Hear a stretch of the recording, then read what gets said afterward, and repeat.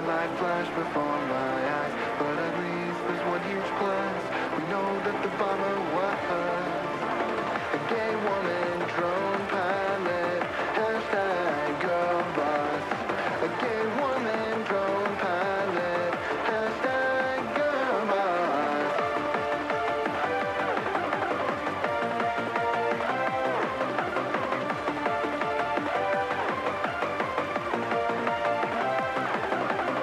I need to get my kid from school. I pull up, don't see him at all. I stop the car to head inside when a black van cuts me off. An armed agent steps out of the van. Next thing I know, I'm in an ICE camp, and I won't see my son again. At least I wasn't deported by a man. Brown woman, ICE agent, hashtag girl boss. A brown woman, ICE agent, hashtag girl boss.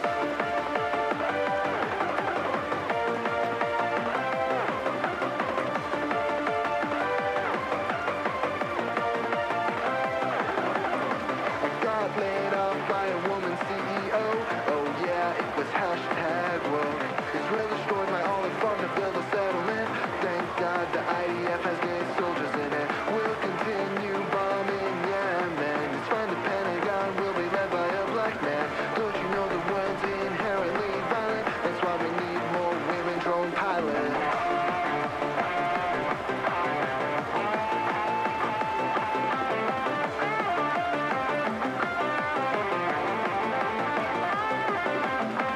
Someone murdered a white family in the year 1983. Multiple witnesses saw the crime that night. They all agreed the killers were white. The police had a different idea in mind. They found a black man to malign. They framed and sentenced him to death. His appeal rejected by Harris. Black South Asian prosecutor, hashtag girl boss. Black South Asian prosecutor, hashtag girl boss. Black South Asian vice president, hashtag girl boss. Black South Asian vice president, hashtag girl boss. What's going on, everybody? I hope everyone's having a fantastic evening, afternoon, pre-noon, no matter where you are in the world. I'm Hassan Piker. This is the Hasanabi broadcast coming to you live from sunny California, Los Angeles, folks. We're live and alive, and I hope all the boys, girls, and MBs are having a fantastic one, because today's a beautiful day. Today's a wonderful day. Today is a very special day, ladies and gentlemen. You already know what it is. A very special day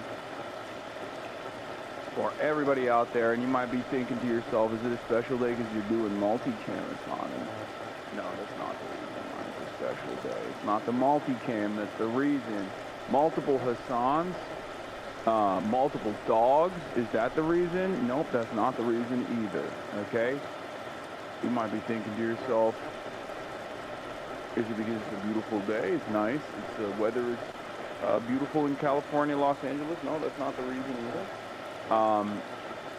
Multi-cam angle, that's multi-track drifting, multi-cam angle drifting. You already know that's how we do it out here. You cloned yourself, I cloned myself, and I cloned my dog. Ladies and gentlemen, it's a beautiful day and a very special day. Not because it's 78 degrees and sunny, but because it's a day of celebration, as is the case every Friday.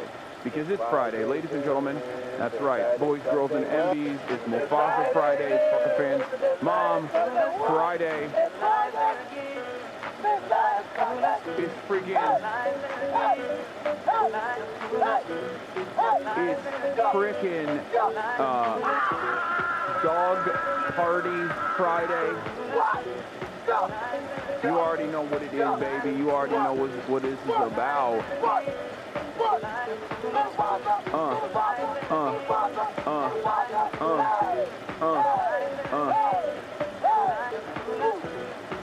In any case, ladies and gentlemen, boys, girls, and MBs, you already know we celebrate Fridays around these parts because it's a day of celebration that our forefathers fought long and hard for.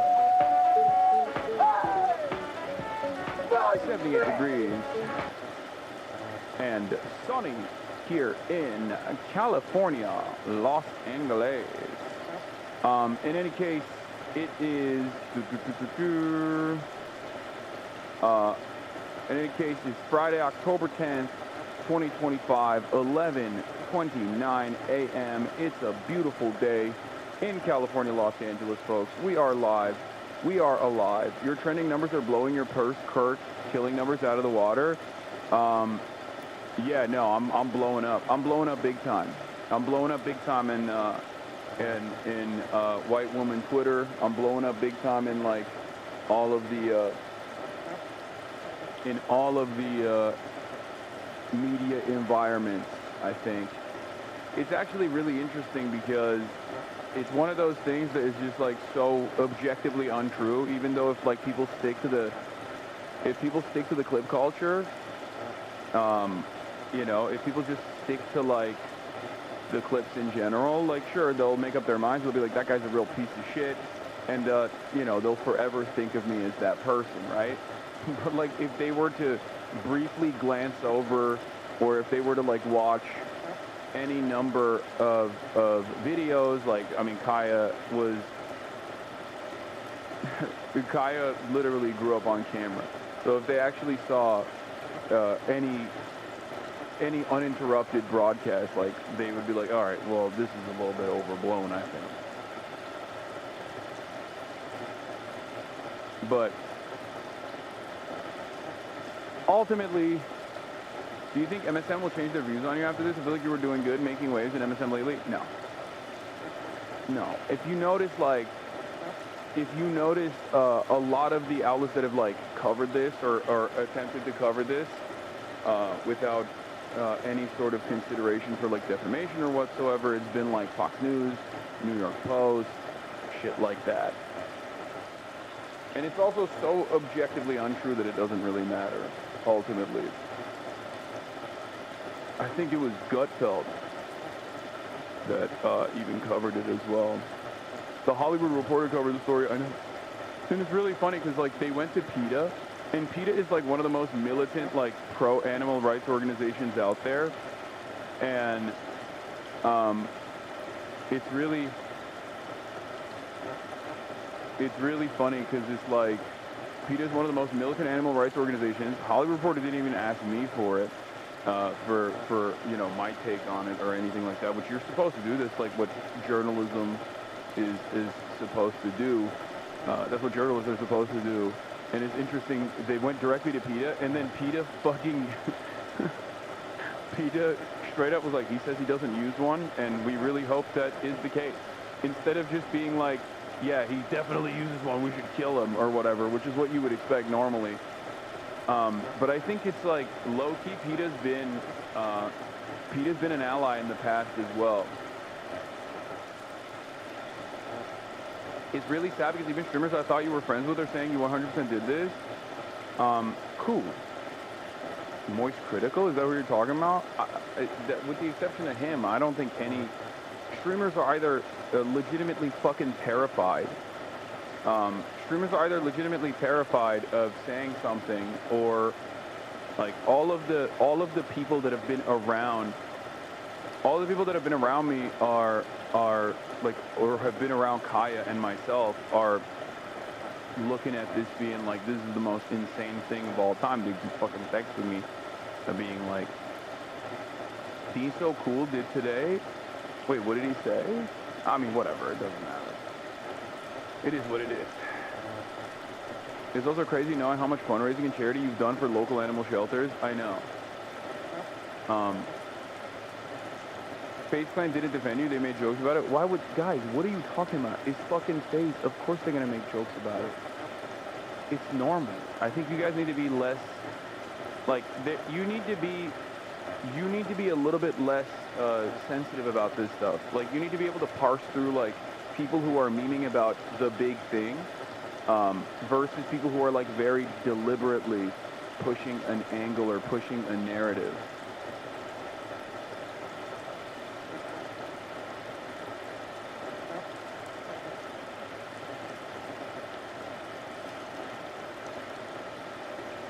You know what I mean? We're also making jokes about it. I've been making jokes about it. I posted on my Instagram stories about how I have 2 dogs to abuse now. Like, I have unlocked a second dog. Can you believe it? Like, what do you mean? Look, got 2 dogs to mistreat now.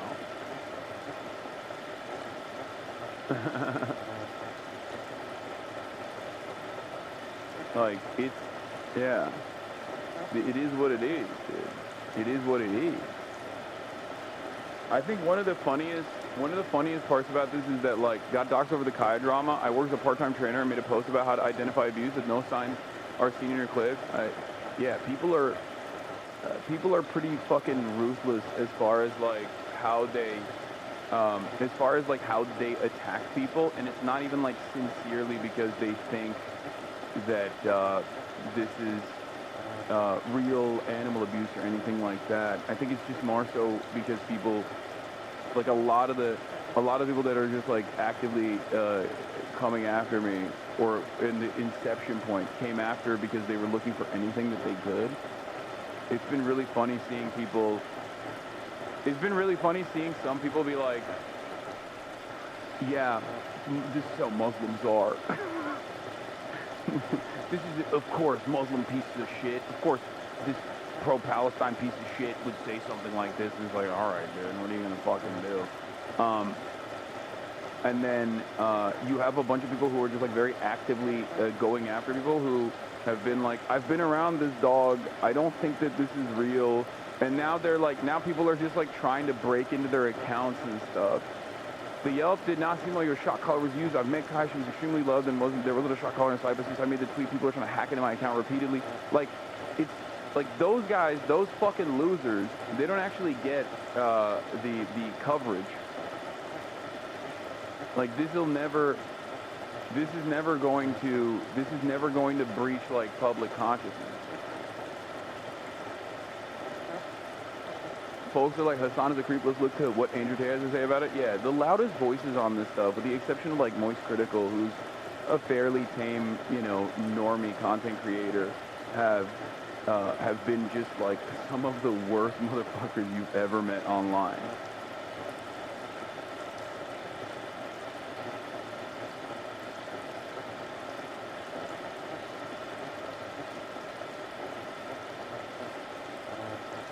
Yeah, fucking Milo Yiannopoulos and shit.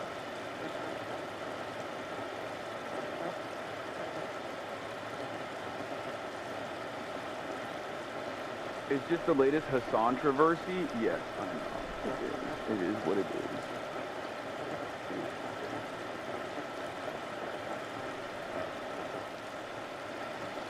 Yeah, I mean, but it has definitely pushed way past like the previous controversies, because like it's definitely hit the normie sphere. This is like a America Deserved 9/11 style situation, maybe even worse than that, because I literally just now got like a normie friend of mine hitting me up to be like, dude, there's like people talking about it in like my like co-worker space. Kids are talking about it. You know what I mean? It's like this is the meta. This is the thing that people are running with. I've seen people saying horrible stuff about Kai while being mad at you for supposedly shocking her. Yeah, it is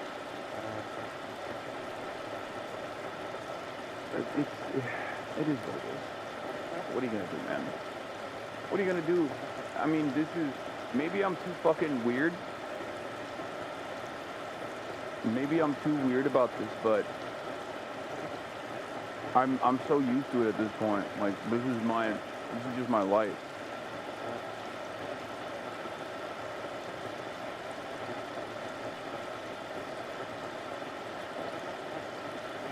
All publicity is good publicity? No, that's not true. I mean, this is not good. This is not good at all, dude. There's like, it makes me sad, because I'm basically a white woman when it comes to taking care of my dog.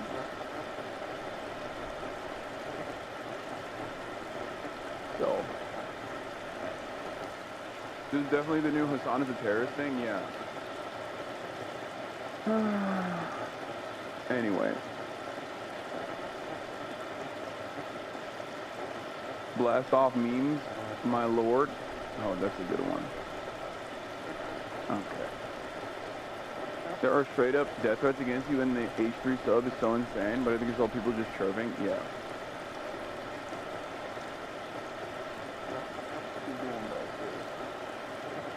Getting comfy and getting cozy with it. I don't think it's worse. You're just more famous as a baseline, right? Yeah. I'd love to move on respectfully. Of course, we're going to move on. Well, you have to admit it's funny that this guy's making fun of the rumor. No, I did. I responded to this person. POV, Hassan Piker when his dog moves 0.001 picometer. And he said, source Ethan Klein. And I think people didn't see that. And they were probably like mad at him or something, but I replied to it as well.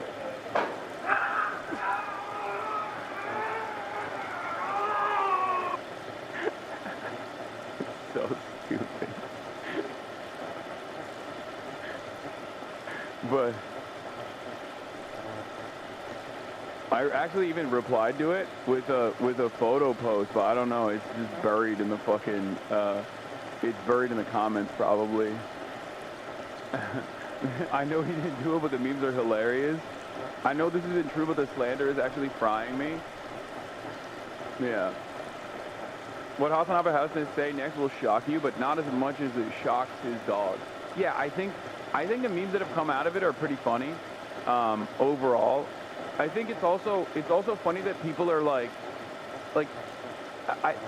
people fundamentally don't understand how like any of the dog training stuff works either. Like they don't realize that even the e-collars that do shock are unironically used to train fucking like service dogs and shit. They think it's like dog abuse in general. That's part of the reason why so many trainers have come out and been like, you guys are wrong. Like shock collars are not like tasing the dog. It's like a TENS machine. I have literally fucking shocked myself in the past. Like, so people are just like oblivious to that in general. So, wait, hold up. Oh, we got a discount code that Jeremy sent me. Okay, I'm gonna have Jeremy SCAHILL on later today as well. Yes, thank you. Shock collars are not wrong. I mean, they can be used in a wrong way for sure. Stop saying they don't understand. Yeah, we use an e-collar on our hunting dog. I've shocked myself. It's for his safety when hunting. Like, people don't understand because, like, a lot of people think that it's just, you're not supposed to train your dogs at all. You're just supposed to let them fucking roam, not realizing that, like, dogs need structure. They need to work. They need to be, like, very active. They need to get that out of their fucking system. And not only that, but also in an effort to train them, a lot of the, literally the disability dogs, the service dogs get fucking e-collar trained with like what you would call a shock collar. What did Vanilla May say? Vanilla May said, hi, Kaya. Yeah, it's... So even like the most maximalist position that people think happened is not even a remotely controversial incident. It's just like, I was not even angry at Kai. I was just fucking angry at the situation of my internet being cut out, and I just had a fucking shitty moment. It is what it is. You know? It was something that I also recognized as well. It was just awful. They are wrong. The leading animal behavior organizations oppose them. You guys are spreading misinformation right now.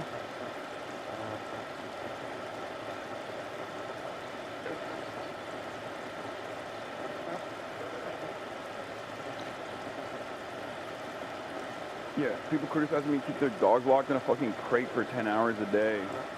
Which, again, like, even crate training is like... I couldn't even do crate training, to be fair. Like, I fucked it up. Because I wanted to. I wanted to try and, like, potty train Kai on a crate. It didn't work. She just was so goddamn stubborn. So I just had to literally take the fucking L on that and basically wake up a million times a night back when she was a little pupper Because she would just eat it. Like, she would just literally shit and piss and then lay in her shit and piss. And because she has so much fucking fur, when she was like a little baby, when she was a little puppy, she had so much fucking fur that it would just be...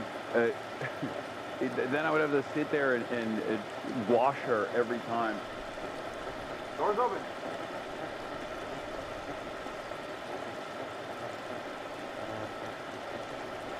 The old e-collars would share their frequency with TV remotes, so pushing the buttons would activate them? That's crazy. She was shit maxing and piss maxing. To the absolute max. Your Rage is a subathon goal for 45K, named Hasan Collar. Are jokes like that okay, or do they annoy you? No, they're fine. I don't give a shit. I actually was thinking about like getting a shock collar and then incorporating it into the stream to have it like on me for like a fundraiser or something. I feel like that could be something we could do. Like if we fundraise over like a certain amount, I'll get a shock collar and I'll fucking shock myself with it. That would backfire. I feel like that would backfire, dog. Probably your worst idea yet. No, for like a fundraiser for the fucking local no-kill shelters or something. I feel like that could be cool. If on the purpose to go crazy, be careful. Bro, Israel will hack you and kill you with it. You can't do that.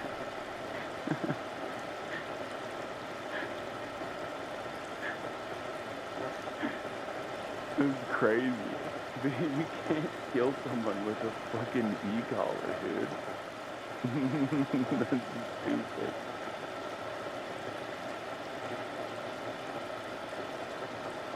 That's what your hate watchers want? I know, but we could farm the hate watchers for a good cause and fundraise off of it. Israel will donate $30 million to shock you for 8 hours straight? Yeah.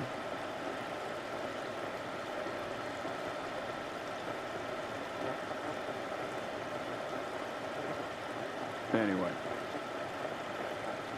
This is not a great idea. Okay, well maybe we won't do it. That's what they said about the pagers? True.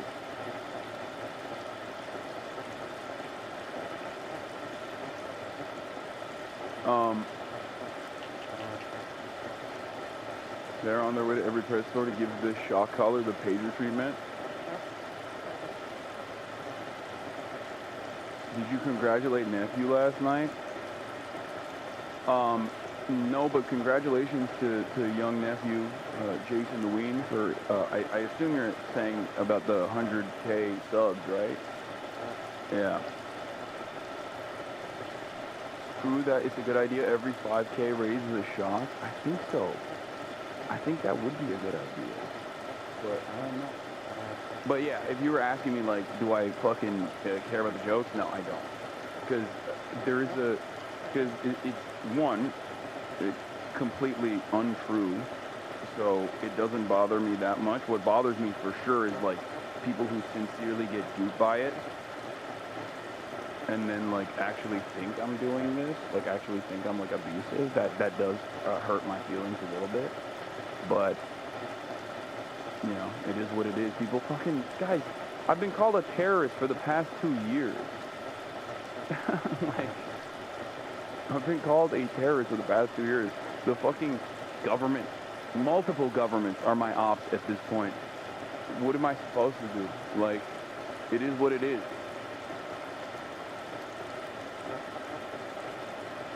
I'm used to it.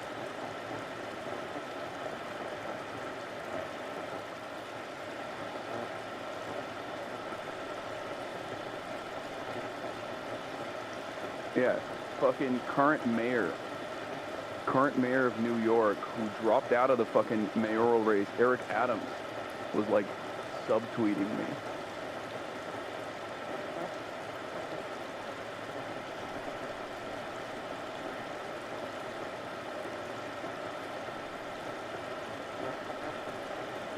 You know?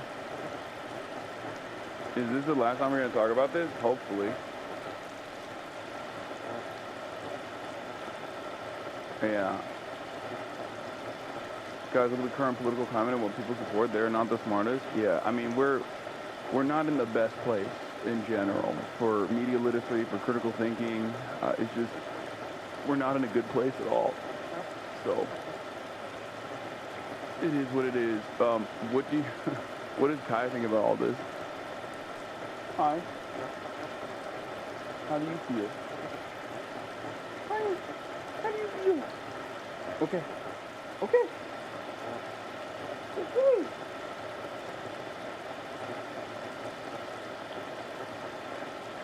Dogs stretching in front of you like that is also a sign of comfort, for those of you who don't know.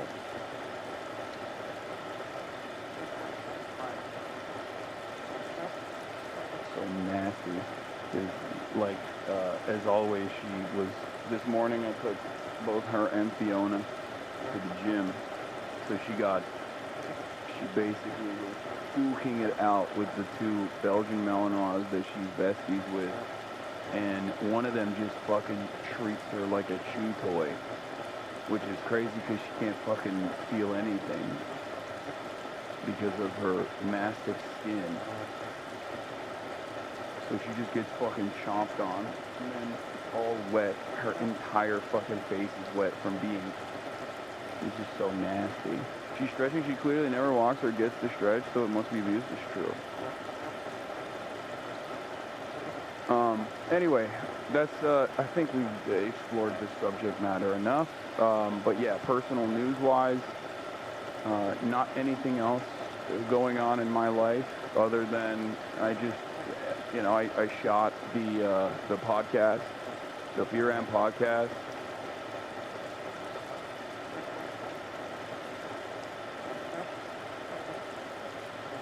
It's almost shedding time too. Oh, fuck, I forgot about that. Oh, no. The podcast was good. As always, it was an absolute banger episode.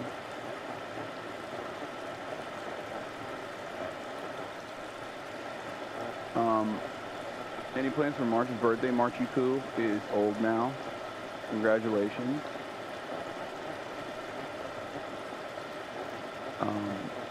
Congratulations to Marchiku for being old. Yeah, that's right. Yeah, let's just fucking blast it, dude. Let's just get twisted with it. Let's just go crazy with it, and let's blast off.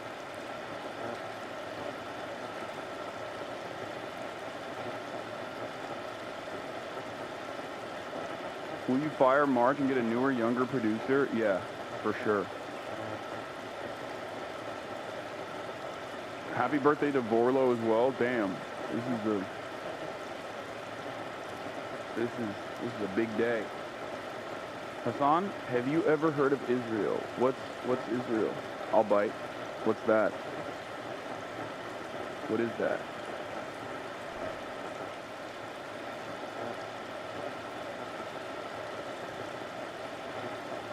Yeah, so we're going to be talking about Palestine ceasefire, state National Guard fights taking place right now. Some really interesting things are happening there.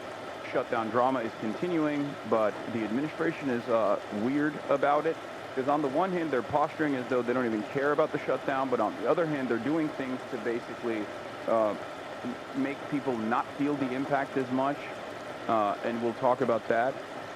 We'll also talk about Donald Trump not getting a Nobel Peace Prize, but the person that got the Nobel Peace Prize is a very interesting figure, which I think is setting the United States of America up for more intervention, direct intervention, potentially military intervention in Venezuela, and Jeremy SCAHILL is obviously going to be on the broadcast later. Jeremy SCAHILL, friend of the show. What's Jeremy SCAHILL's at? I don't know why I can't put the ad on. Did you hear about the Qatari airbase? No, I did, but Trump wants to put sanctions on the Nobel Committee. That's fucking awesome. He is such a petty bitch, dude.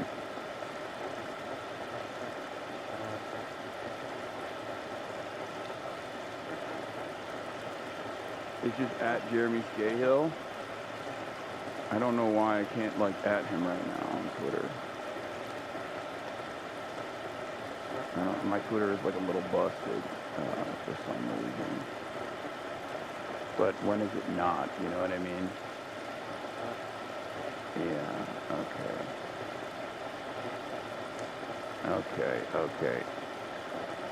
Alright, at Jeremy SCAHILL.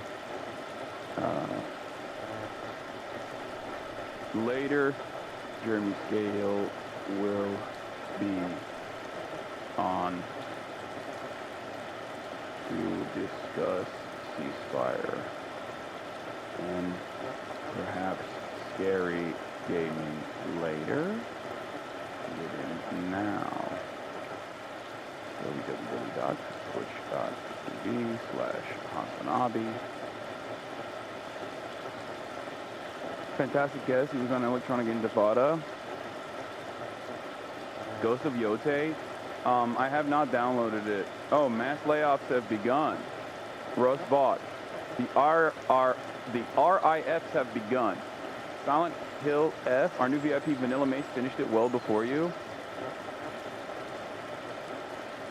When are you and Vanilla gonna game? Whenever. Whenever she wants.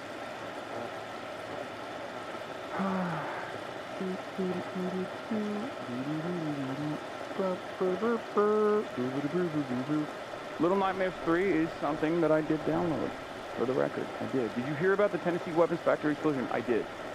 I did hear about it, but I don't have any additional details. I just saw it when I was going live and didn't think that I would add it onto the last off tweet because I didn't have enough information on it for the record.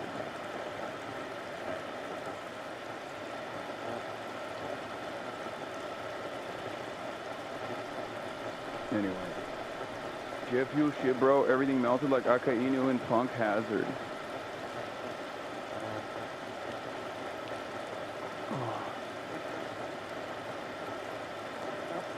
For when you're doing Nobel coverage, yeah, I saw. Okay, yeah, we got the Nobel Peace Prize. Don't worry, we'll talk about that too. Laura Loomer is crashing out on the Qatar, Idaho base. That's fucking awesome. Who is disrespectful and disloyal to Trump now? It seems like Laura Loomer has found one thing that she loves more than Donald Trump. Interesting. Why are you trending on Twitter for asking a basic question? What is the basic question that I asked?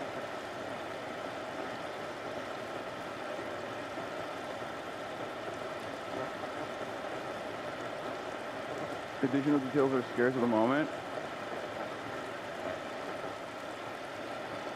Okay. All right. Do we have the what do you call it? Do we have a playlist from Themacius? Oh, thank you, Themacius, for the playlist. God damn it, right on fucking cue with the goddamn gray bars, bro. Oh my lordy. Okay. David Simon had an incredible take on AI. I saw that. I mean, he kind of sucks, but he's been kind of whack about the Israel stuff. Ever since the Israel stuff, like, he's been saying some, like, hella whack stuff. But the AI take was good. Okay. We'll start with his AI take. Okay, we'll start with his AI take first and foremost. Okay, and also let me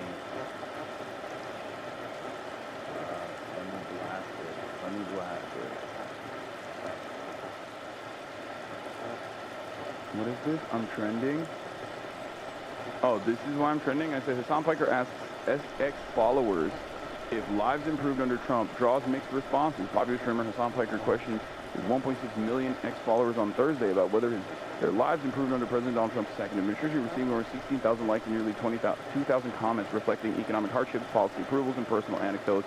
Responses range from complaints about rising costs and financial strain to rare claims of personal success independent of the administration and support for immigration policies. National polls indicate divided opinions with 52% believing Trump is fulfilling campaign promises amid persistent economic anxiety and influence from Project 2025 as 2025 concludes. Yeah, I said, is there anyone out there who thinks their lives are getting better under this admin? I get Twitter's the worst place to ask for this, but seriously. Because, like, I just think in general, everything is getting worse. Like, maybe it's just my perspective, I don't know. Because, like, obviously, I'm in a unique position. I'm well positioned to be one of the very few people, a handful of different Americans that actually have the financial success where if I wanted to, if I played my cards right, if I just like leaned into capital accumulation, for example, I could be positioned perfectly fine and actually make out like a bandit, right? But I don't do that because I'm a fucking idiot. It doesn't matter. That's not the point. But like even then, there's just so much going on that is awful. It feels as though every day things are getting worse. There's so much fucking chaos at the domestic front. There's chaos in the foreign policy front. Okay? There's just chaos everywhere. And I don't think people's lives are getting better. Things are incredibly costly. Okay? Things are more expensive than they were before. It kind of feels like the system is breaking down. And people are just like, well, what am I supposed to do about it? I have nothing that I can do about this. I just can only work my regular job and hope that I can fucking make ends meet. Like, it just feels as though that is the meta. There are some who think like, well, at least we're owning the libs, you know what I mean? There's definitely some of those guys out there who are just like, well, we're owning the libs. But I don't think those guys are that prominent. I don't think those guys are that, like, I think even those guys are still fucking hurting, right?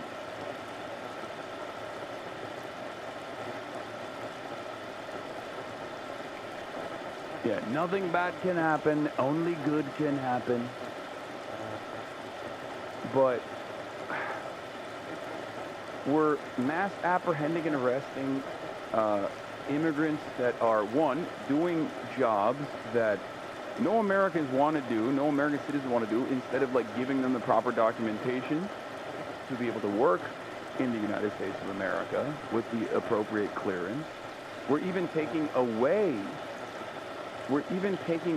people's clearances when they do have that proper work authorization so that we can deport them. We're also making life incredibly unstable. Oh no, my slave labor? That's a really fucked up way to approach this, because that's not my argument at all. My argument is we should abolish the slave labor-like conditions by giving these people the proper documentation, the proper work clearance, and then allowing them to participate in labor unions so they can improve their improve their living circumstances, improve their material conditions, demand more of the pay of the output that they generate, alongside the rest of the already documented and existing American working class. That's my argument. My argument is in the direction of mass amnesty. My argument is in the direction of pro-labor, always, right?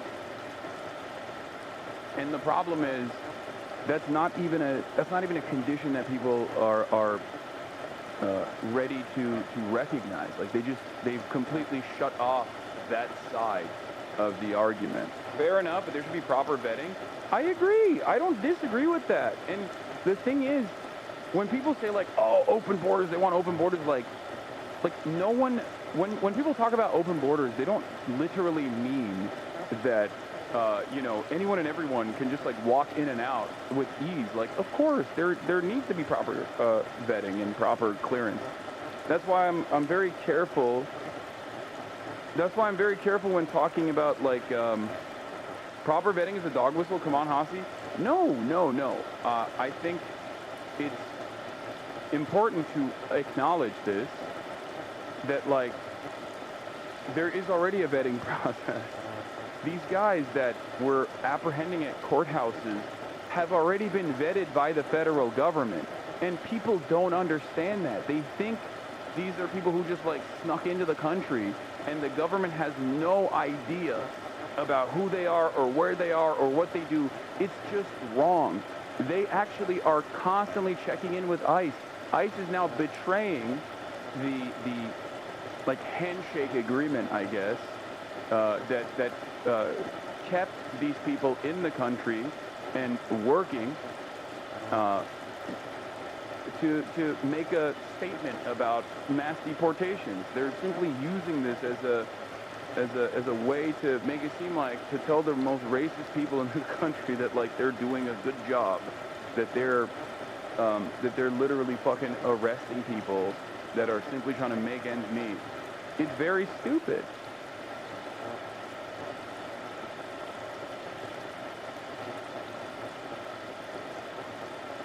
Don't say that Americans don't want to do the jobs, even if the jobs suck, because you're capitulating the narrative of the real problems that American workers are at fault for immigrants coming to do those jobs. No, I'm just talking about the reality, man. I'm just talking about the fucking abject reality, okay? In any case, I think this is difficult to argue against. More Americans would be totally on board with doing these jobs if they paid higher, if they had better work conditions. And ironically enough, if they hired more people, for example, so that the workload was distributed evenly amongst a larger population of workers who were getting paid even more. But in any case, that's not even, we're so far removed from that argument. We're so far removed from that argument right now. It's just like doesn't even make sense. What I was simply talking about is we're also fucking hemorrhaging the brain drain. There's like a reverse brain drain now.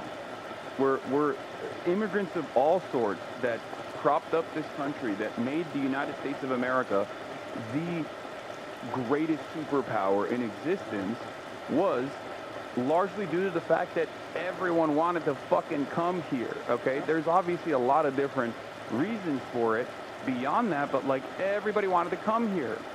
All of the fucking high earners, all the people that come from a background of financial security, that got like education, they got college education, like they all wanted to come here. Like my grandfather, okay, he was a fucking engineer. He was like a straight up serious engineer, and he came to the United States of America, and he didn't continue being an engineer, you know what I mean?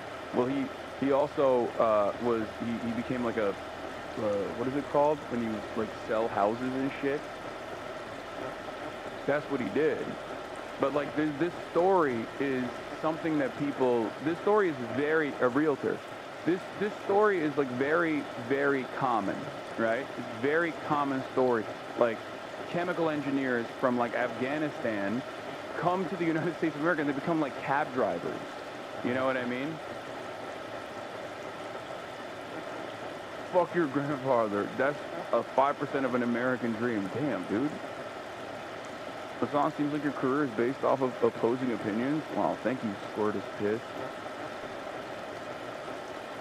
That's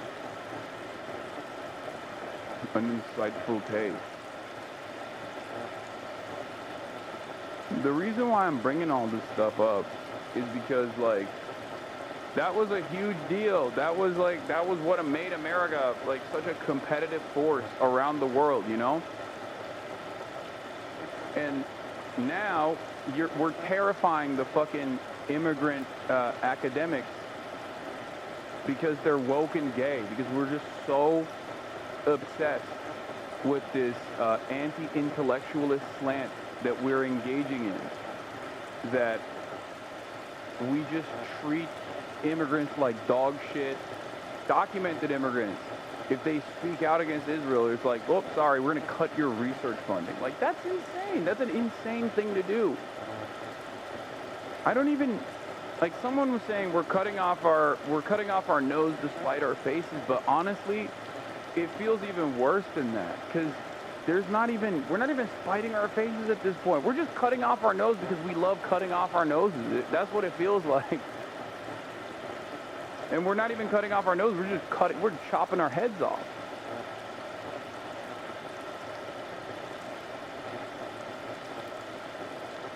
So, I don't know, there's a fucking reason why I feel like China's gonna be cleaning our lunch money, right? Like they're leading in a lot of sectors, and I think more and more people are starting to recognize that, especially even the most like deluded American, right, who kind of realizes that things are not great in the United States of America right now. Every now and then they'll see like some crazy next level Chinese innovation, and they're like, well, why don't we have that shit here, right? Like that's our thing. What do you mean you guys figured out bone glue, organic bone glue? That was us. We used to do that. That was supposed to be our thing. Why is that your thing now? Meanwhile, what we have to look forward to is a government shutdown and the fucking military being deployed. Like, we have the fattest Texas National Guard people flying out to Illinois so they can, engage in warfare with the regular folks of Chicago? That's insane. That sucks. That sucks. It's so sad to see, because at the end of the day, a lot of people will say, oh, Hasan, you're anti-America. You said America deserved 9/11. You fucking hate America. Why are you here, you piece of shit? And it's like, I advocate for the things that I want in America because I think this will make everyone's lives better, right? I'm a stubborn piece of shit. I could have just moved somewhere else and continued my commentary, right? I could be doing this from Europe. I could be doing this from Canada. I could be doing this from any place I want to. But the reason why I stay here and the reason why I continue this is because I'm a stubborn piece of shit who wants America to do better, right? And a lot of people don't understand that. They just don't. If America was doing great things, then I would be saying it. I'd be the first champion.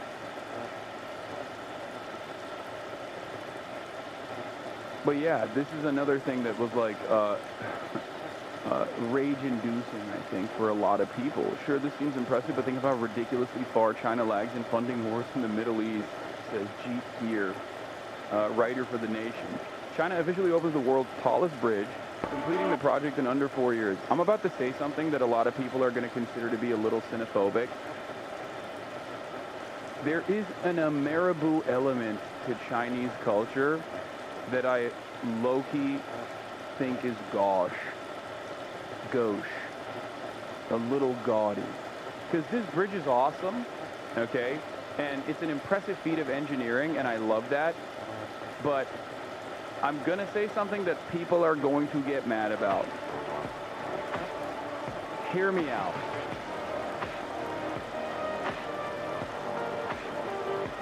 The color of the bridge is not what I'm talking about. The restaurant is cool. All that stuff is cool. It's the fucking waterfall, dude.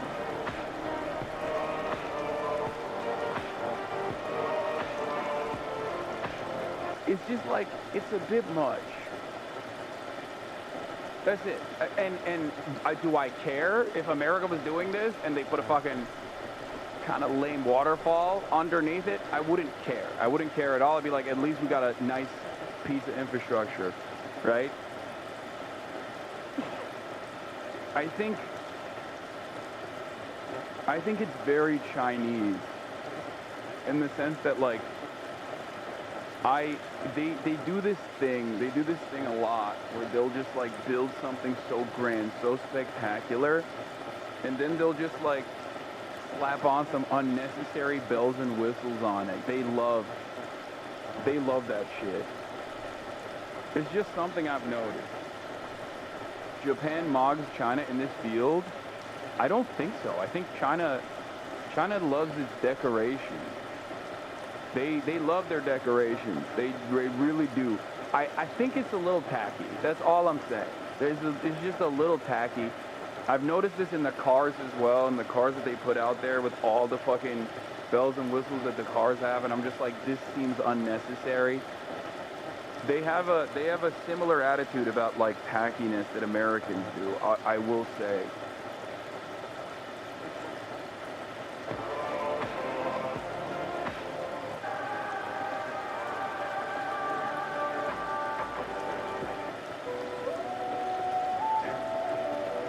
Like, this is so dumb.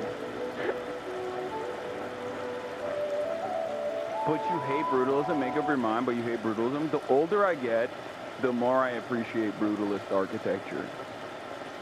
I used to hate brutalist architecture with a passion, and the older I have gotten, the more I found myself appreciating brutalist architecture, especially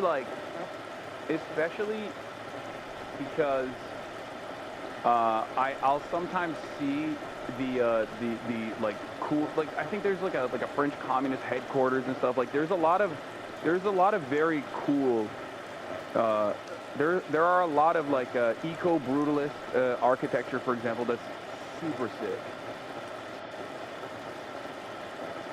I don't know, bro, you were glazing this last year. I guess we all grow. Has he switched from trains to bridges, chat? No, I just love infrastructure. I've talked about this before. It's not like trains, bridges. I've talked about this when my brother made me go off-roading, and like the thing that I found to be incredible was imagining how they put those fucking like massive pylons or whatever they're called that take energy from dams and then bring it all the way to the cities. Like, I love infrastructure of all sorts. Obviously in America, a lot of the infrastructure that we have is kind of ass, because it's all like highways and it's all just like highways and parking lots and shit. But yeah, the transmission towers, like I think about how difficult it must be to build those transmission towers and put them on top of like these mountains, you know what I mean?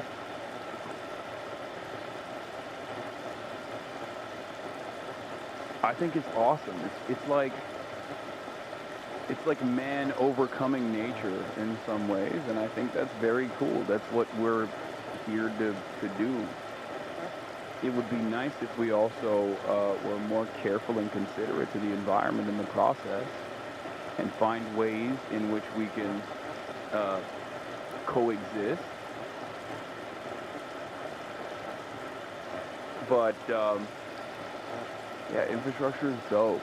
Have you seen Iranian brickwork apartment buildings? Yes, those are sick. Those are also sick.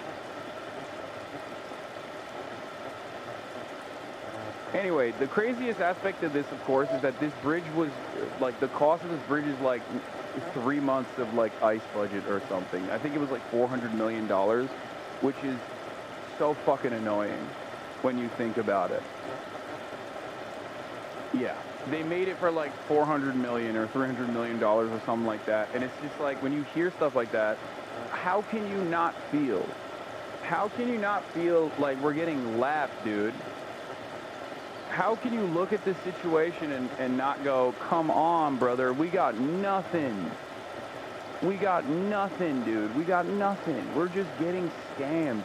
America is just a nation state of scammers that are constantly trying to fuck one another over. It's just...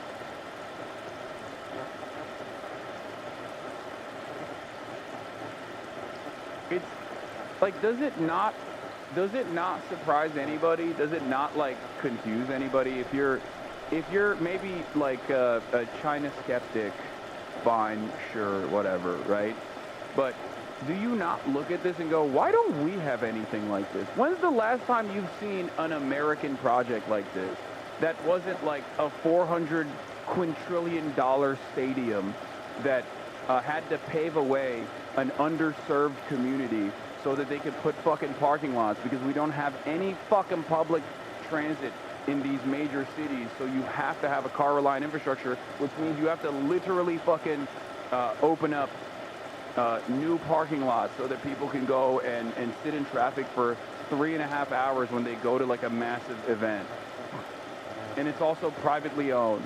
and it's slapped with stickers all over it.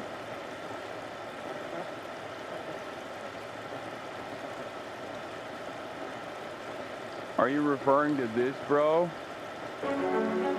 Oh my god, I saw this. There's so many TikToks like this where they'll be like, this is a random tier 4 city. Let's take a look at what it looked like in 2000. This is like reverse Israel, by the way. This is, unironically, this looks like the reverse video of what Israel did to Gaza, okay? Straight up. They'll be like, hey, this was a tier 4 city with no infrastructure whatsoever.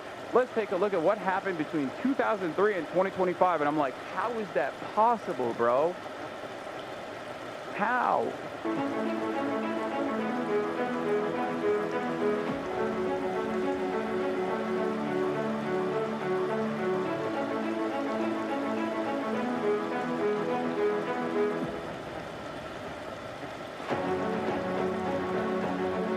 Ankara'da yaparız bunları, başkanımız yapar. Erdoğan, reis.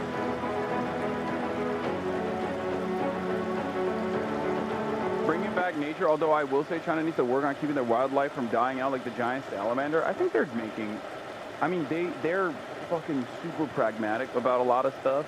But one thing they have done that I've seen at least is like, they do a lot of like green initiatives around the desert in an effort to make the surrounding areas of the desert like more habitable.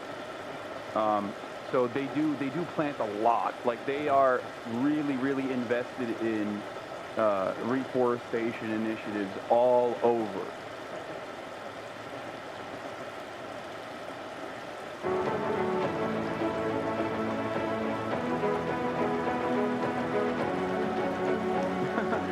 The chat said tofu forest. Tofu forest, copium. We can't do this in America because there's no profit margin. Yeah.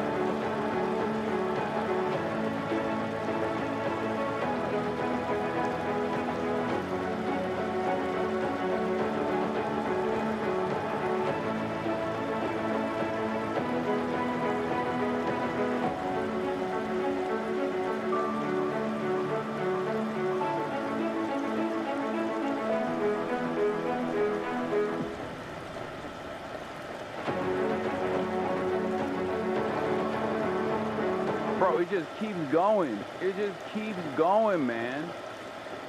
The West is only good at making and protecting pedophiles and bombing shit. No, that's not even true. Like, the West, for a... What's up, dog killer?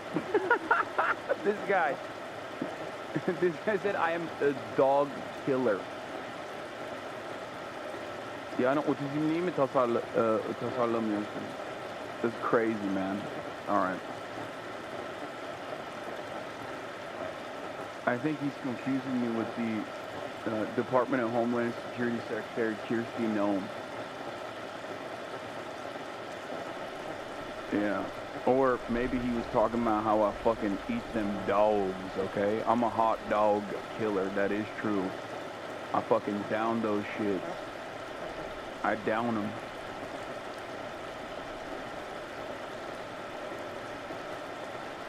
Yeah. I am the glizzy gobbler. Anyway, I don't know how we fucking got to China here. I just, let's get back to how everything is shitty, okay? Let's get back to how everything is shitty. AI is one of the only industries that is a self-sustaining bubble that they've created. It's like a bunch of different companies getting subsidies and then funding one another over and over again. It's, without AI, I think there was like 0.1% GDP growth in this country this past year. Very cool stuff, okay? Very cool. That seems good.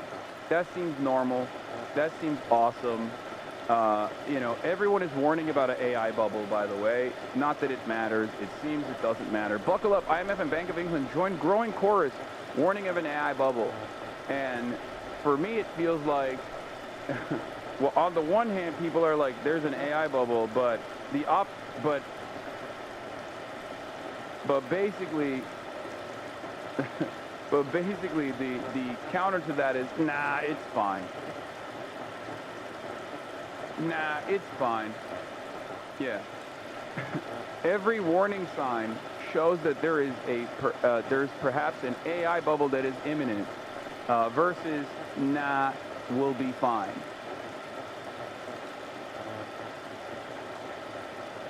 I don't even know what is going to happen when this shit pops.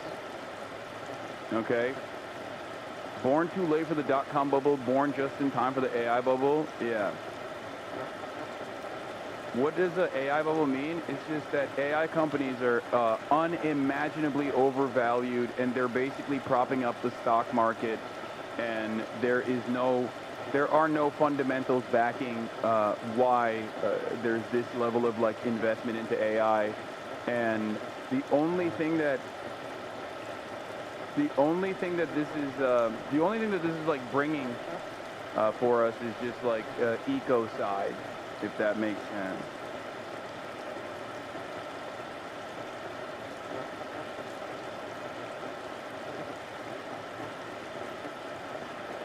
AI development as it is going to hit a crazy dead end. Yeah, this is the diagram that I saw this morning, and it fucking bricked my brain. Here's how the AI bubble is being created per Bloomberg, okay? Just so you know, it's not coming from the wokes, okay? It's coming from the wokes over at Bloomberg that are warning as well. You have OpenAI, you have Microsoft, Nebius, CoreWeave, Intel, NVIDIA is at the middle of this. NVIDIA agrees to invest up to $100 billion into OpenAI. OpenAI to deploy 6 gigawatts of AMD GPUs. AMD gives OpenAI option to buy up to 160 million shares. Like, I don't even know how to explain this. I don't even know how to explain the funding mechanism here.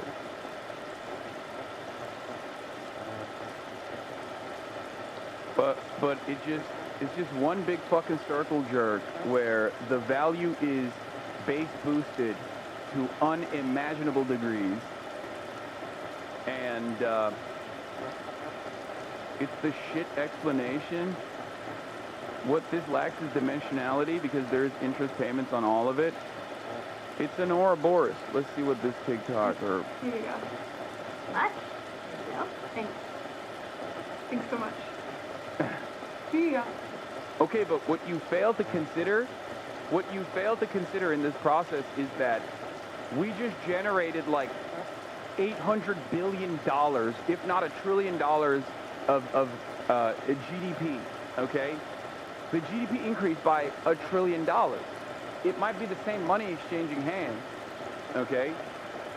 But ultimately, nobody considers how good that makes the stocks go up and how good that makes the GDP growth look, okay? Much? No? Thanks. Thank you.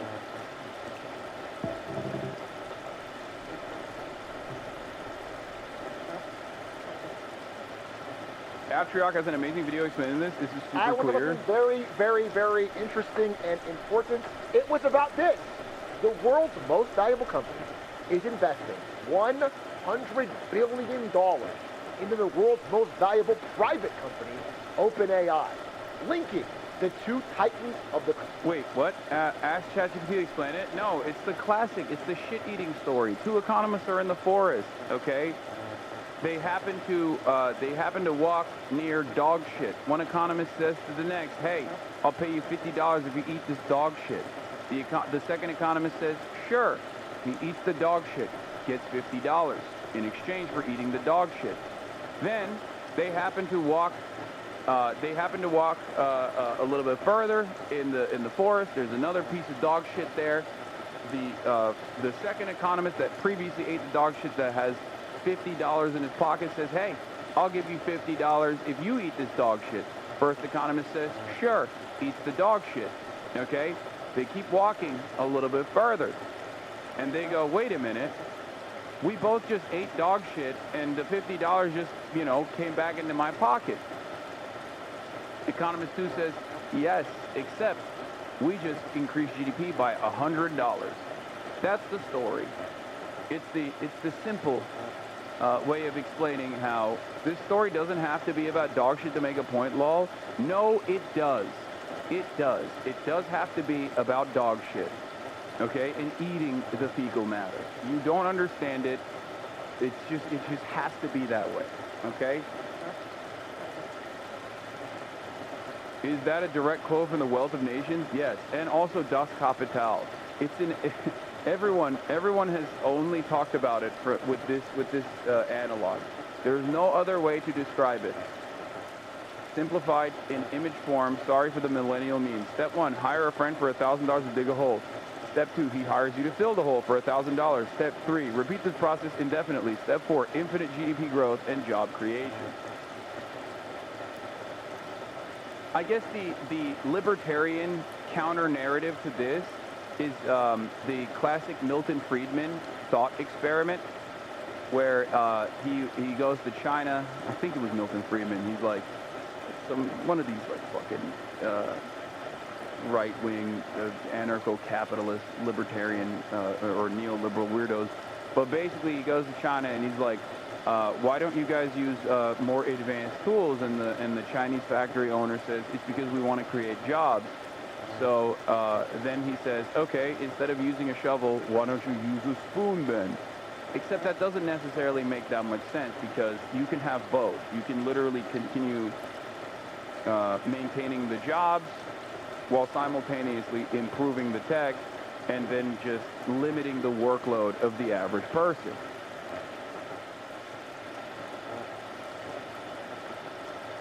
It could be about cat shit too. You just hate dogs.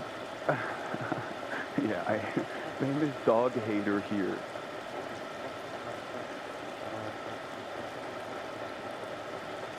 This is from Das Kapital. Yeah, I'm hurting dogs, please. Okay. I hadn't started, but I'll stop anyway.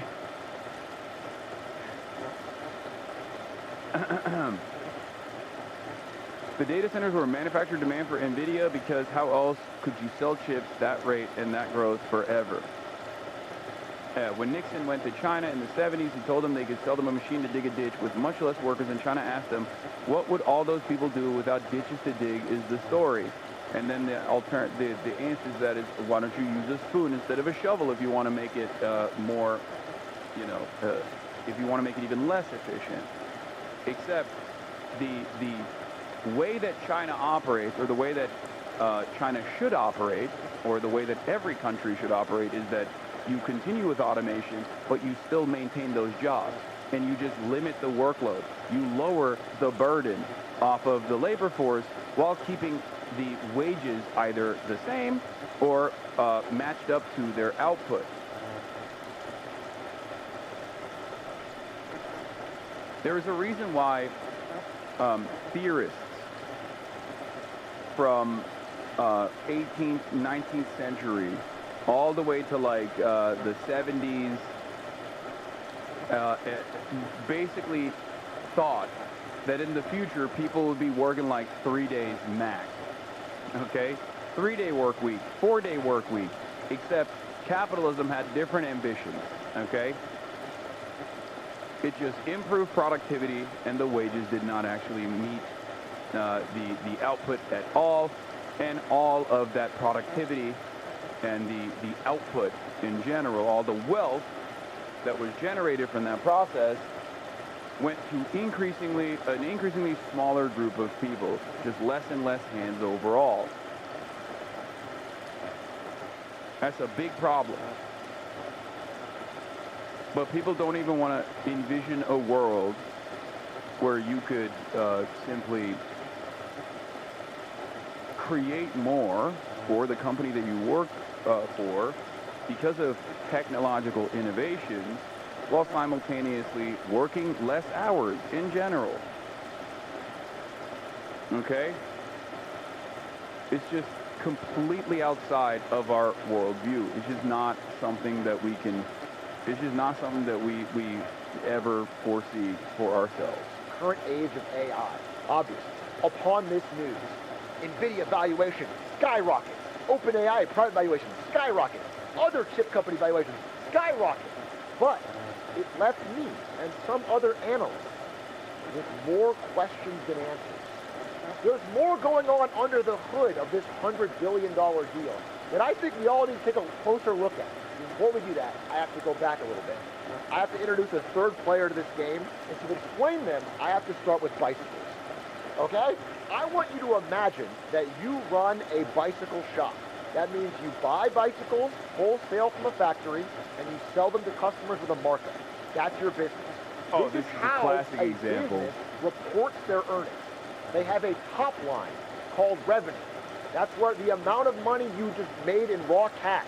If I sold 5 bicycles for 20 bucks each, I made $100 in revenue. That's your top line, okay? And then, on your statement, you will subtract out all your costs. So you might take out wages, 40 bucks, rent, 20 bucks, the bikes themselves from the factory, 30 bucks. And what does that leave you with? Simple math. What does that leave you with? Somebody said 0. That's No, it's not 0. It's $10. $10 of profit, okay?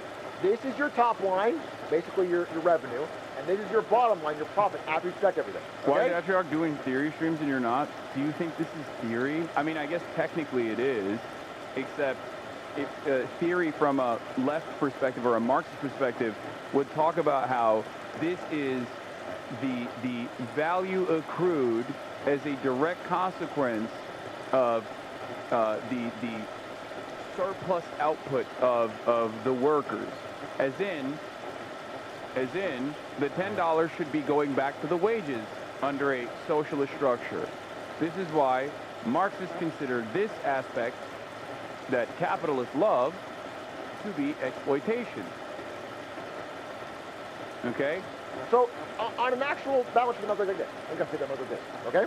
But in the world of investing, you either want to be growing your top line, that means selling more bikes, or you want to be growing your profit, your bottom line, by making more profit. It could be cutting costs, it could be raising prices, whatever. But you have to be growing one or the other to show growth to Wall Street to get your stock price to go up. If you're doing badly on both, that means your company is not doing all that great. Now, I want to introduce Oracle, which is now the 15th largest company in the world. Oracle, massive growth company. And its CEO, Larry Ellison, okay? What Oracle does is they build the data centers that other companies rent out to use for AI. They look like this on the inside and this on the outside. Now, what's very interesting about Oracle 5 days ago, when they had a massive stock surge, is they reported their earnings, and they did not beat on the top line, and they did not beat on the bottom line. They had no revenue growth and no profit growth. And yet, somehow, their stock went to the moon. Why is that? Why would that happen? Truly awesome quarter, stock goes up 30%. They made Ellison, the CEO of the company, the... Fuck Atriarch, I'm really disappointed in you, Hasanabi. What the fuck is this shit? I mean, I think he does a pretty good job of explaining stuff like this. And secondly, we've already talked about this, but like, this is a man who has done virtually everything in his power to try and redeem himself. If you still hate him after all of that, that's fine. But like, you know, he still did it. I know. I think you guys need to understand something, but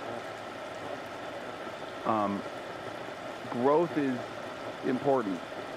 I think allowing people to better themselves and you know, especially if they've made an earnest effort to redeem themselves, is a fundamental part of being an empathetic leftist.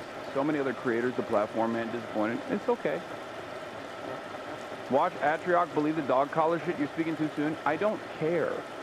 If Atriarch came out tomorrow and was like, Hasan is buzzing his fucking dog, I know it, that still wouldn't change my approach. Okay? This is something that is very important for me to explain to every single person. I am a firm and committed believer in rehabilitation.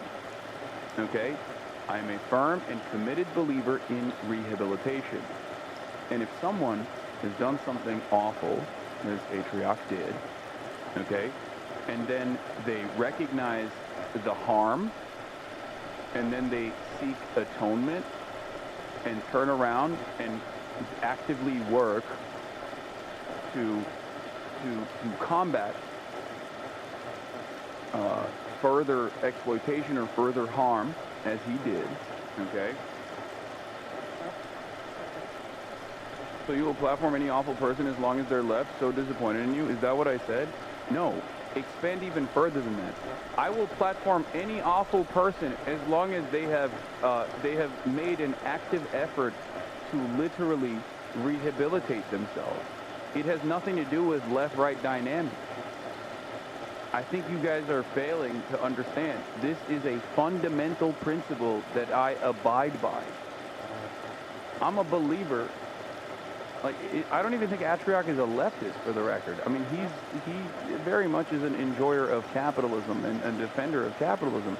And in spite of my disagreements with him, if he's like doing a decent job explaining something, I'm gonna look at that. You sound like Jank right now. No, guys. I don't think you understand. This is probably one of the biggest disagreements I have with like a lot of baby leftists in general, okay?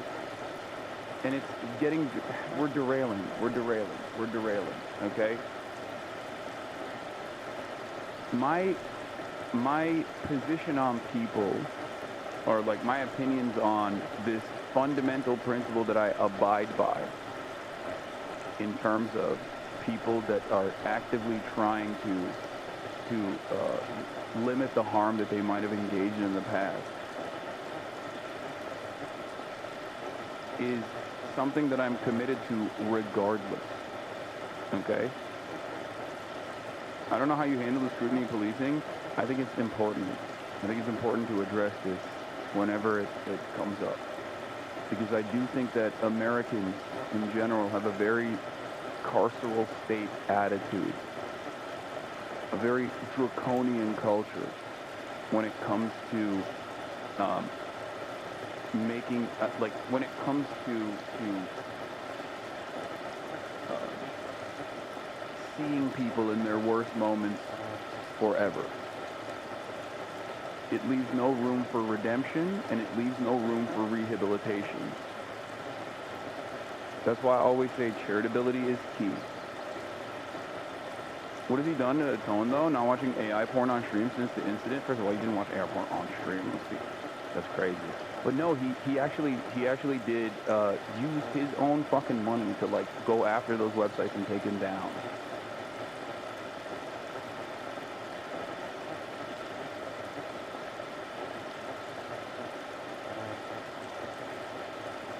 Yes.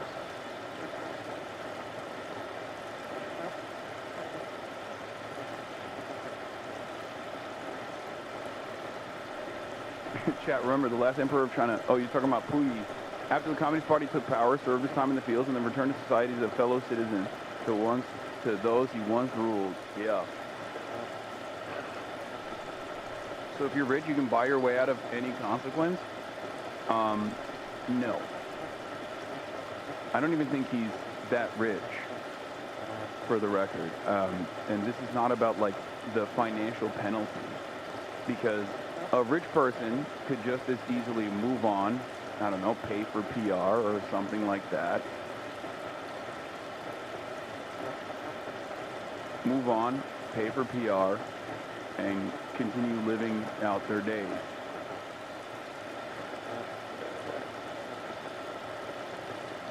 What's wrong with chatters having to respond when someone's so fucking stupid to every word Hasan says?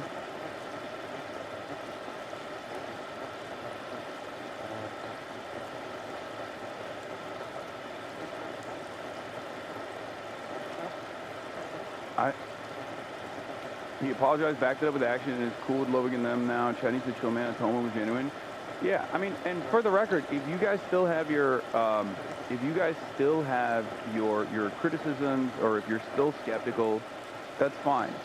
I'm just telling you how I operate, right? And this is something that this is something that I have believed and been committed to as a principle for my entire professional media career. Anyway, The new world's richest man, he passed Elon Musk. Why would that happen? Big question, okay? Why would Oracle rise to rank 14? The answer is not necessarily bubble or necessarily recession indicator or necessarily anything. It was because of a very simple number, their RPO number. During the announcement of their earnings, they said, yeah, we didn't beat our expectations for revenue. Yeah, we didn't beat them for earnings. But what we have is growing RPO, remaining performance obligations, which has been rising and rising and rising. And then they announced this. Now, RPO is things we're gonna do. It's deals we've signed that we haven't been paid for. It's a very simple way to put it. So what they announced was, hey, look, we're not making more money now, but we have signed some deals where they're gonna pay us $455 billion in the future for data centers we're going to build but haven't built yet. It's deals, okay? It's deals. And when they announced this, the stock went crazy. Holy shit, there's so much revenue coming. It's not here yet, but it's coming. So let's catch back up. These are the three players we've introduced so far. OpenAI, Oracle, and NVIDIA. Let's just connect the dots here. Right? So, OpenAI doesn't build the data centers themselves. They can rent them from companies like Oracle. So OpenAI is the one that signed this deal, by the way. This $300 billion addition came from OpenAI signing a deal to rent some of their data centers. So they are going to give hundreds of billions of dollars to Oracle to rent their data centers. Oracle, when they have... One aspect that he's also not bringing up here is, like, is it worth it? Okay? I don't think so. Right? I don't think it's worth it. Like, and I don't think I'm a Luddite for saying that I don't think it's worth it. It's just like the ecological cost of operating these things is not worth the dog shit, streamlined, more efficient version of like pumping stupid art, if that makes sense. What is the ecological cost specifically? It destroys the environment. It absolutely destroys the environment. It destroys the water supply. It is a sink for electricity. It actually is responsible for it is actually responsible for your electricity bills skyrocketing. And not only that, but also it's basically putting us on it's being utilized for mass surveillance. There's cognitive offloading in terms of like the way people approach ChatGPT and other AI tools right now, all so that people don't have to pay like random artists, you know what I mean? At least with generative AI. And on top of that, the better it gets, the worse it gets for all of us in terms of misinformation, considering the misinformation landscape. Look no further than the past 72 hours in the news cycle, right? Now imagine if AI videos were almost like a one-to-one. You could just make AI videos about, like political opposition, and people wouldn't know any better.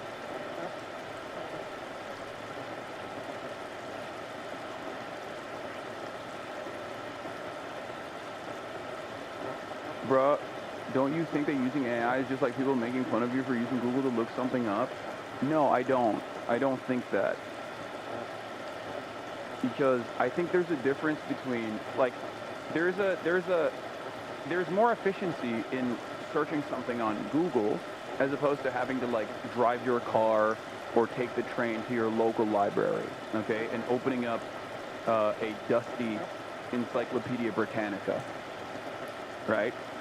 Having said that, at a certain point, it goes beyond a trade-off, or at a certain point, it goes beyond like maxing out on efficiency when you start utilizing it for as a substitute for your brain, as a substitute for critical thinking, a process called cognitive offloading, which I think is going to be something that people talk about a lot more frequently in the future. It's something that, it's something that scientists are currently talking about.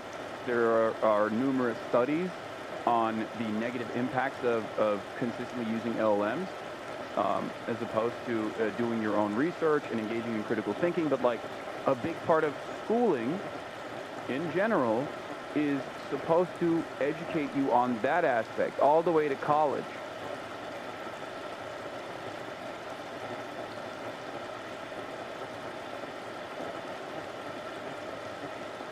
If AI in and of itself had an ecological cost, but it was also genuinely improving people's lives, I think there could be an argument for it. AI videos and art is a drop in the bucket. It's a side thing to increase interest and investment. The real goal is to create artificial general intelligence, which could perform all actions a human can and even more. The AI people want to get there, and everything else is for data and hype. They think once they get there, they will have the biggest breakthrough in history. It's a race on maybe faulty beliefs. Tinted, thank you for the 25, get the subs. Yeah. But all of the investment currently being dumped into like the flashy aspects of AI are terrible, I think.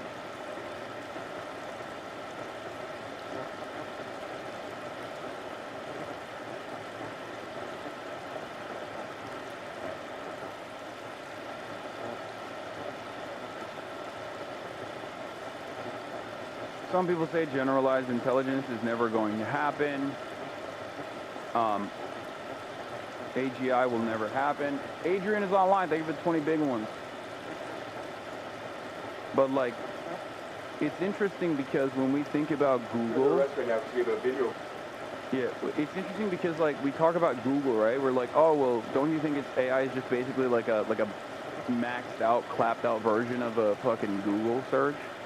And AI itself is actually streamlining so many bullshit websites that it's actually harming Google search and its efficiency. So it's making it harder for you to get access to real information or credible information.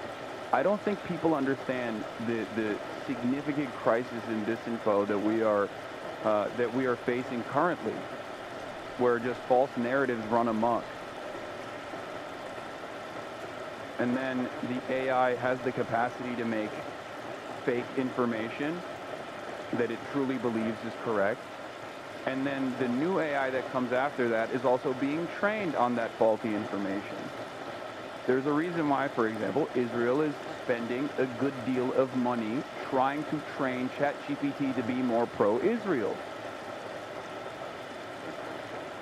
What do you do with that? If we are over-reliant on AI to give us this accurate information, and it can be manipulated, and it can be tweaked literally almost single-handedly by like a person. Like, think about Facebook, right? Facebook is botted into oblivion. Think about the dead internet theory. Like, these things do have the capacity to change people's minds because we're social animals. And that social experience can be replicated in a totally fake way. That's the reason why people botted comments on my YouTube video instantly, right? They want to drive discourse in a certain way. And it works. Human beings are social animals, so they're very malleable, they're very persuadable. They see a bunch of other people leaning in that direction, and they go, this must be true because a lot of people feel this way. Every single social media platform that we use is getting absolutely cooked right now due to these bots and due to AI. And I think it's only going to get worse. Keep in mind that ChatGPT, Sora, Gemini, all this stuff makes these companies negative money. All of them are operating at a massive loss. They're trying to keep the hype going to bring in enough investment that they can afford to keep losing money while researching towards AGI, which would theoretically make all that money back. But every link in the chain is fragile, and if one breaks, the whole thing does.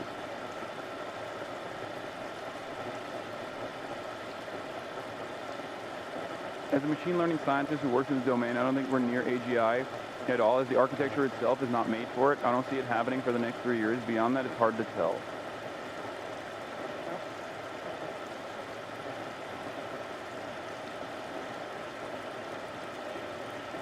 Check my last message for a classic example chat will easily understand. What is this? Example of AI inefficiency. I saw this and lost my mind. We're 1000xing the processing power required to do basic logical tasks that have been solved for years, toggling a Wi-Fi light bulb via Siri. I built my first ChatGPT app. It connects with my Philips Hue lights, so I can control them directly for ChatGPT. After logging in with my Hue account, I can view the status of my lights and control them with natural language. Here's a short demo.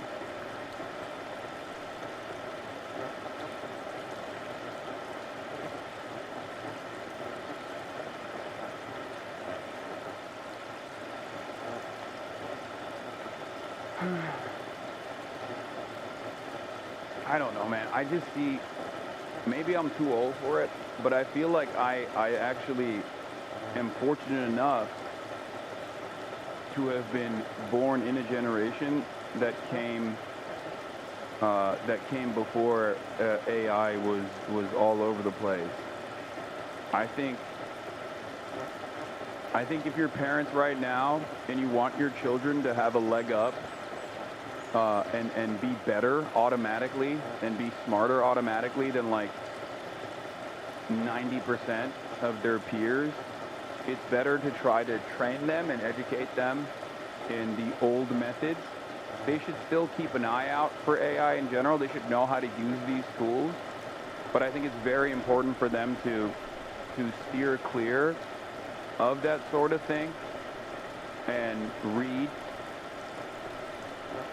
and train their brains to engage in critical thinking, because I feel like that will automatically make you a much smarter individual than those who are hyper reliant on LLMs, because I think the next generation is completely cooked. To build the data center, this is remaining performance, they're going to go to where? To NVIDIA. They're going to go and give that $300 billion to NVIDIA to buy the GPUs to build a data center. Now, there's one part missing. Where does OpenAI get the money to pay Oracle, to pay NVIDIA? Where does this money come from? Because it's a big problem. Again, OpenAI has been searching for ways to finance their $1 trillion AI plan. They don't have the money now. Where do they get the money? And Sam Altman, when asked about it, said this: look, there's always a lot of focus on technological innovation. Everyone's talking about innovating technology. But what really drives progress is we figure out how to innovate financial models. I don't think we've figured out the final form of what financing for computers. He wants financial innovation, okay? Well, let's introduce some financial innovation. How do we close this circle? Let's go back to the very first story we talked about. NVIDIA to invest $100 billion in OpenAI. Well, that would be a virtuous cycle. Because if NVIDIA is going to put money into OpenAI, which is going to rent servers from Oracle, which is going to build servers with NVIDIA chips, you've got yourself a real beautiful circle here. An infinite money glitch where all three companies can win. If it reminds you of this image, trust your instincts. But it reminds me of the year 2001. So let's do a magic spell and flash back to 2001. The year of Justin and Brittany and Shrek and 9/11 and Smallville and Lord of the Rings and Destiny's Child, okay? It's 2001, during the height of what became known as the dot-com bubble. Now, we've talked about possible parallels between the internet and AI and the bubbly nature of them and how they're still going to be good technologies, but they're a little early. I'm not going to do that today. I'm talking about a very specific part of the dot-com bubble that allowed it to extend itself beyond its natural life cycle. This is an article from 2002. This wasn't about pets.com. This wasn't about, like, stupid internet startups. This is called the stupid loan bubble. I can't believe I can't believe I let myself get super rabbit holed into this. Went down this rabbit hole pretty aggressively. We have to stop it for now.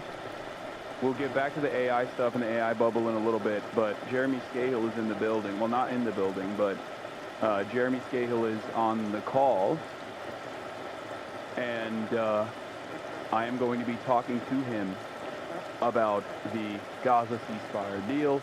For those of you who don't know, Jeremy SCAHILL of Dropsite News is a brilliant investigative reporter. Done a lot of reporting over the years, award-winning, and wait, hold on, I'm calling him right now. I don't know if he's on, but he was the one who actually broke the ceasefire proposal. And Jeremy, can you hear me? I got you. And he's here with us right now. Wow, you got the suit on today. This is, I'm assuming you're doing a lot right now. So thank you so much for coming on to talk with our little corner of the internet. I'm always honored to be here. Hold on. All right. Let me fix some of the stuff. So I hope you're doing. I hope you're doing all right. These are some interesting times. Yeah. In general, there is some. It seems some good news, even though I am still skeptical. And I actually wanted to talk to you about that directly because you have.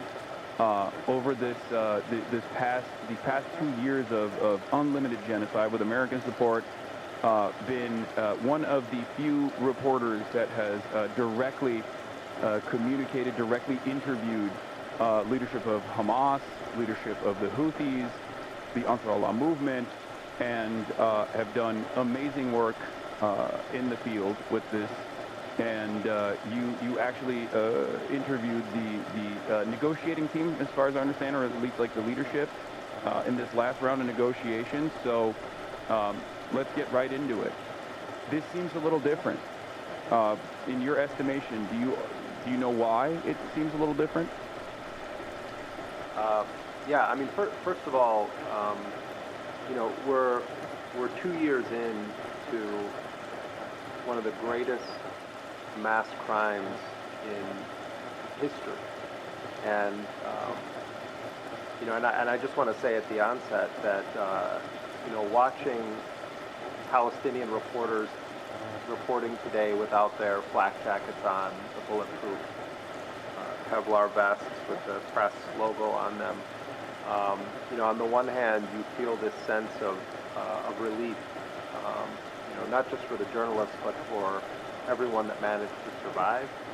But then also you feel this deep sense of sorrow, you know, that Anas al-Sharif, for instance, you know, the great epic hero of a journalist who was assassinated by Israel, you know, that he wasn't here to be the Palestinian journalist in Gaza to break that news. And, you know, I was talking with you know, with my colleagues today, and you know, there's so few of those journalists left. You know, my colleague Jawa Ahmed, who I do a lot of these reports with, was pointing out that, you know, those scenes of the journalists, you know, recognizing that the ceasefire was setting in, it's such a smaller crowd of people than the previous rounds when you had these truces, and you know, that also is representative, I think, of what we're hearing from so many people in Gaza. On the one hand, just an epic sense of relief. And on the other hand, everyone has lost so much, and so many people. And you know, I mean, Trump himself said yesterday, you know, that the price was high, and that, you know, he said it's got to be at least 70,000 people killed. The number is certainly much higher than that. And, you know, maybe one day we'll have forensic examinations that go in, and we get some sense of the mass murder that took place here. But I wanted to start by saying that because, you know, the negotiators who were dealing with the Israelis and with this Trump plan, you know, I think there is a tendency in the, you know, in the way that Hamas is talked about, or that Palestinians are talked about, you know, oh, well, these guys are living in luxury hotels, oh, you know, they don't care about anything, they're just thinking about themselves. Khalil al-Hayya, who is the lead negotiator for Hamas, and is the political leader of Hamas. His title is that he's the political leader of Hamas in Gaza. And he was one of the top advisors and colleagues of Yahya Sinwar, the former head of Hamas, who was killed by the Israelis. His son was killed on September 9th in an assassination strike that Israel attempted in Doha, Qatar. The Israelis tried to kill the entire Hamas negotiating team just weeks after Hamas had actually formally accepted the previous ceasefire deal that the U.S. and Israel claimed was the deal that would end the war. And they accepted it on August 18th. Most people don't know anything about this because it got almost no reporting in the media. Yeah. But on August 18th, Hamas actually accepted the deal that for months they were told was the deal they needed to accept, so they did that. Israel doesn't formally respond to it, and instead they begin preparations to invade Gaza City, which they did 2 days later on August 20th, in an attempt to ethnically cleanse 1 million Palestinians from the largest city in Gaza. And then they unleashed an assassination operation to try to kill the negotiators. So they failed to kill any of the Hamas negotiators or leaders, but instead they killed 5 essentially assistants, administrative assistants. One of them was Khalil al-Hayya's longtime secretary, and then there were 4 other, sort of junior assistants. And some of these guys that were killed I had met, before. And, these were essentially people that were carrying the bags for people, running to, errands. When I would do interviews, they sometimes would be the ones that would bring in coffee. That's who Israel killed in this strike. But they didn't just hit the administrative offices of Khalil al-Hayya. They hit his residence that he stays at when he's in Doha. It's not the Four Seasons Hotel. It's in the same compound where the offices were. And in that compound, when they hit it, was Khalil al-Hayya's wife, his son, his daughter-in-law, and his grandchildren. They killed his son, and he's not the only son that he's lost. He had other sons of his were killed in Gaza. But they also wounded his wife, his daughter-in-law, and his grandchildren, and some of them are still in the hospital right now from that strike. Bassem Naim, another target in that strike, has lost multiple members of his direct family.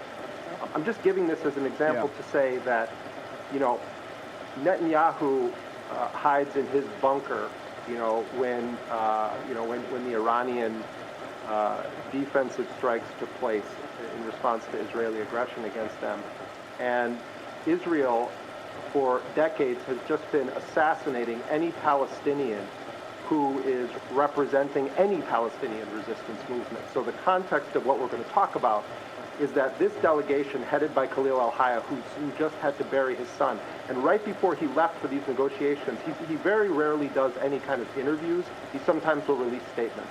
He gave a very brief interview on Egyptian television when he landed to engage in these negotiations in Sharm el-Sheikh, and he was asked about this assassination strike. And he said, he recognized that his son was killed. And he said, we are not people made of iron and stone. We also grieve. And then he said, but I don't believe that my son's life is worth more than any of the sons of Gaza. And he was saying it's in the spirit of the memory of all of these people who have died that I'm entering these negotiations. And he said that I hope that their lives lead us on a path to liberation in Jerusalem. That's what he said right before he goes into these negotiations. So then the Palestinians are facing this odious Trump plan, which on the one hand contains some aspects that were familiar to the Palestinians because they had already agreed to those terms a few weeks prior. Yeah. And these mostly related to the acute war, as it exists in Gaza, meaning exchange of captives. The resistance in Palestine, in Gaza, is holding 20 living Israelis, we understand, and 28 bodies of the deceased. There still was this full-spectrum blockade against any life essentials entering the Gaza Strip. There was a need for a ceasefire, and there was the issue of the withdrawal of Israeli occupation forces. So those terms, I'm not saying they were all in the language that Hamas wanted, but those terms were all present in the 20-point Trump plan. Yeah.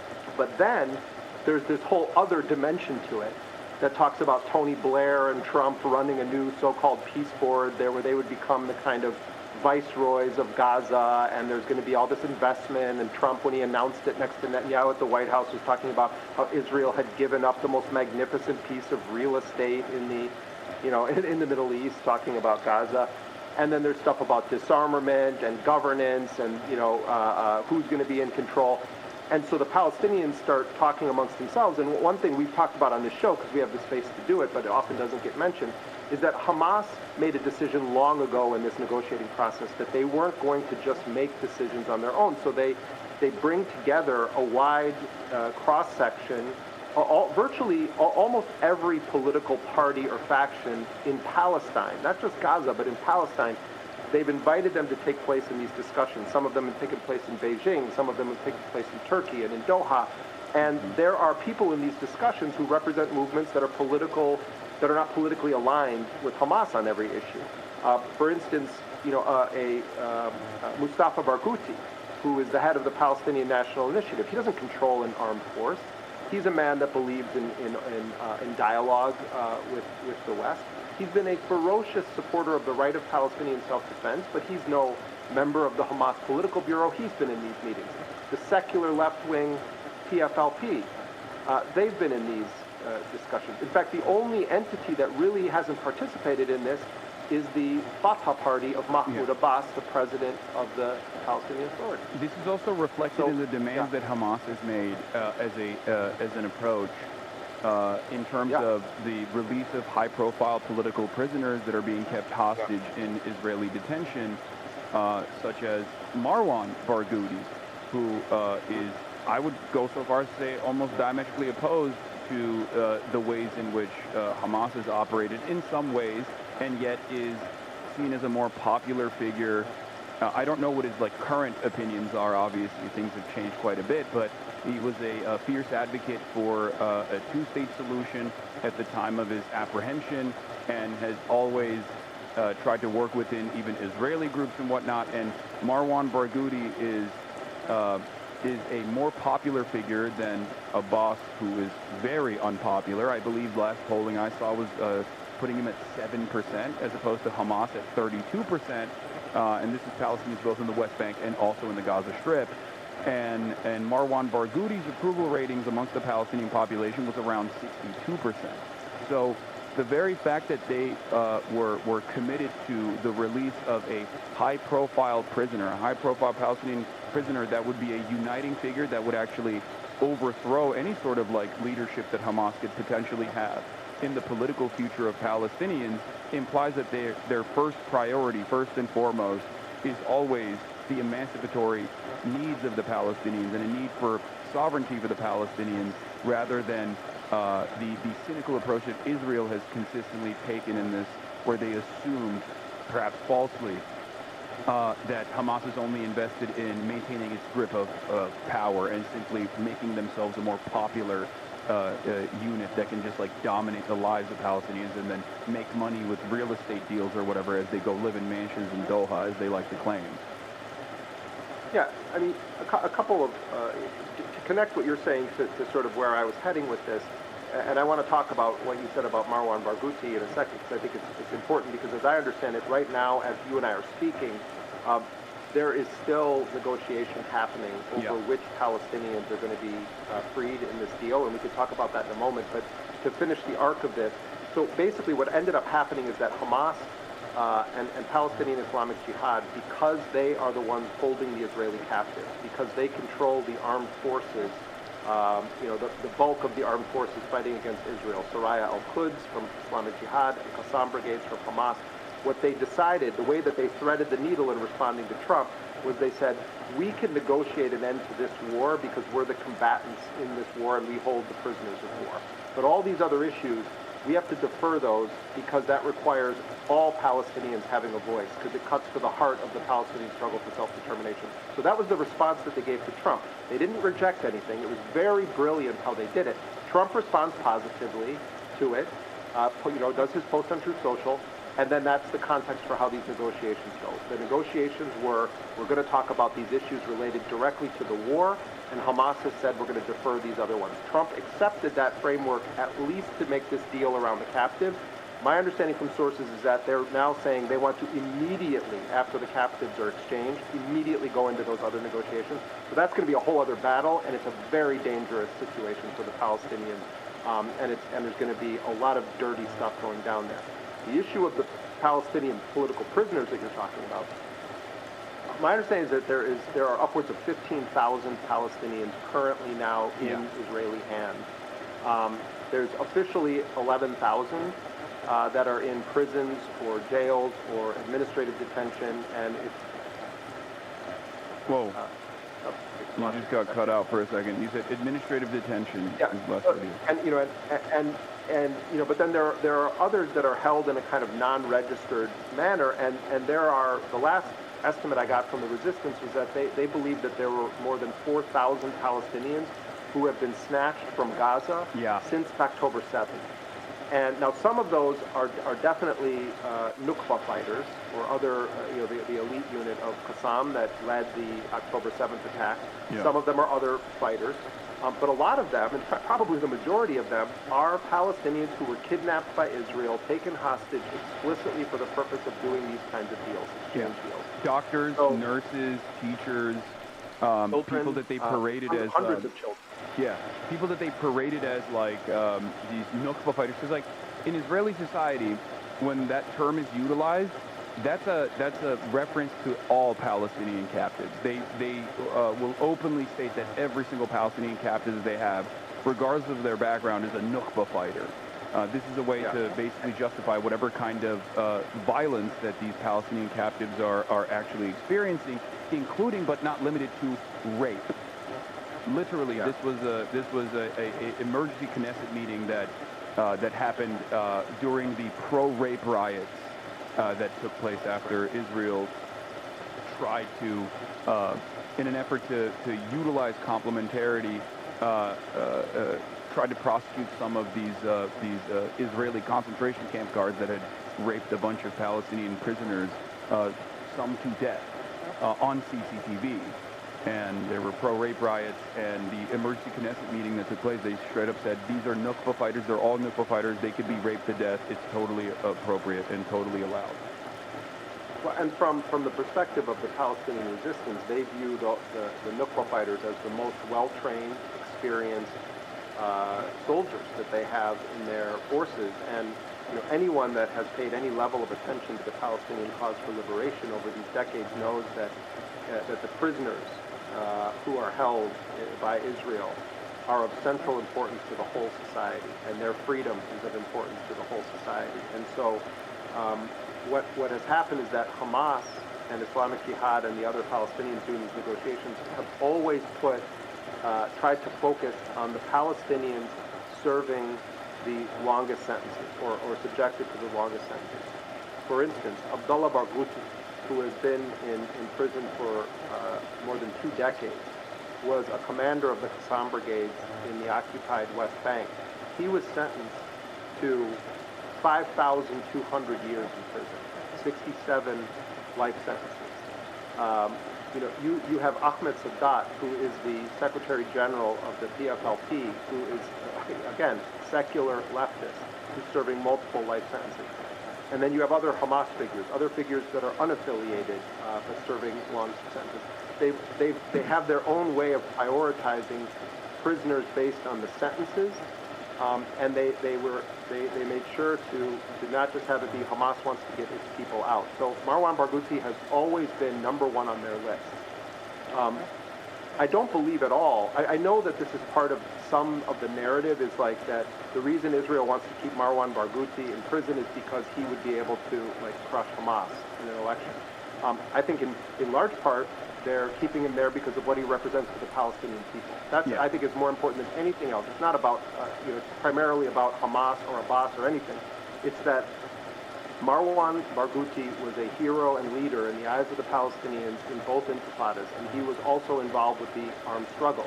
Yes, he has spoken in a way about a 2-state solution that also makes him an attractive political figure to the West, and I think that's also a threat to Israel. They don't want a Palestinian who is going to be able to have a dialogue with the West as they push for their self-determination.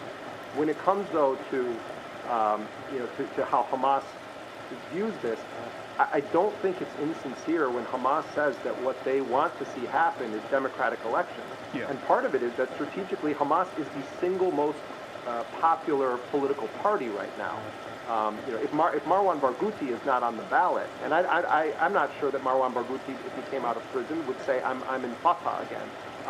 That remains the affiliation in prison because of the way that it's organized. But it would be very interesting to hear. What we do know is that he recently was assaulted in his. Well, he's been assaulted repeatedly, physically, and tortured in prison. But Itamar Ben-Gvir, a couple months ago, goes into his cell when they started talking about there's going to be potentially another ceasefire, and telling him to his face that you will never get out of this prison. And Marwan Barghouti, who like many of the Palestinian prisoners, has learned and speaks Hebrew, stood up against him. But we also understand from families of other prisoners who were there when Ben-Gvir stormed that cell, that they were defiant in his face. But the Israelis don't want to release that video, but that they stood their ground. Those are the reports coming from the families of the men who are in prison with Marwan Barghouti, that they all stood their ground. So I think that this, that there is too much projection onto this angle that Israel views Marwan Barghouti as a threat to having Hamas, which they find convenient. I think that they view him. I didn't mean that at all. I know it came across like I was implying that, but that's not what I was saying. I'm not necessarily responding to you. I'm saying that I see this line and I don't actually agree with it because I've really studied the sadism of Israel toward Palestinian prisoners, and I understand, and a lot of Palestinians have taught me this, the importance of all of these political prisoners to the society. And if you read the manifesto that was released about October 7th, one of the main objectives of Operation Al-Aqsa Flood was the liberation of these prisoners. It's how Yahya Sinwar himself was liberated from an Israeli prison, was because of these kinds of exchange deals. So maybe, Hasan, we can unpack a little bit of what's at play here right now. On the one hand, Oh no, absolutely. No, I didn't say anything. On the one hand, what the Palestinians managed to do with Trump was these two issues, the sort of epic big issues that will impact Palestinian self-determination, and then zero in on the issues of the war.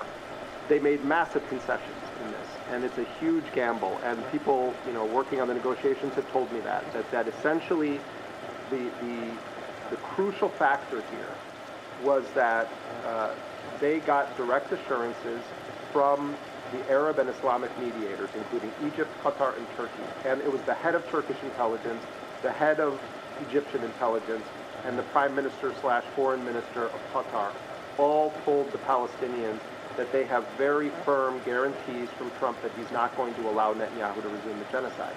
Now, people say, oh my God, that they're so stupid, how can they take this deal?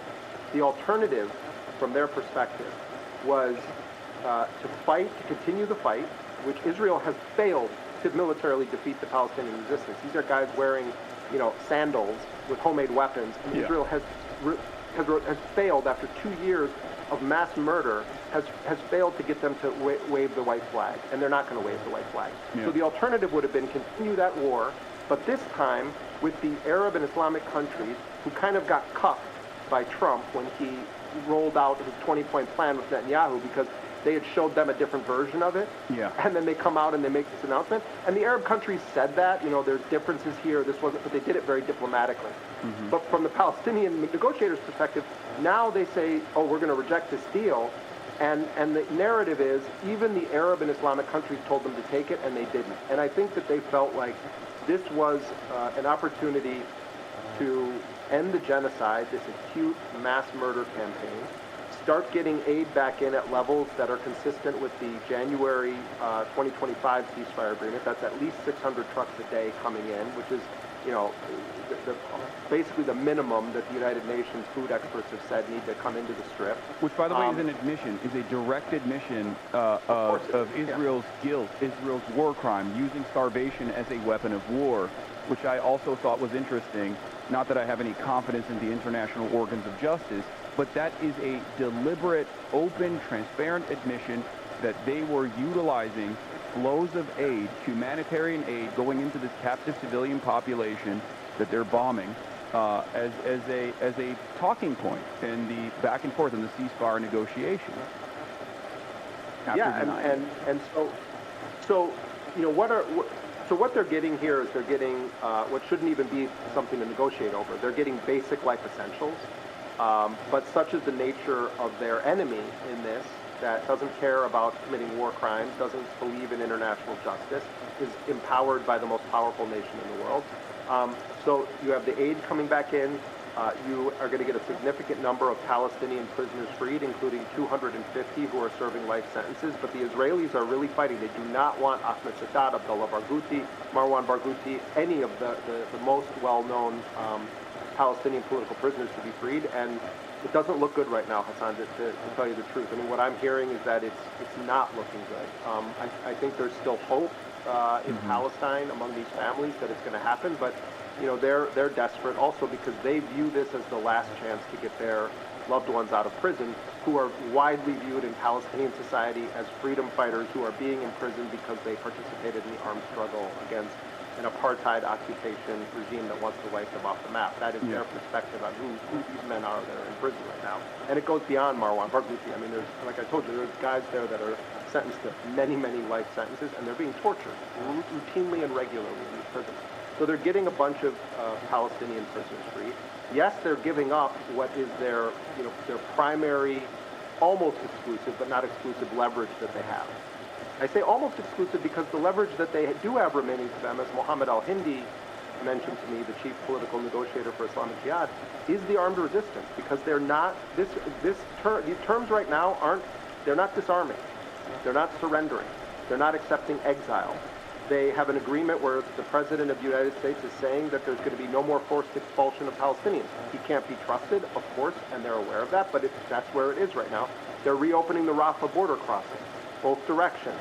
There are terms that were just published tonight. Al Jazeera Arabic, I'm not sure if you saw this because you were on the air, they obtained some of the specific terms of what was agreed to, and I'll read you a few of them. This is actually breaking news, and I think people watching this might find this interesting.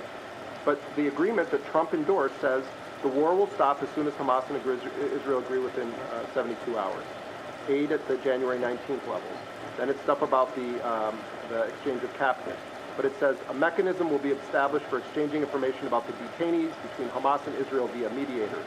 An Egyptian delegation will be sent to the offer checkpoint where prisoners are gathered to verify the names of those scheduled for release, the Palestinians. This is incredible what I'm about to read you right now. A joint operations room committee will be formed, including Egypt, Qatar, Turkey, the United States, Israel, and Hamas for follow-up.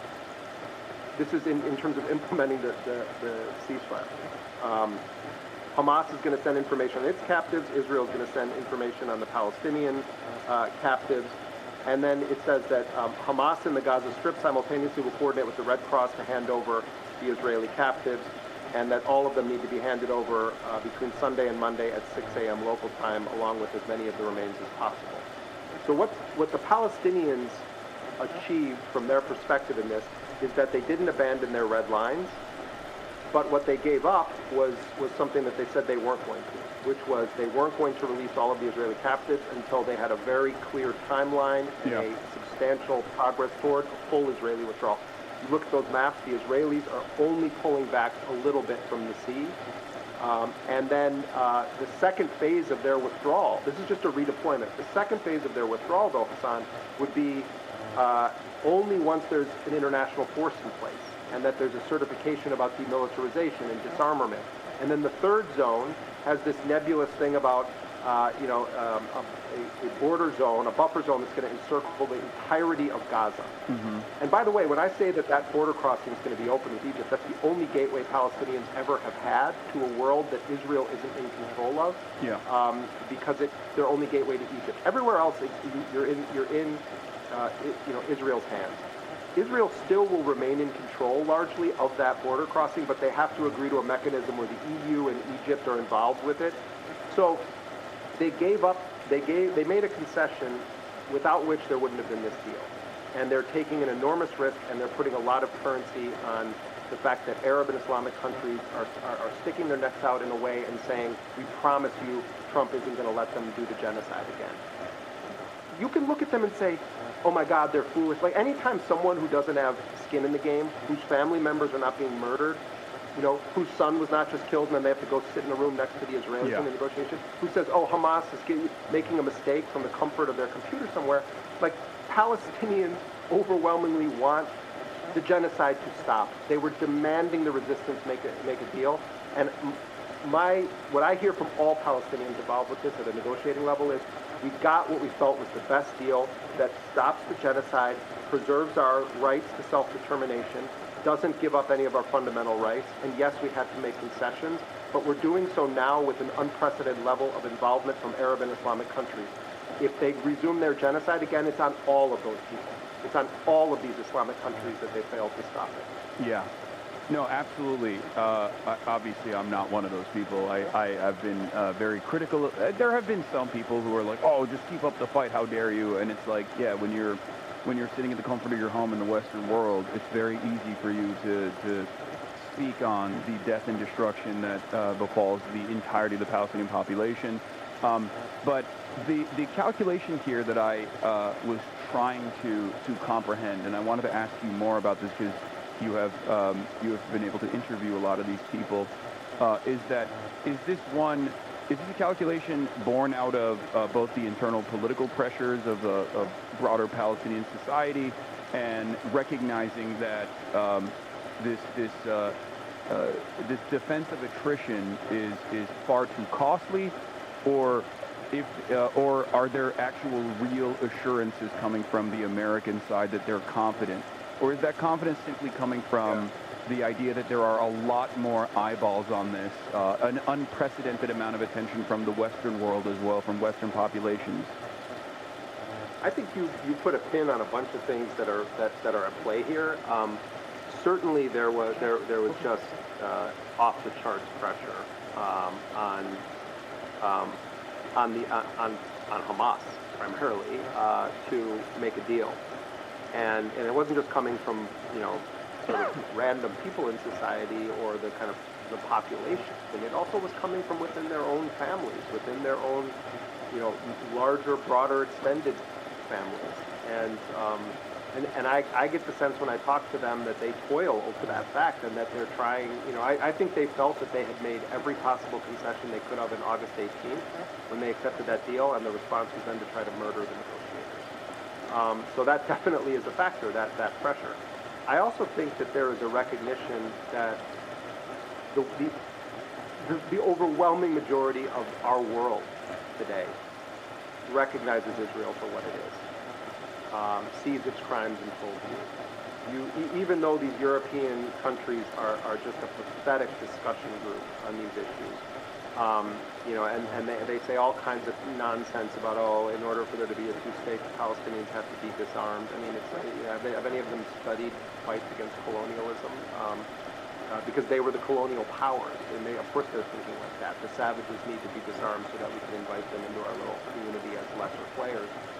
But it's still unprecedented. The number of countries that are recognizing Palestine as an independent state, the number of ordinary people, the number of artists and others around the world, the way that Israeli society is viewed. It's not just the way that Netanyahu is viewed, as much as some American politicians want to say, it's just Netanyahu, that people see it for what it is. And I think that these guys also recognize that we may have a horrifyingly powerful adversary in the United States on the other side of this in terms of trying to block the will of the world, but we've never had more support behind us.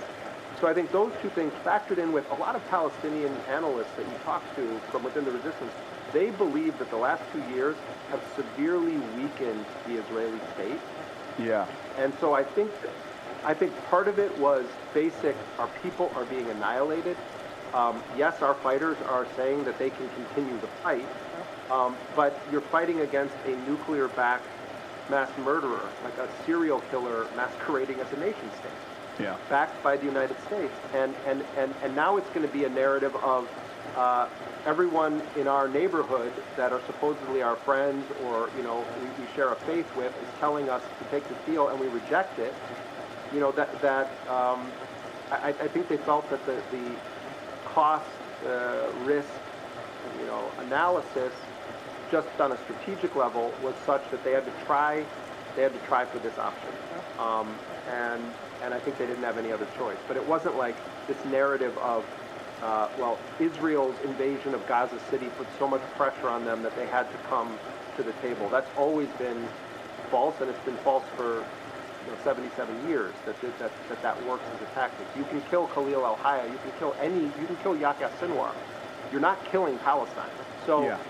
you know, I don't think that was the factor. I think the factor was recognizing some strategic realities and trying to recognize what can we get now that if we reject this, we'll never have a chance to get again. But primarily, I think it was motivated by trying to end the genocide so that they could focus on these existential questions that Trump's trying to ram down the throats of everyone in Palestine right now.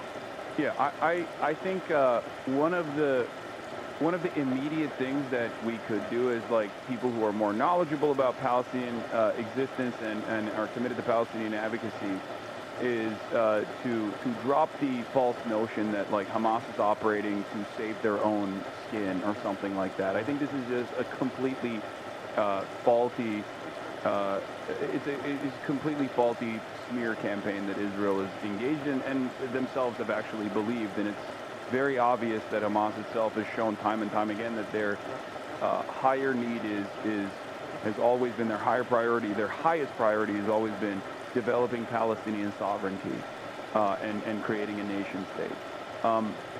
Now, having said that, the assurances, it does seem to me, come from the public support. So it's important for us to obviously continue talking about this and continue protesting, because obviously the job is not over until there is real emancipation, real sovereignty.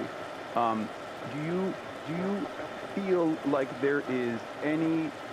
Do you feel like there's any chance that Israel could operate in the exact same ways that they did in the January ceasefire that very quickly fell apart after Israel showed that it had no ambition to continue a ceasefire once they got some of the prisoners of war and some of the hostages extracted out of the Strip, and then continued its bombing campaign and actually greatly increased the intensity of the famine as well? Yeah, I mean, I think that's one of the most likely scenarios is that Israel does find a way to resume its war against the Palestinians in Gaza. I think there are some impediments to that didn't exist in the January deal, that we've talked about some of them involving the Arab and Islamic countries. I also think that Trump has kind of said the quiet part out loud. He views Gaza after the war as a huge profit area. He was going on and on when he announced his plan about the real estate value of Gaza. You don't bring in somebody like Tony Blair unless the point is to try to impose a neo-colonial profit machine on a place. The other dimension to this is, who does Trump send to make the deal here? Two real estate guys, his son-in-law Jared Kushner and then Steve Witkoff. And there's been these reports recently that Steve Witkoff's son has been trying to cash in on the fact that his dad is the one negotiating with all of these Gulf Arab states. Fantastic. But you also have Jared Kushner, whose firm Affinity Partners is bankrolled primarily by Gulf money.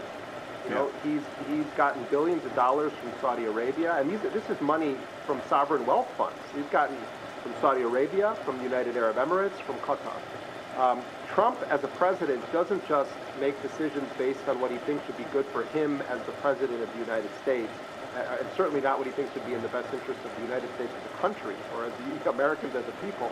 He's often thinking of how can I make money for my friends and my family, and he's still basically running a mafia-like enterprise with his family businesses. So having Jared Kushner there in the room with his business partners who also are the mediators.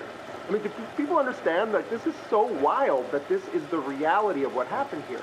Jared Kushner walks into these meetings. He's not meeting with like the Prime Minister of Qatar as like, oh, this is the mediator that's been working on the ceasefire for 2 years. They have a personal relationship that is a business relationship. Yeah. These people are giving Jared Kushner huge amounts of money. So there's a sick and twisted reality here that perhaps one guardrail that is not, you know, rock solid, but it is a guardrail of sorts, is that there's so much interlinkage of the money between the Trump family orbit and some of the parties involved with this, that could also be something that causes Trump to sort of say to Netanyahu, I'm not letting you do this right now. I'm not saying that's going to happen. I'm saying we have to recognize facts. The narcissistic desires or even the financial interest that Trump has might play a role in, to some degree, maintaining a continued ceasefire here. Because look at the position also that these Arab and Islamic countries are in. Not all of them, but most of them are facing a reality where their populations view them as having done nothing. Or worse than nothing in some cases. You know, Jordan participated in the air defense of Israel when Iran was counter-striking Israel. So did Saudi Arabia, and still continues to do so. Yeah.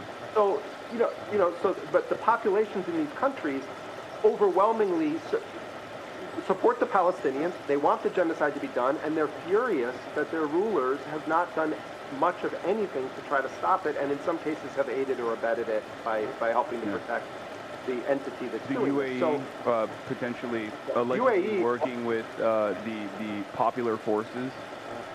There was satellite imagery also published today that indicates that in this base that the UAE has been operating, you know, in Somalia, that they're also using that to monitor in the Red Sea and potentially assist in the attacks against Yemen. I mean, the UAE, if you really dig down on its role here, and you talk to Palestinians who are involved with the resistance, the perspective is that the UAE is, as a governing authority, is basically a suburb of Tel Aviv politically when it comes to issues around, you know, Palestine. So all of those countries, they want it to end. You know, I'm sure some of them sincerely also are against it. You know, I don't know any of those royals personally, but that's not what's relevant here. What's relevant is their populations are furious. If they participate in a process where they say they've guaranteed it, and then they're just part of a huge hoodwink operation where then Netanyahu next week, after they get their 48 people back or 20 living and some remain, that they just do a full-scale invasion again. I think that's unlikely that it's going to be that immediate kind of a thing. What I think is more likely is what Israel's pattern has been in Lebanon and what it's been toward the Palestinians before, but on a more exaggerated level. What do I mean? I mean that Israel is still going to occupy officially, under the agreement of this first phase, roughly 50% of Gaza. And they are saying openly that they're going to continue to strike Hamas. They are saying that Hamas has signed up to a deal for disarmament. Hamas did not make that agreement. They broke it into two. They only agreed to this part of it. But what we're going to see probably is constant Israeli strikes against, quote-unquote, Hamas. Yeah. How frequent those are going to be, how big they're going to be, we don't know at this point. I think it seems pretty clear aid is going to come in. People are going to be allowed, quite a bit of freedom of travel compared to what they had a month ago. There was a huge exodus going from the south and center back to the north today. The Rafah is going to open. I think all these things will happen, and then you're going to have a kind of mowing the lawn, as Israel calls it, a kind of constant bombing somebody somewhere all the time. And in the background is going to be these negotiations that Trump wants over the rest of his plan, and those are bad news for the Palestinians. So I think the resistance groups were wise to say this has to involve all Palestinian factions, but where this is going to go next is Hamas needs to disarm. In 2 weeks or even in a week, that's going to be the whole focus. Once those captives are back, the entire thing is going to be where are Hamas's weapons? They need to put them down. They need to do it right now. And then, Trump's going to start threatening them. well, we have no choice. Israel's going to have to do this. Yes, they did this drone strike. Yes, they had to blow this up. We're going to be looking at that scenario, I think, is a very likely possibility. Yeah, no, this is what my suspicion is as well. There's two things that I think Israel could potentially use to sully the ceasefire side of this deal, and that is, they couldn't extract all of the dead Israeli hostages, and then also that they're not going to commit to disarmament, or even if somehow Hamas or the resistance groups did commit to some kind of disarmament, they could just still continuously say that's not the case. So we have to do these targeted and more precise assassination strikes from afar. You know what? One wild. I'm glad you brought that up because so earlier this week I interviewed Musa Abu Marzouk, who is he was an original member of Hamas. He was the first head of its political bureau. He remains a senior official. He was actually jailed in the United States. He was educated in America, lived for 15 years, has a PhD from the United States. He not unlike you, in a sense, was snatched in an airport at one point. Although you have an American passport and you were released, he was then taken and held for 2 years because he was on the terror watch list. And then eventually he was released and deported to Jordan. And then when Bush, this was in the late 90s, and then when Bush and company came in and the Patriot Act and stuff, they indicted him in absentia on conspiracy and terrorism charges. But he already at that point was a senior Hamas official. But I spoke to him the other day, and he was deeply involved with this intra-Palestinian dialogue on this. And he said, Donald Trump said that 25,000 of our fighters were killed of Qassam Brigade. And the estimates from the U.S. intelligence agencies and other intelligence agencies prior to the war was that was roughly the size of the Qassam Brigades. Yeah. And Trump himself said it, 25,000 of them had been killed. And he said, they largely destroyed the rocket infrastructure, or the rockets were used by the Palestinians. So what weapons are they even talking about here? We're talking about rifles. We're talking about small arms. And I think I would add to your list of things that we need to really push back against. I would argue, Hasan, that the issue of disarmament is not actually aimed at Hamas giving up a single gun. What it is a proxy for is demanding the surrender of the Palestinian people. Because the weapons that they have available, the most dangerous weapon that the Palestinians have is their will to live, is their steadfastness. You look at that, like John Elmer of Electronic Intifada is he's like the moral equivalent of the generals on CNN. He does these analyses of the weapons of the resistance. If you watch John's segments where he's walking you through their weapon systems, a lot of what you're seeing is remarkably brave Palestinians going up very close to Israeli tanks and literally dropping a homemade bomb inside the tank. Yeah. Or they have complex ambushes, but they're using homemade gear and they're repurposing Israeli ordnance that they've seized from the unexploded rubble. munitions or recovered ordnance. What are we talking about? When we're talking about their weapons, they talk like that as though Hamas has tanks or aircraft, or that they have some ultra advanced precision guided sonic missiles. What we're talking about here is they want a surrender. So I think people need to get this into their heads, that when they talk about why doesn't Hamas just disarm, that's a way of brainwashing you into believing that that's the actual threat here. The threat is that Palestinians live and they continue to live in Gaza. That's really what they're talking about when they talk about disarming now. Yeah. So, but this is going to become the entire obsession where every Hamas person who gets interviewed is going to be harangued with the question, are you going to lay down your arms? Are you going to disarm?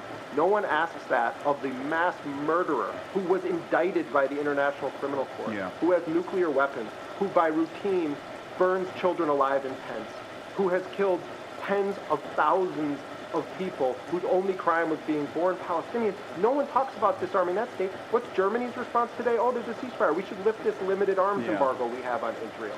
Ridiculous. I'm sorry I'm talking so much, but this stuff drives me nuts because I monitor the discourse in the broader media, and it's remarkable how the same garbage gets repeated over and over to the point where even good people start to adopt bad narratives because it's been drilled so deeply into their head. We have to unfuck our heads with, Yeah. with this propaganda, including people who think they support Palestine. Stop accepting their narrative. Yeah. Especially because resistance against an occupation is completely legal under international law, and an occupation itself is actually illegal. Israel's occupation and apartheid is illegal under international law. So the way It's illegal under international law, but it's also like, look, my family is from Ireland. My grandparents grew up in the era of the Blackened Hands, where these mercenaries and militias were rampaging and murdering the Irish who dared to live with a spirit of being free Irish people. And among so many Irish, they look back and they say, we fought a legitimate war of liberation for our freedom against British colonialism. And of course, the British then always tried to characterize the Irish as terrorists. But many Irish people, if you ask them about it, they'll say that our relatives fought so there could be a free Ireland. The Palestinians deserve to have that same history written about themselves, and we have an opportunity in real time to say, wait a minute, these narratives are always a lie. And it's, there's the Palestine exception always to this, but also prophets aren't people who see the future. They're people that understand the present. If there ever was a moment that called for prophecy, it was now for us to actually open our eyes and say, is the truth true right now? Do these people have a right to fight against this kind of enemy? Gratuitous, colonialist, mass-murdering, serial killer enemy whose entire agenda is to wipe them off the planet? Yes, they do. No, absolutely. It's not only legal, but it's the moral thing to do, 100%. So okay, we've talked a bunch about the ceasefire proposal.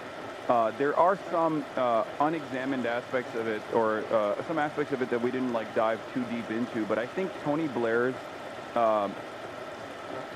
introduction to this process is really terrifying. I think like a viceroyship as you described, especially because while it looks like there is some friction between Israel's maximalist demands of complete ethnic cleansing, the Rafah program as they designed it, which was to create concentration camps at Rafah and then force every Palestinian into those concentration camps for expulsion from the Strip, potentially to other concentration camps elsewhere with pliant partners in the region, whether it be UAE or other places.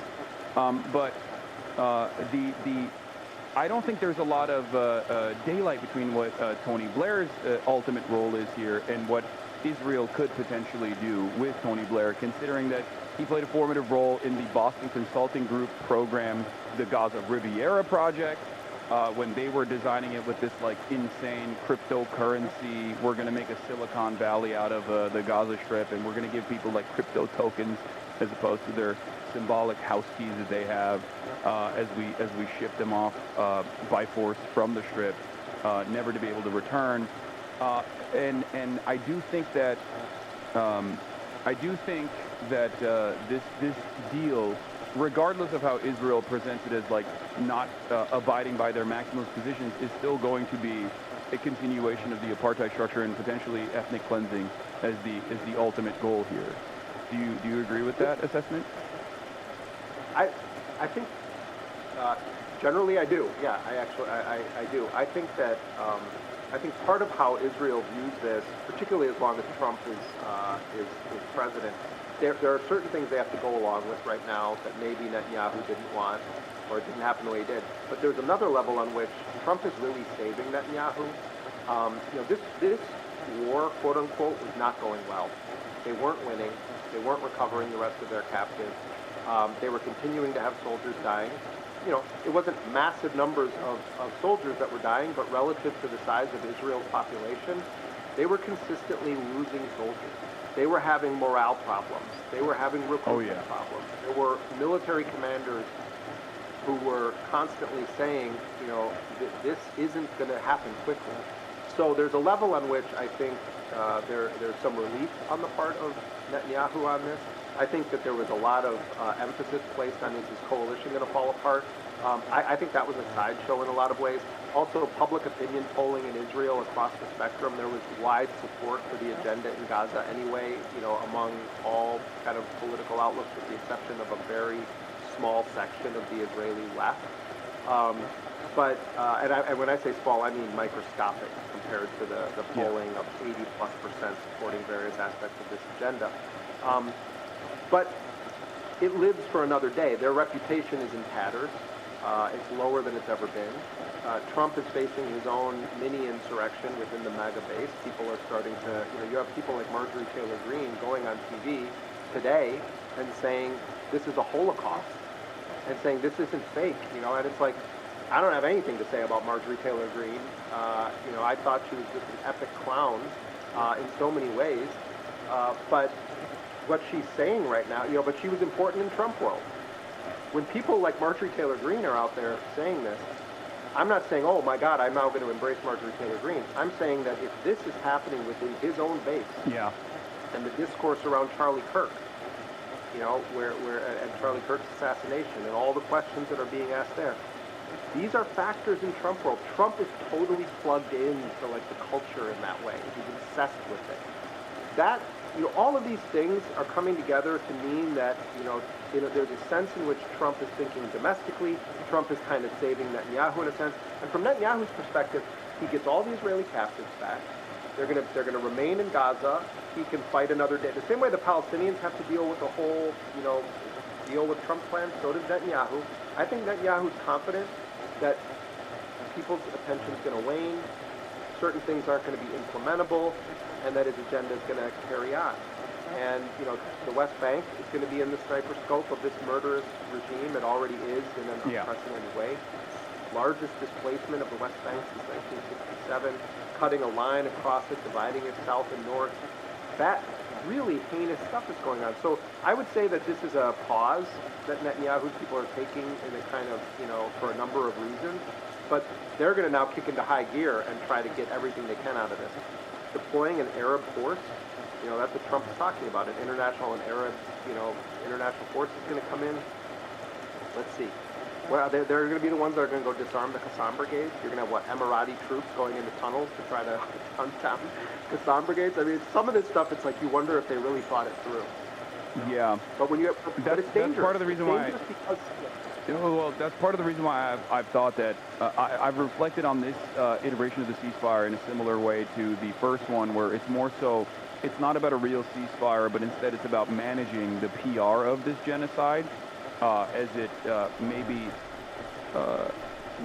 winds down a little bit, and it's not as continuous and as aggressive as the now 13 Hiroshima equivalent munitions that have been used in the entirety of the Gaza Strip, but more precise striking, like you also mentioned in Lebanon, like what Israel has continuously done in Lebanon post the potential so-called ceasefire that took place in Lebanon as well against Hezbollah. So, having said all of that, I think one of the things that we should be pushing for as media figures in the Western world is probably to try to open up the floodgates of Western press to enter the Strip, to try to even begin to calculate the totality of the harm that has taken place, to make a better assessment and put the true human toll of Israel's genocide, Israel's relentless genocide in front of as many Western eyeballs as possible, which is something that I know Benjamin Netanyahu also fears, which is, I think, a separate ambition of his to never really abide by a full-blown ceasefire. Yeah, I mean, I want to say, like, I am really, I'm deeply concerned about where this is going to go. I think, I'm so relieved to the point that, like, I really felt when I got a call 37 minutes before Trump announced this deal. We published a story saying that the Palestinians had accepted the deal, and you know, the first person that told me this came out of one of those meetings, Palestinian, and left me a voice note winded, you know, just saying it's over, you know, like we've agreed to it. And you know that the emotion there is so complicated, but the, you know, the biggest part of it is just thinking what has happened the past 2 years. What has happened to so many people. You know, I think of, I thought that night too of like, you know, of all the images of children burned alive, or children who survived but they're trembling and they're next to their younger sibling and they're having to comfort them in a hospital bed when they're filled with rubble and their parents have just been killed. And everyone watching this, I know your audience, they care deeply about this too. And I do see you guys in the chat, by the way. People were asking me if I saw, and I always feel at home coming to this community. But I know everybody has some image fossilized in their head from this genocide. Anybody with a heart, you know. And I think of Hassan Shabbat, who reported for us, a great young reporter who would have been a brilliant writer, and he was assassinated by Israel. So, on the one hand, like I cry tears of relief for all of our brothers and sisters who lived through this, who survived it, and lost so much. And on the other hand, we know Israel. We know exactly what they do. And that's frightening, and it's terrifying. And it's terrifying to think that the Palestinians had to take this risk to believe that maybe Trump is going to have his own constellation of interests that can keep this, you know, at bay. And that's our reality. You know, Tony Blair, when he and Bush and others who were the architects of the Iraq War, what they thought they were going to do in Iraq was, you know, was erase the society and build up this neoliberal dream. And they deployed all of these. It's why they put L. Paul Bremer in, who cut his teeth under Henry Kissinger. They put him in, neocon, investment guy, risk insurance guy. They put him in there, and he becomes the viceroy of Iraq. And the Iraqi people rose up against the United States. Yeah. And Iraq didn't go in the direction. You know, it looked like it may have looked at times like they were winning. Oh, they killed, you know, they captured Saddam Hussein. Oh, they destroyed the Ba'ath Party. But a different form of resistance rose up in Iraq. And Iraq is very much up for grabs. We don't know the direction it's going to go in. But one thing's for sure is that their neoliberal dreamland didn't happen. And they didn't win that war. They actually left in disgrace from Iraq. So, you know, the two things I know to be true, indisputably, is that the Palestinians are never going to surrender. They're never going to surrender their will, their right, and there's a steadfastness that all of us should be in awe of among the Palestinian people. And the other thing that's true is that this entity that is trying to crush them is not going to give up. It's not going to give up unless it's confronted. And, you know, it's a shame and a stain on society that the only real confrontation of this apartheid regime that is happening from the very people that are being genocided right now. If the world stands by and thinks strongly worded statements are enough.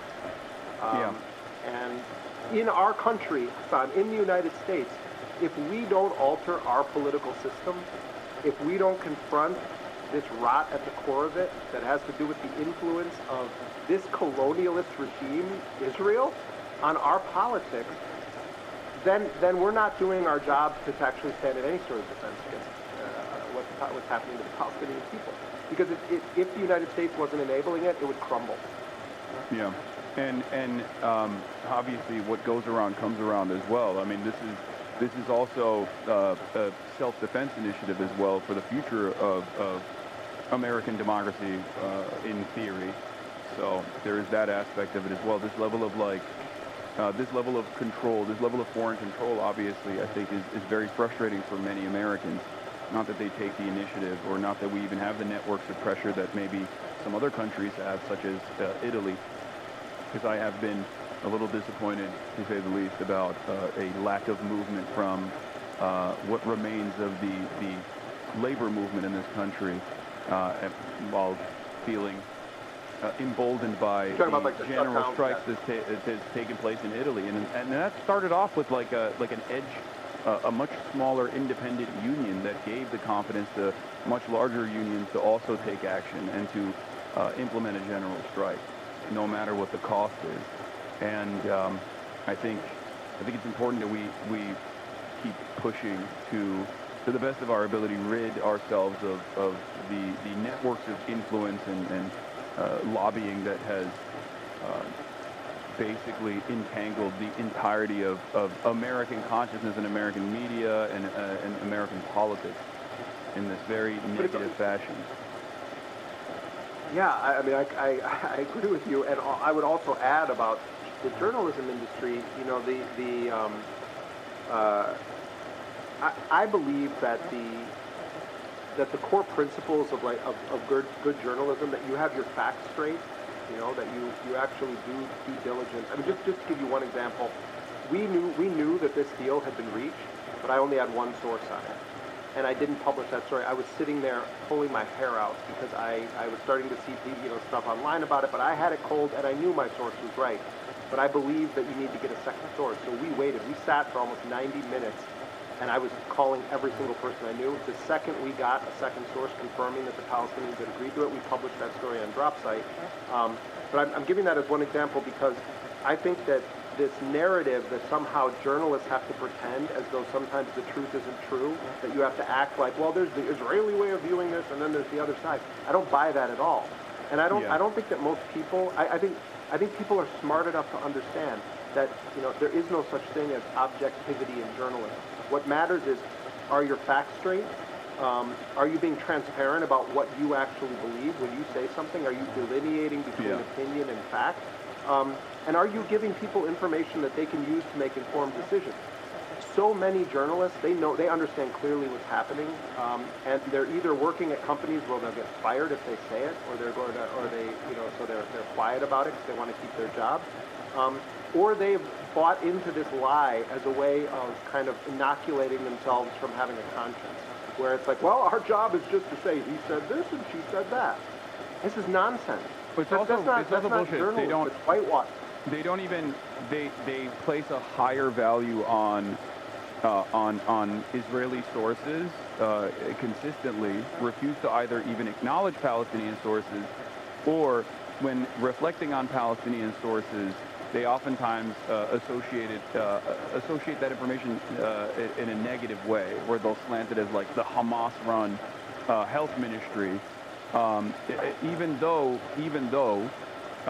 time and time again it has been proven that Israel is an unreliable narrator of the events that have unfolded, making the media actually look foolish and silly, making people actually lose even more confidence in the credibility of mainstream and legacy press in general, at a time when they're the most needed, right? And as opposed to the Palestinian side that has been incredibly calculated and also incredibly truthful, and has even undercounted in an effort to be, obviously with all the logistical hurdles as well, but in an effort to be as transparent and as truthful as possible in terms of like the totality of the human casualties. Also, to back up to what you made a good point before that I forgot to kind of emphasize, but you were talking about journalists going in, to Gaza, and I think it's very important that as many reporters and journalists as possible be able to come into Gaza, but it should be done recognizing that you are walking on the land of a people that have just endured a genocide, whose loved ones' remains have not been recovered, and where a record number of our colleagues have been murdered in a hunting campaign against Palestinian journalists by Israel with the support of the United States and other countries. And many of the journalists and many of the news outlets that would deploy their journalists there were part of the narrative pyramid of lies that were built around to dehumanize Palestinians. Yeah. And they also have the blood of our colleagues on their hands for refusing to embrace our Palestinian colleagues when Israel banned all other reporters from coming in. It's not just that the people that are silent when Anas al-Sharif is assassinated, the most important journalistic hero of our lifetime, when Hossam Shabbat is assassinated, when Hassan Islaya is assassinated, directly targeted in a tent, he knew that they were going to kill him. It's not just the people that are silent, don't know the names of the journalists, won't ever mention that our colleagues are being killed. It's also that these news organizations had an opportunity when Netanyahu locked the place down and said no other journalists in, to hire Palestinian journalists. one of the things I'm most proud of that we've done at DropSite is that we believe in hiring Palestinian reporters in Gaza to report on the genocide. And you know what? Some of the reporters that we've worked with, they didn't have much training in journalism. Some journalism school. Others were accidental journalists. Some of them, like our great Abu Bakr Abed, started off being a sports journalist and then ended up having to cover the genocide. But it's one of the most rewarding experiences of all of our lives, the small team of people that run DropSite, to be able to work with those Palestinian journalists. Abdul Qadir Sabah is someone whose name a lot of people may not know. He's one of the main reporters now for DropSite in Gaza. He remained in the north of Gaza for so long, and he's been producing incredible video footage. So many of the videographers were murdered by Israel, and he has continued to do it. People should look at his reports for DropSite. One of our reporters has 5 children. She was almost killed, and by accident one night happened to sleep in an area of the house, the rubble that they were staying in, because it was cold and they wanted to move their kids to another location, and it got bombed, and the wall that in the room where they normally slept, collapsed, and they would have been killed. We hear those stories from our reporters, but the point I'm making is, you invest in them, and you share with them, here's what I know from my life as a journalist. Here's some edit suggestions I can give you. We need to actually check this. Did this person say this exactly to you, or is it something that, like, they were sort of generally saying it? Okay, if they said it exactly to you, here's how we're going to handle this. Make sure you get the last names of people. Do you have video of that? That's an extraordinary scene. The amount of work that's required to sort of say, we want to collaborate with you. You are the eyes and ears of the world, and what little we can share with you to translate this into a broader audience, that's our commitment. Like, that's what we're doing. We believe in them as journalists. Why didn't all of these news outlets say, we're going to find Palestinian journalists to work with? It's because of this narrative. Oh, they're Hamas. Oh, they're biased. John Simpson, the famous BBC correspondent, we need to have Western journalists going there so we can have an independent view of what's happening. So Palestinians are giving you an independent view. You just don't believe it. Yeah. No, the reason why I mentioned the Western press and humanitarian organizations entering the Gaza Strip is because, unfortunately, as it stands, a big part of the inability for large swaths of the Western population coming to the full recognition of this genocide stems from the fact that at its base, they do not value Palestinian lives as human beings. It sounds insane to say, but that is obviously the truth.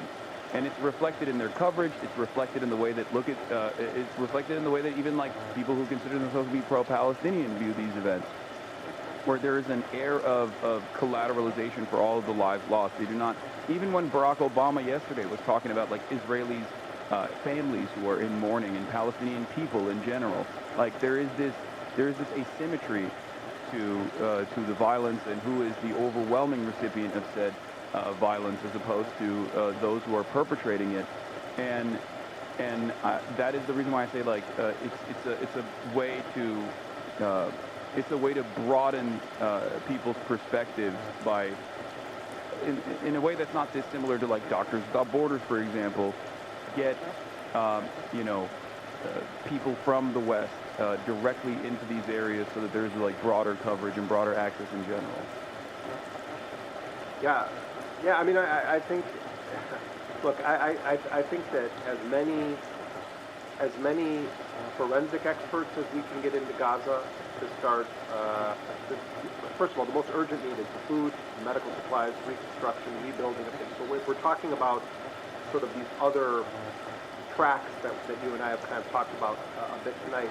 Of course, it's important to have journalists going, but also war crimes investigators need to be examining the extent of killing that happened of Palestinian people. This must be exposed, and I think we're, if it's done properly, that we're going to see a death count magnitudes greater than what than the official numbers, which went through a pretty rigorous validation process by the Palestinian health authorities, even as their own medical facilities were being systematically wiped out.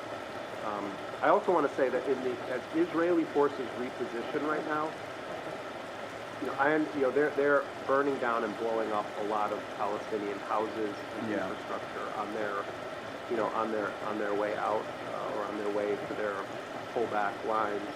And I'm sure you have other things you're going to move on and talk about tonight, today. But one of the last things I want to say is just that I think that this period now requires more vigilance than almost any point in the past 2 years, because the Palestinian liberation struggle is hitting a crossroad right now. And the momentum has never been more on the side of the Palestinian people and more against the colonial settler project. And so if anybody, all of us feel relief if the bombs stop, or even if the bombs reduce. Like anything that gives people a chance to live right now, I'm in favor of it. But at the same time, the war of extermination is not over. Netanyahu has, they're taking a slightly unexpected course right now, but don't for 1 second think that it's over. Yeah. Now is not the time to sleep on this. It's the time to become more engaged. And there must be continued pressure applied in this situation, because I think like symbolic gestures of conditional Palestinian statehood, recognition from Western countries is a direct response to that pressure, because they're trying to release a pressure valve. They're trying to create a pressure valve so that it gets ahead of all of the mass mobilization and discontent. And can I ask you a question? Yeah, of course. I know it's a cliche. I always ask you questions about Turkey, but I'm quite interested in your take on this. So my understanding from Palestinian negotiators was that when the head of Turkish intelligence, became directly involved, that this was pretty unprecedented, and that it was the head of Turkish intelligence and the head of Egyptian intelligence that were really the main guys telling the Palestinians that they have to take this deal, that this is their best strategic moment, but also saying, and I think part of it was leveraging what is this complicated but closening relationship between Erdogan and Trump. They have their separate spheres of interest, but there is this alliance, and I think Erdogan recognizes an opportunity for his power structure to have this good relationship with Trump, and Trump credited him as being the defining factor in getting Hamas to agree to this. I don't think that's literally true, but there's a dimension of truth to it that is very real. So I'm wondering what you see as Turkey's position in this, and this move where they came out of the gates and just took a very central role in closing this deal. I think Turkey is positioning itself as one of the most consequential geopolitical players in the region, alongside Israel, in terms of Western influence, in terms of Western imperialism. I think they gave, in the eyes of the American foreign policy apparatus, I think the actions in Syria, overthrowing Assad swiftly with the Free Syrian Army, alongside HTS, was seen as a major gift to the West. A major gift to Israel's ambitions as well. That much is clear, it seems, as Israel continued its incursion into further and further Syrian territory. And I think there are the two major players in the region right now that are incredibly valuable from an American foreign policy perspective is Turkey and Israel, and they're a little bit at odds with one another. But I think that's the role that Erdogan is playing very well, like a servant of the West, unconditionally, while simultaneously, of course, still playing all sides to the best of his ability, but ultimately still, as long as, it's under the nuclear umbrella of the United States and NATO, will always follow through on whatever America's desires are. That's, I think, why it's more important that, I guess, the Turkish intelligence played a role in speaking directly to the Palestinian resistance leadership. There's also obviously people within that structure that have spent a good deal of time developing relationships playing roles in the negotiations process, even in terms of like the hostage release agreements that have taken place in the past, including, I think, the release of Yahya Sinwar. Like, they have more credibility in the eyes of the Palestinian population than like anyone on the Israeli side ever could. And I think there are still some competent actors within the State Department that recognize the role that Turkey could play. I mean, I'm very critical of Erdogan, and I openly criticize him with regular frequency, but I think like they do serve an important role from the American perspective here, because they, like I said, have more credibility in the eyes of the Muslim world. Dare I say, even more credibility than Gulf states do, as a matter of fact. I mean, certainly Turkey is taken very seriously by this administration, and I think, you know, I agree with you. It seems very clear that Erdogan recognizes great opportunity in Syria, in Palestine. Also, you know, Turkey for many years has been playing a very deep role in East Africa. In Somalia. And the sphere of influence of Turkey has expanded dramatically under Erdogan, and it's going to be very interesting to watch, not just the relationship with Turkey, but I know maybe you already talked about it, but this I saw that you were posting about it. You know, the Qataris signing this deal to have, you know, a training facility within a U.S. military base, which there's a handful of countries in the world that have these kinds of arrangements where, you know, their personnel are deployed and inside of an American military base, but it's like Germany, Italy, the Netherlands, strangely Singapore, and now Qatar. And Qatar just had this rather unprecedented security agreement with the United States that reads very similar to the Article 5 clause in the NATO Charter, where the United States and Qatar signed this joint defense pact.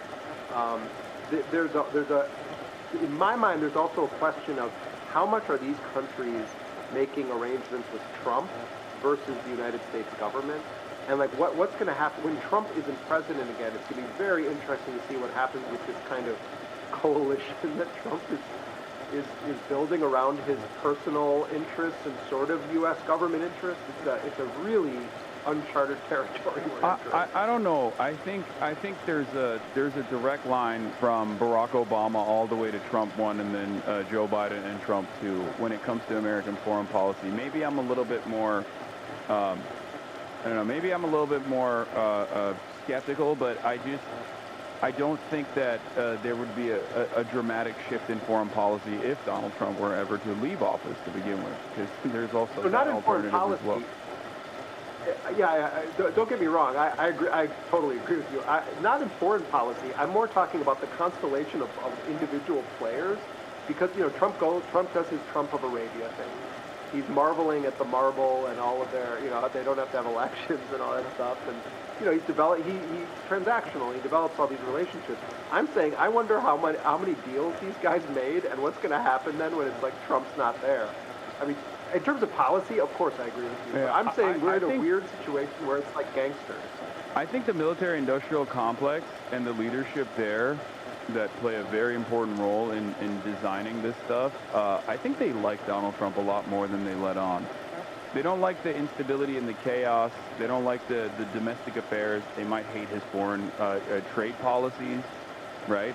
But I think when it comes to this kind of stuff, developing a closer relationship with Qatar, I think like the ultra-Zionists will get very mad about that, and they'll act like this is a big deal, or that like there is a tremendous amount of like Qatar influence in American politics or whatever. But I still think at the end of the day, this will be regarded as a positive, like developing closer ties with Qatar, and also even utilizing Erdogan more. I think that will continue, because I mean, I don't know where we go from here. I feel like the way I describe it is like the last time Israel was not in the driver's seat in terms of our Middle Eastern policy was, I guess, to a certain degree under the Obama administration with the JCPOA. And then after that, when Trump 1 happened, we just gave all control, and now Israel just completely drives the car, steers the car. So I don't know if we'll ever turn away from that in future leadership. But maybe you disagree with me on that. I don't know. But I do think that, like, Israel always played a major advisory role in our Middle Eastern affairs. But I think Trump 1 was, Trump 1 actually took the advisory role away and directly made them run the Middle Eastern, run all of our Middle Eastern affairs. No, I think that's generally accurate. I'm more making a point about the nature of Trump's business dealings that he's making with all these people behind the scenes. But in terms of the architecture of American policy and history, obviously, I mean, it's remarkable the influence that that Israel has over certainly U.S. politics, U.S. politicians, both political parties in this country, but also just the foreign policy agenda.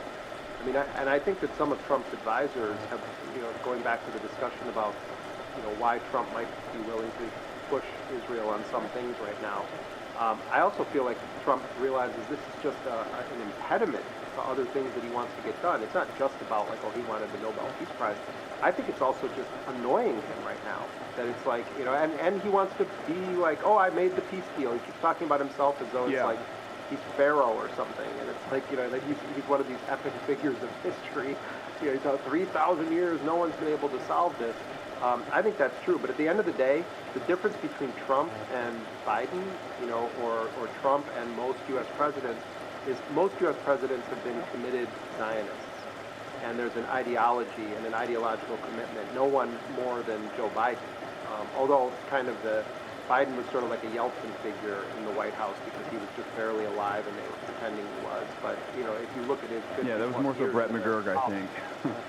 Yeah, and these are committed Zionists, Anthony Blinken and others. They're ideological. Trump is transactional, and I don't think it, particularly cares one way or the other really about these things. I don't think he's ideologically a Zionist. I think that he has essentially assigned this aspect of foreign policy completely to the Zionists in his inner circle. And I don't, I don't know, on one level, Trump could be much more dangerous because of that, because he's just willing to say it doesn't really matter. On another level, Biden should go down as the butcher of Gaza for this stuff. I mean, there were so many moments at which Biden could have stopped this, and his administration was built around that belief that you go all in for Israel. And, there was an ideological commitment. Yeah. And so they both kind of end up in the same place because the Zionist interest is controlling it. But Trump is, I don't see Trump as ideological, whereas Biden was a militant ideologue for Israel. Yeah, that's part of the reason why. I mean, I'm not going to put a lot of confidence in the leadership of any Gulf nation state, but that's part of the reason why I kept reiterating that this like $400 million fight of Air Force One plane that they're gifting to Donald Trump directly is not necessarily a bad thing if it actually softens Trump's approach to at least like a more diverse group of individuals that are speaking directly to him and trying to maybe limit the trajectory that Israel is on. So I think this is it's not bad necessarily. We'll see. I mean, at the end of the day, it's not hard to predict Israel's actions because, the whole point of the project is to erase Palestinians and to take all of the land of Palestinians. The question is what is the battle going to look like in this next phase? But, I mean, let's hope that this lasts. Let's hope that Palestinians remain on their land and that actually are able to rebuild it with Palestinian self-determination at the center, because that's certainly not the official agenda right now, and it's why all of us, no matter what our role is in society, have to take some part of every part of our day and put it toward standing up for the self-determination of the Palestinian people. Yeah. All right. Thank you so much, Jeremy. By the way, dropsitenews.com/Hasan for 20% off your drop site subscription. incredibly important that we continue funding great journalism that you guys are committed to. It's been an honor to have you on as always. My favorite guest for sure, by far. Don't tell that to Ryan. I mean, I won't tell Ryan. But you're like your crew of people. I know I've gotten so many cool messages from like the people that are in your chat, and you know, one thing I want to share with this community of people is like the last time I was on, we had such a spike in the number of people that like paid for subscriptions to DropSite that came directly from this community of people, and it was like my colleagues and the team of people that we work with were like blown away by it because it was like just all of a sudden this spike. And you know, for people that don't know this, you know, we don't have any paywall. Everything we do is not paywall protected, and we want it to be free for everybody. Particularly, we want the reporting from Palestine to be available to as many people as possible. But those people who have the few bucks to go toward a subscription, and you do it voluntarily, you're making it possible for us to keep that commitment to have no paywall. So I really, you know, I sometimes get heat for coming on this show, and I really don't care. Because who's giving you heat? Name names.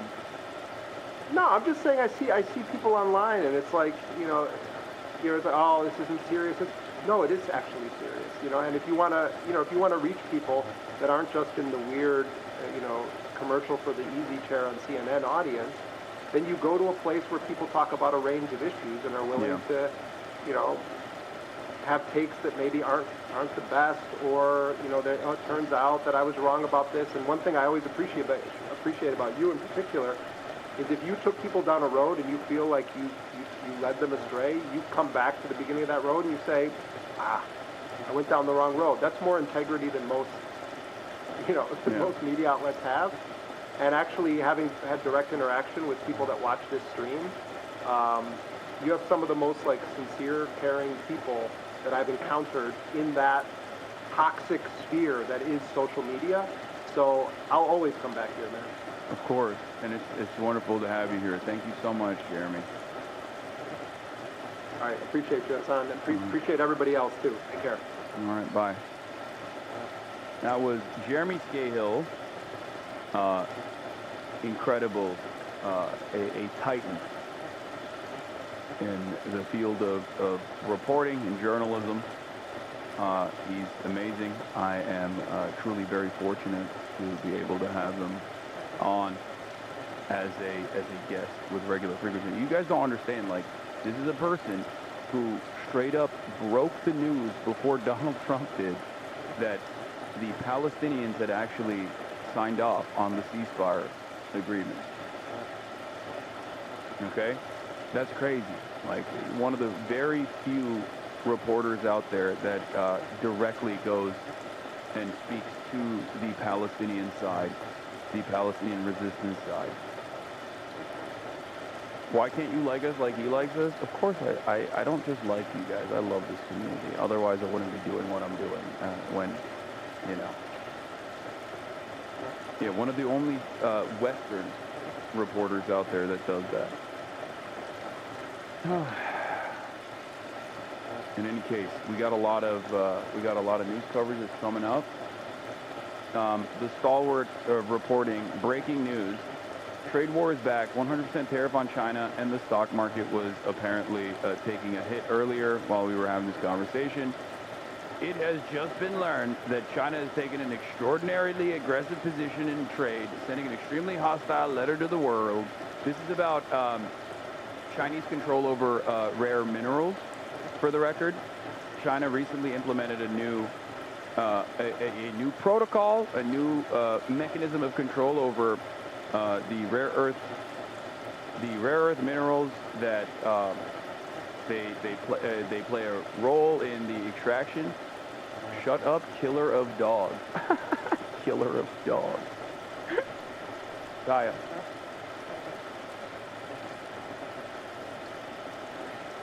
Did you know you died? You're dead. You have been killed. The Department of Homeland Security Secretary did that. The killer of dogs.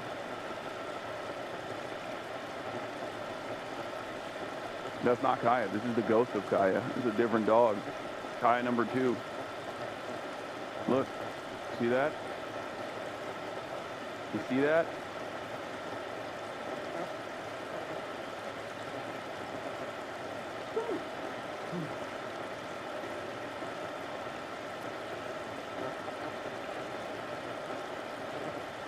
Yeah. I electrocuted the previous Kaya. This is the second Kaya that I got to electrocute further. You are squandering a prime opportunity to teach Kaya how to play dead. Oh, that's true. This is also, many people don't know this, but like, this is not even the third, this is not the second Kaya, actually. This is the third Kaya. Yeah. Just in, 1.65 trillion wiped out from the U.S. stock market today. Fucking awesome. What? What do you want, huh? What do you want? What do you want? What do you want? I know what you want. You can't get up here, I'm sorry. Okay? This is, I know it's abuse. I know it's, why is she terrified of you? Because I abuse her. She wants to get up on my lap because she thinks she's a fucking lap dog. And that is entirely my fault because of the years and years of abuse that I put on her by treating her like a lap dog. This dog that is 120 pounds literally thinks she's a lap dog. It's true. Look at this.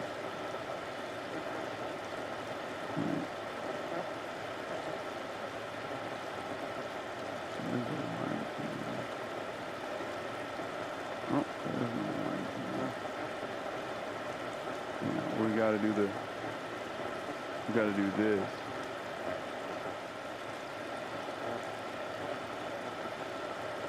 What do you want? Huh? What do you want? What do you want?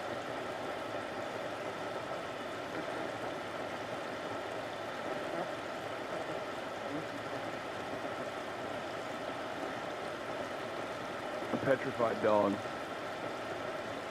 Clear-cut signs of abuse. Is that good? Sorry, new to this? Yeah. What did Cutie Cinderella say? Oh God, he's yelling. He's gonna hit her. Oh God, he's yelling at her again. Yeah.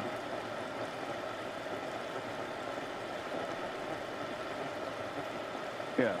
Dogs famously wag their tails when they're scared, when they're deathly terrified of their owners who are abusing them.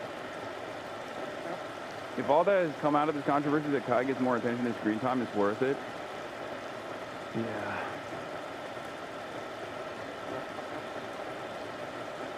I guess to certain people, they do consider not giving Kaya belly rubs when she demands them a sign of abuse.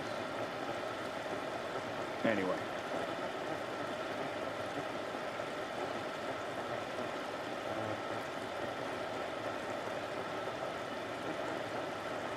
Trump is live for an announcement. Let's take a look. One of those great companies and a most favored nations pricing clause. So most favored nation is you're going to pay whatever the lowest price anywhere in the world is. That's what you're going to be paying. And I had it going very well in the first term, but we were interrupted by a rigged election, so I was unable to carry it forward. We started it, but this was something one of the reasons I wanted to run again was we had to have favored nations, where the world is not going to be paying just a fraction, just a tiny fraction of what we were paying. I want to thank CEO Pascal Soriot, very highly respected, one of the most respected men in business and certainly in the industry, for joining us today, as well as Secretary Howard Lutnick, Secretary Robert F. Kennedy Jr., CMS Administrator Mehmet Oz, FDA Commissioner Marty McCary, and Virginia Governor, a man who's done an incredible job, and good luck with the upcoming election. I know you're working very hard. I watch you here right there. He's out there working. He wants to see that young woman win and the Attorney General, who I endorsed, etc., Glenn Youngkin. For many years, Americans have paid the highest prices anywhere in the world for prescription drugs by far, many times the amount that other countries are paying. Ridiculous. Upon taking office, I signed an executive order to make sure that Americans pay no more for prescription medications than the lowest price of the same drug in other locations in developing nations. Today, AstraZeneca is committing to offer all of their prescription medications to Medicaid at most favored nations prices. In other words, the lowest price anywhere in the world, that's what we get. A move that will save American taxpayers hundreds of millions of dollars. What the fuck's going on with the audio? And I tell the story, Glenn, that in my first term, I had the honor of being the first president in 28 years to lower drug prices during the course of the year. And we actually did, and I was so proud of myself. We called a news conference, I announced it. It was 1/8 of 1%. 1/8 of 1%. Now drug prices are going to be going down 100%, 400%, 600%, 1,000% in some cases. But for 1/8 of a cent, Bobby, think of that. I was so proud because for 28 years nobody had done it.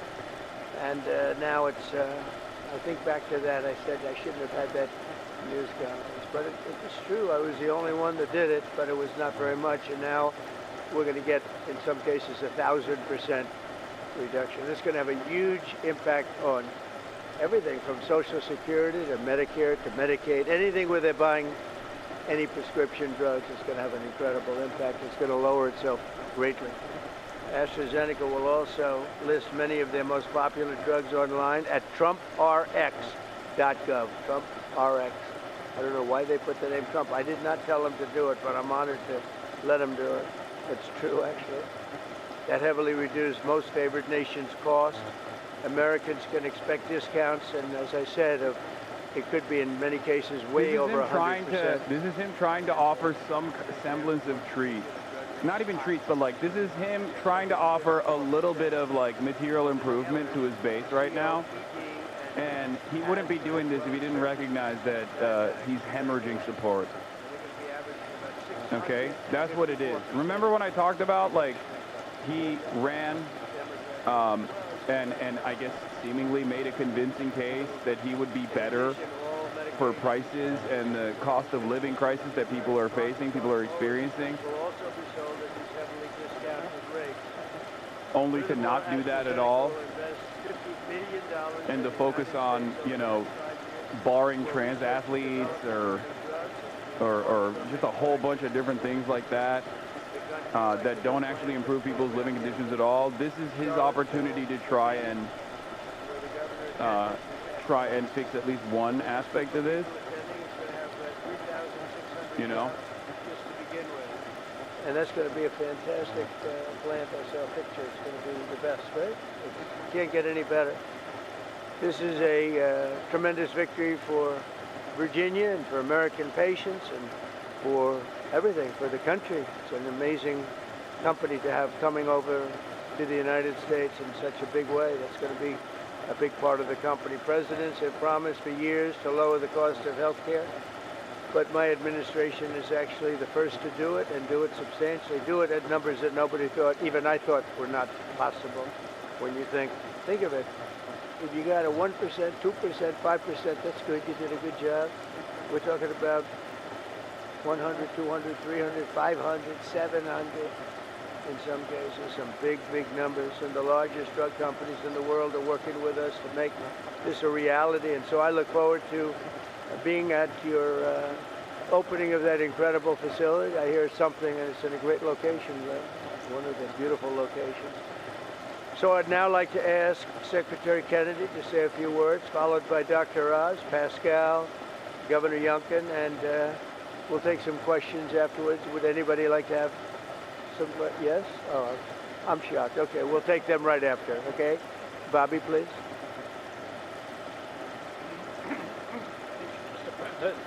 Oh my God.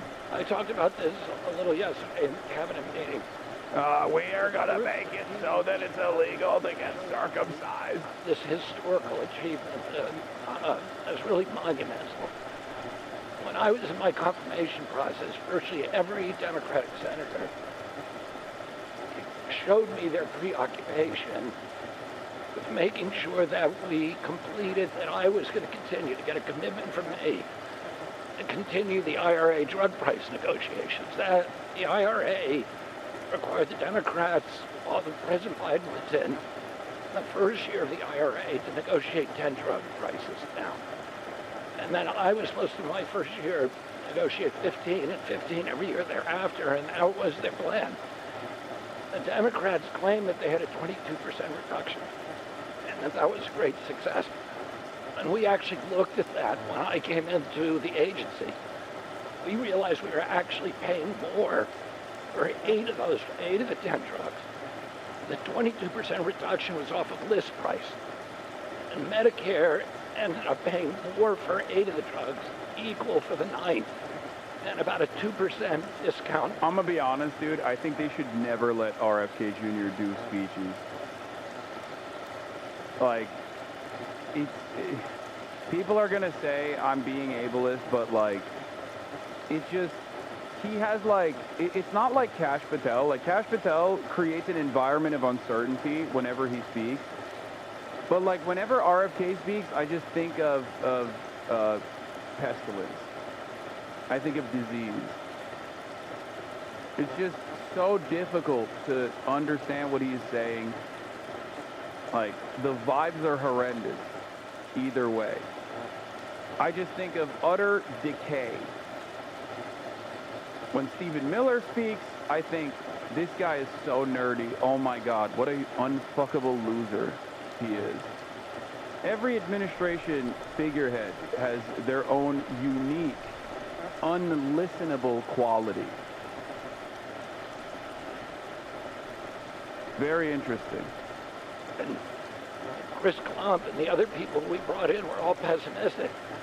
The president saw something that we didn't see, which is we had leverage, and that came through Howard and the tariffs, and we had extraordinary leverage to craft these deals.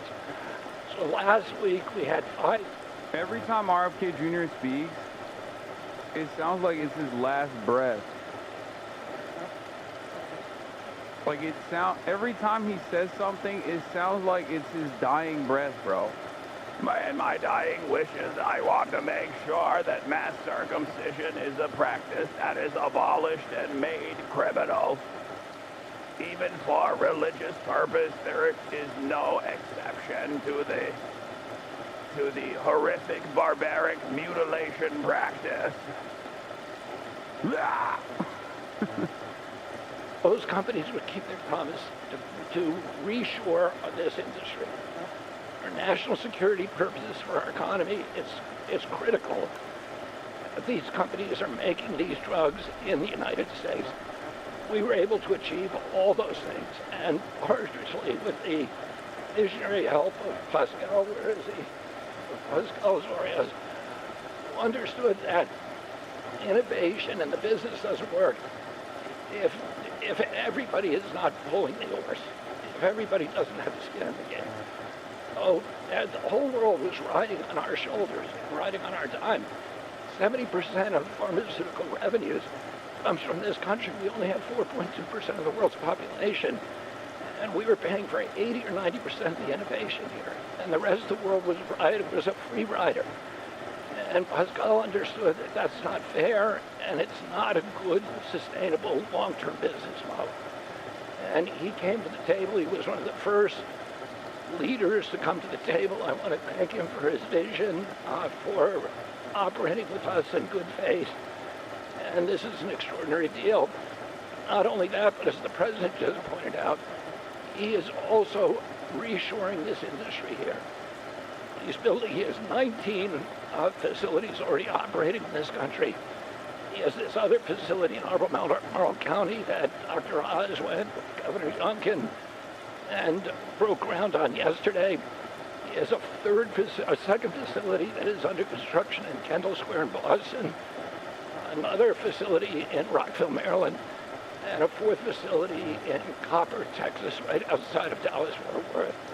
And he's got plans for building many more in this country, thanks to the president's leadership, to the tariffs, and to the common sense the president has demonstrated in his own commitment to make drug prices lower for hardworking Americans. So I want to thank the president for your visionary leadership. I want to thank Dr. Oz for his part, Marty McCary, in negotiating this deal.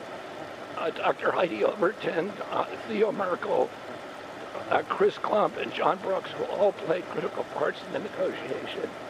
And of course, Howard Lutnick, who was the key to these negotiations. Oh, who do we bring up? Dr. Oz. Thanks, Secretary.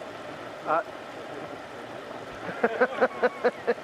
Pascal, I get to introduce Pascal, which I'll do with great joy and honor. So the world is watching as President Trump tries to make peace in every place he can go. He nutted, yes. But at the same time, President Trump is bringing peace into the hearts of Americans and bringing peace of mind to them, especially Americans who cannot afford their medications.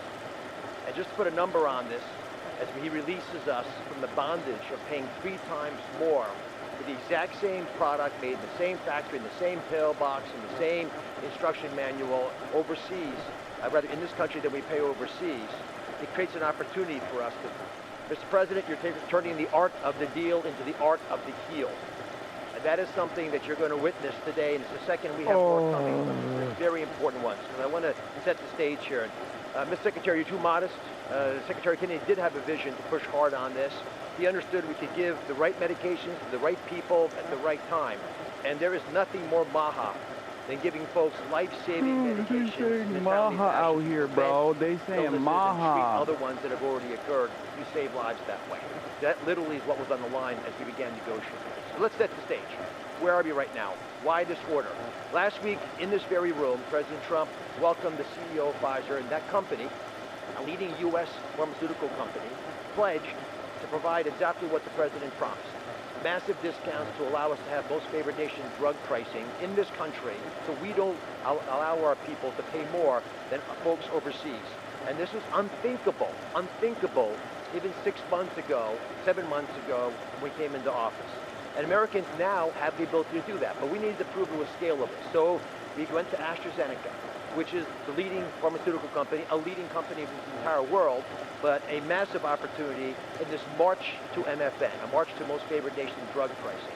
And to have this message land clearly, we needed to make sure that the president is the... Okay, I don't know why we're fucking live watching this. We'll get to it when the questions, the question time starts, okay? When the question time starts, then will be invested. I know, yes, in the last 15 minutes we learned that John Bolton, the former National Security Advisor turned sharp critic of Donald Trump, is expected to be subject of a complaint or even an indictment as early as next week. MSNBC, citing 2 sources, is reporting exclusively that the acting U.S. Attorney in Maryland is moving forward quickly to seek criminal charges against Bolton. Donald Trump's petty tyrant agenda of trying to criminally prosecute people that he has beef with continues, and the reality is that it's such a transparent attempt to weaponize the Department of Justice that I just don't think it holds any water whatsoever, although it is fucking John Bolton, so I will say let them fight. Okay? Let them fight. Okay? That's it. Please ban me so I don't get recommended this channel anymore. That's so funny. No, do not ban them. Mods, do not ban. Do not ban that person. He is so stupid. He asked Fossabot.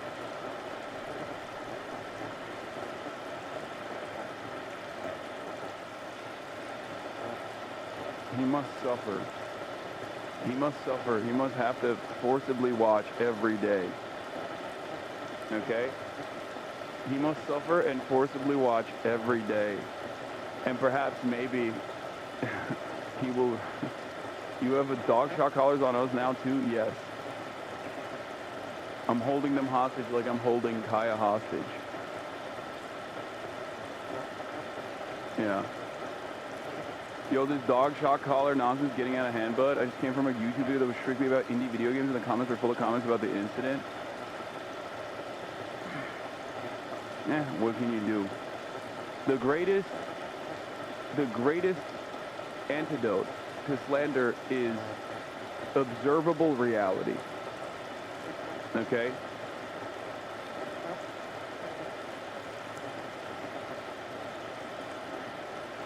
Observable reality. There it is. You can't really get a good angle here, but what do you say? What do you do?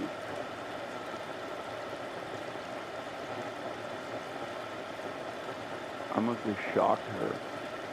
I must have shocked her to sleep. I wonder how many people have unironically... Bro, this shit got mentioned on CS2 ESL cast when someone was tasered. I mean, that's normal. That's how memes work. But I wonder how many people have actually come in here to be like, yo, this guy's a fucking real monster, huh? Let me go see how he treats this poor dog. And then they come in here and Kaya's just like chilling or coming up to me, trying to get on my lap, and then they're like, okay, maybe that wasn't the case.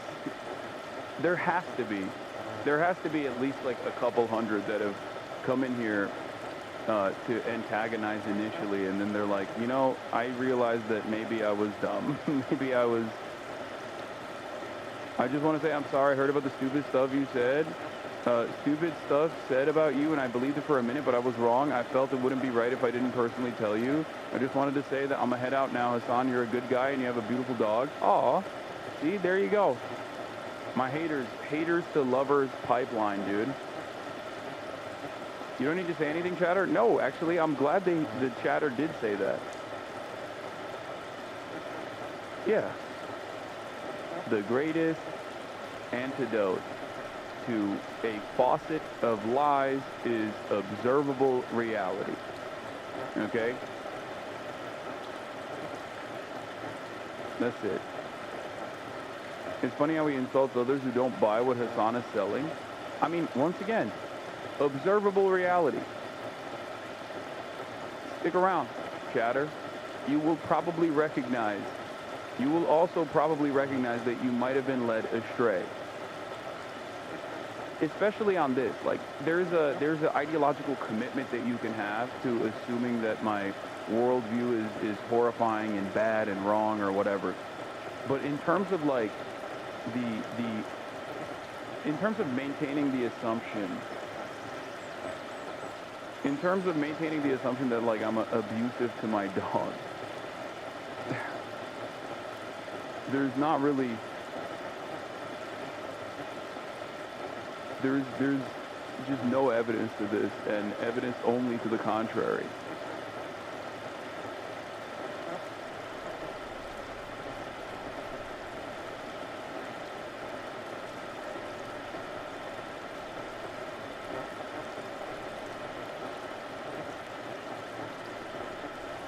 Incredible things are coming out of the first day of Barry Weiss's CBS editorial. Yeah, we're going to do that.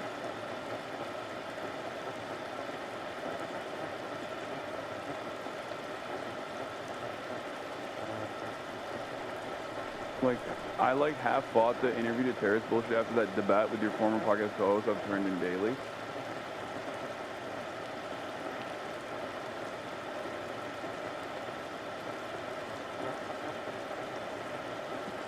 This is unfortunately one of the negative consequences of experiencing things only in the immaterial world on the internet. I'm sorry, but animals who are abused will still show affection to their owners? Yes, sure, if you claim so. But there is literally zero evidence for this. Like, disproving this is impossible virtually, right? Like, disproving a negative is impossible. Having said that, this is the closest you can get to with virtually tens of thousands of hours of documentation. Like,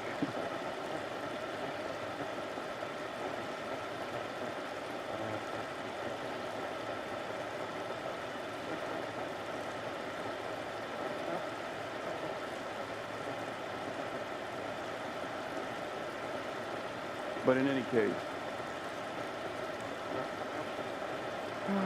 but they will show body language. Kai does not demonstrate body language that suggests she has ever been abused. Yes.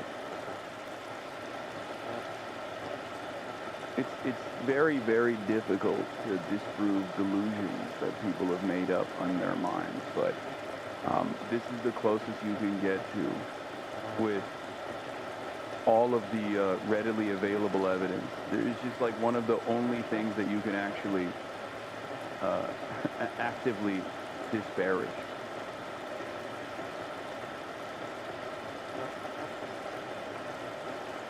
Anyway. Did you cover Trump talking about drug prices? Briefly, but it's mostly bullshit. All right, let's get back to the tariffs. Donald Trump to impose 100% additional tariffs on Chinese goods.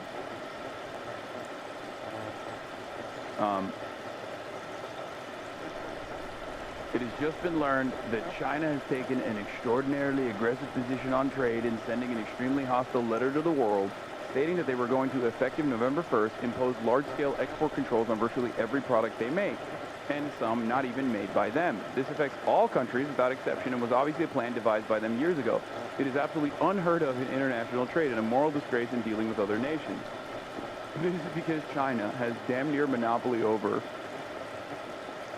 the extraction, but not necessarily just the extraction, but like the development of rare earth minerals, okay?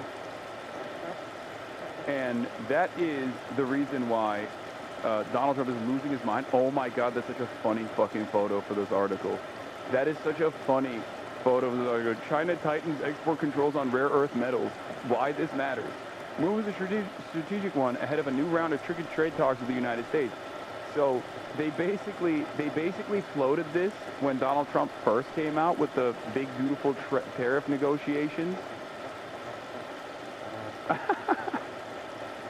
This is not Bitcoin, Ethereum, or even a shitcoin. It's the S&P 500.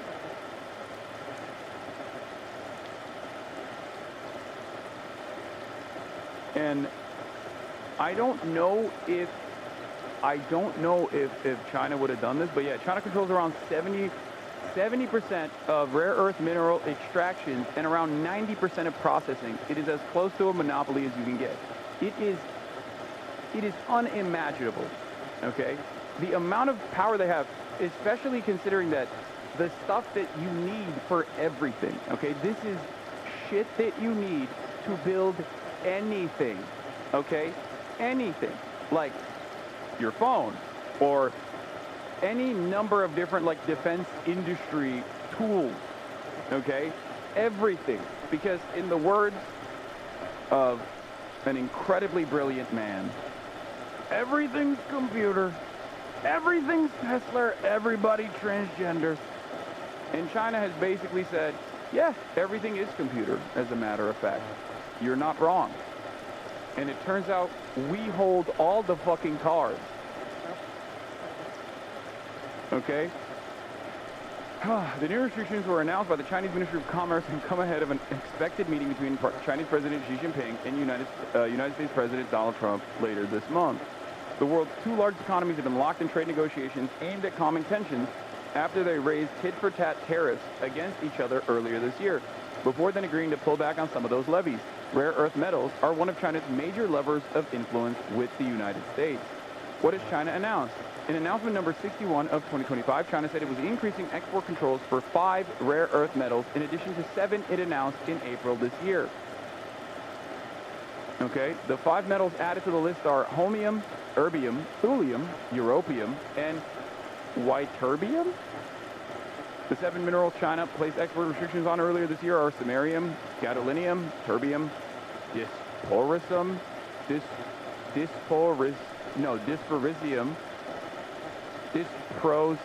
dysprosium. God damn it, fucking hard as hell to read. Lutetium, scandium, and yttrium. These are 17 rare earth metals in total, and the 15 lanthanides, metallic elements on the periodic table, scandium and yttrium. Oh my God, I'm done reading this. Okay, China has now export restrictions on 12 of them. In addition, on Thursday, China also placed restrictions on the export of specialist technological equipment used to refine rare earth metals. Most of those restrictions will go into effect December 1st. Now, it is pretty funny when Donald Trump will be like, how dare China impose any sort of restrictions on these fucking metals, when for the entirety of our trade partnership with China, we have always enforced not just like direct restrictions from, I don't know, whatever kind of like defense goods or anything that we build that somehow makes its way back to China, but we have made other countries that are under the control of the American security apparatus, we have stopped them from trading certain goods, certain key pieces of technology to China. Okay? It's just...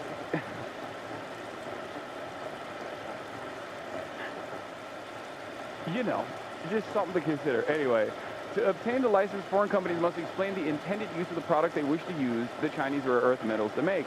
Now, of course, the saving grace here is China's endless need for trade maxing. The thing about rare earth metals is that they aren't actually rare at all. They're just hard to process, so we've just been coasting off of China without building the tech ourselves for years. Yeah. They're raw earth, not rare. So this in and of itself is certainly a major national security concern for the United States of America. That is, of course, if China doesn't trade max here and decides to shut off the faucet of rare earth metals that are necessary for American defense, for example, right? So I think this is just more so a posture. I don't believe that China will... This is a response to you forcing Japan, Korea, and the Netherlands to restrict more semiconductor tech exports in September because we are catching up on chip development. You cannot stop us, and you will lose, says Top G. I know, I already brought it up. I already mentioned that. Okay, Top G. It's just very funny for America to be like, how dare they do this to us? Yeah, it's just a point of leverage. Do I believe that China would actually stop the flow of commerce in any meaningful capacity? Do I believe that China will stop its endless need for trade maxing? No, I do not. I think this is just a way to tell America, like, this is the kind of power that we do have over international trade and international affairs in general, and therefore you should treat us as an equal partner in this endeavor rather than consistently trying to blow up your design of global trade. Your design. Remember that time you shocked your dog? I don't remember. But thank you. You are going to be shocked when you find out that that is not the case.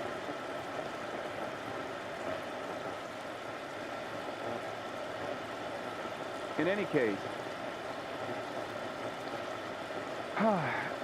China cited national security interests as the reason for these new restrictions. Rare earth-related items have dual-use properties for... Oh my God, this is so American-coded in terms of the language being used here. Dual-use properties for both civilian and military applications. Implementing export controls on them is an international practice, a Chinese Ministry of Commerce spokesperson told reporters on Thursday. The spokesperson added that certain foreign organizations and individuals have been directly transferring or processing and then transferring controlled rare earth materials originating from China to relevant organizations and individuals directly or indirectly for military and other sensitive applications. Oh, he's taking questions now, including the China question. Let's take a look. Now, I'm not sure that Pascal would like to say, but behind the scenes he did say the tariffs were a big reason he came here, and also the fact he loved Virginia. He liked this guy, he liked me. I think the November 5th election was a very important date. We had a good election, and that was important. But yeah, he's here. A lot of A lot of, I can speak for almost everybody that's here. Most of them are here because of tariffs. Because there's a real possibility this backfires on China and encourages other countries to invest a lot more in their own processing, just like how trade restrictions inadvertently led China into building its own supply chains before it relied on the West. China may ironically be giving up its leverage if they go through with this. Yeah, that's precisely the reason why I don't think they will go through with this. It's just a point of leverage in the American negotiations, because America would not be able to withstand any sort of significant limitation to continuing to get rare earth metals from China. That's it. There's 0% chance, I think, that they would just give up on this monopoly power that they have. I'm even surprised that they would flex this hard. But I suspect that this probably also comes with additional assurances to Western allies of America, and not the United States of America, that they will continue to do trade in the same exact ways. And this is more so a strategic posture against the United States of America, because America is uniquely vulnerable as a direct consequence of its endless greed in the way that it actually designed global trade that was incredibly beneficial for the 80s and 90s boom. We have airplanes, we have airplane parts. You remember that from last time? And we were just surprised at China. I have a very good relationship with President Xi, and they did that. This is not something that I, instigated. This was just a response to something. October 31st. What they didn't really aim it at us. They aimed it at the whole world. The whole world is rug pulled at the beginning. To it. So I thought it was very, very bad. But we have many things, including a big thing is airplanes. They have a lot of Boeing planes, and they need parts and lots of things like that, Steve.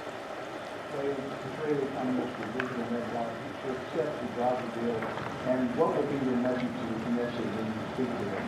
Well, he wanted it. Yeah. It's been a long time. He's been fighting a long time. Wait. He's been fighting hard. He wanted it. Wait a minute. I could literally bet on this and make a fuck ton of money by just like doing something minor that would then cause me to get arrested, no? Like...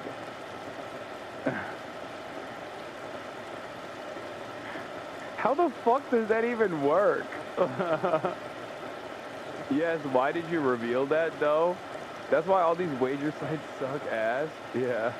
Let me go have a little fun drinking and driving. This is straight up like the fucking South Park episode. And no, I'm not going to risk putting myself in the custody of the state.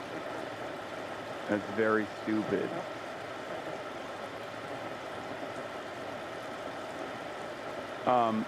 No King's Rally on October 18th is not a hate America rally. Quite the contrary. It's a rally of millions of people who believe in American freedom. Yeah, that's... Let's see what also going to Egypt, they were terrific. But all of the countries were great. Indonesia was great. Jordan was great. They were all great. Everybody wants this deal to happen. Day after what? The day after the hostage release, what happens there again?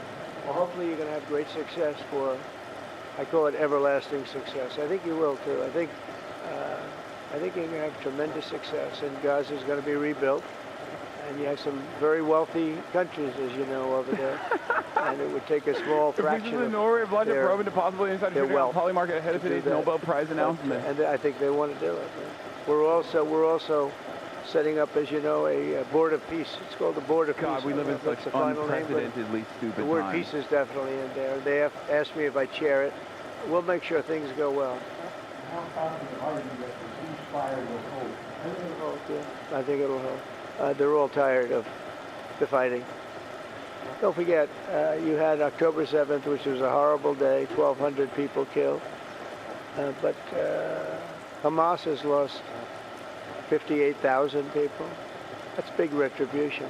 It's big retribution. People understand that. So, yeah, Hamas. No, I think they're all tired of fighting. Saying the quiet part out loud. He's like, every Palestinian is Hamas. Is true. This is beyond Gaza. Gaza is very important, but this is beyond Gaza. This is peace in the Middle East, and it is a beautiful thing. You know, it's a term that you and I have been hearing since we were very young, right? And now we have a chance of really having that. And as you know, most of the countries have passed all these resolutions. Every country is there.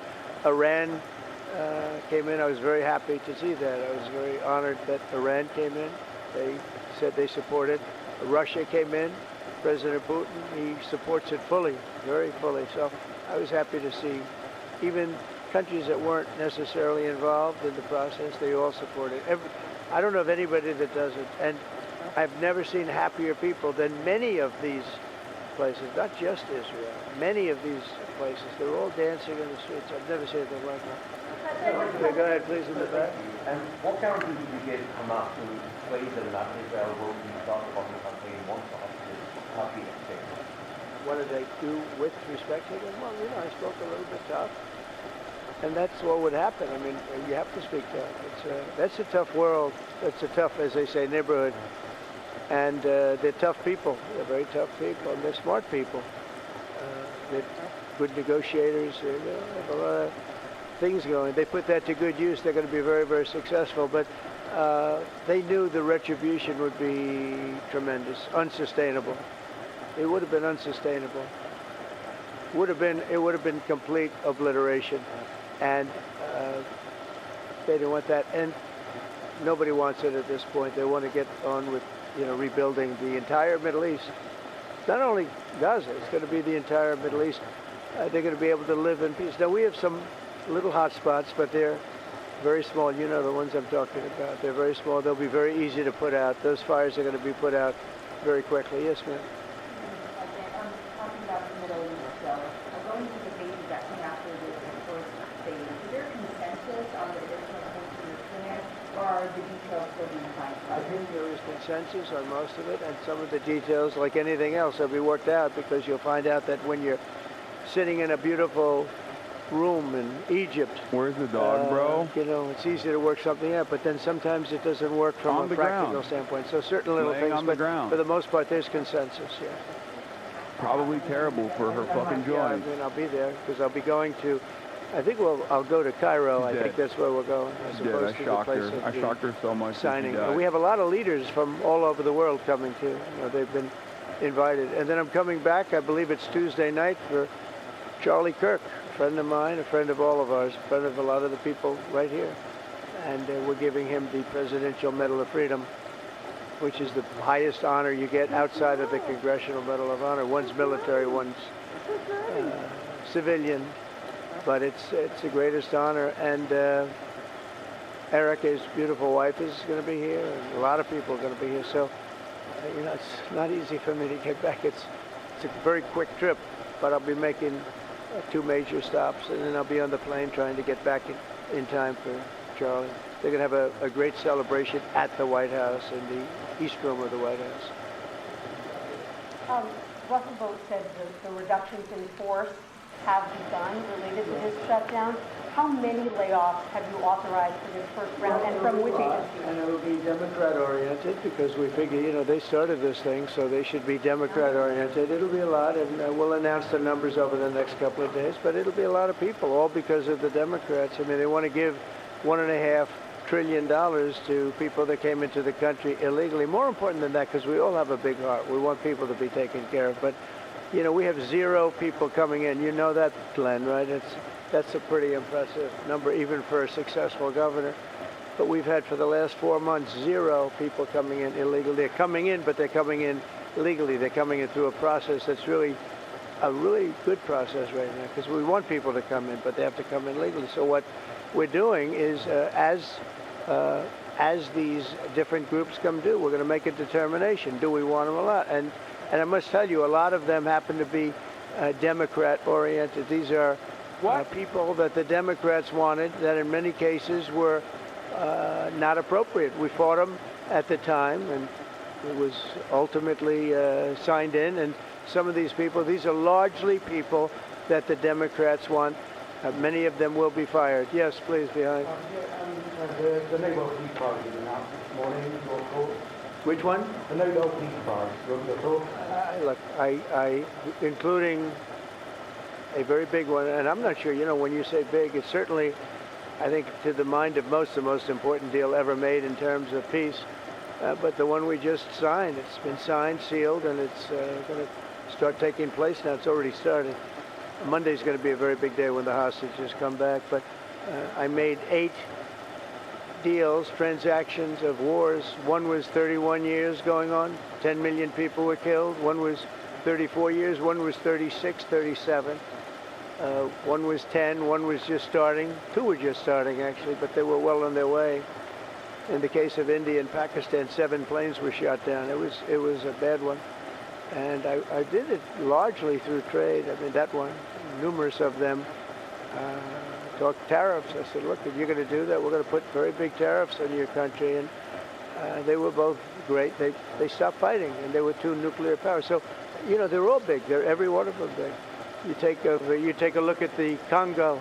You take a look at the Congo and Rwanda.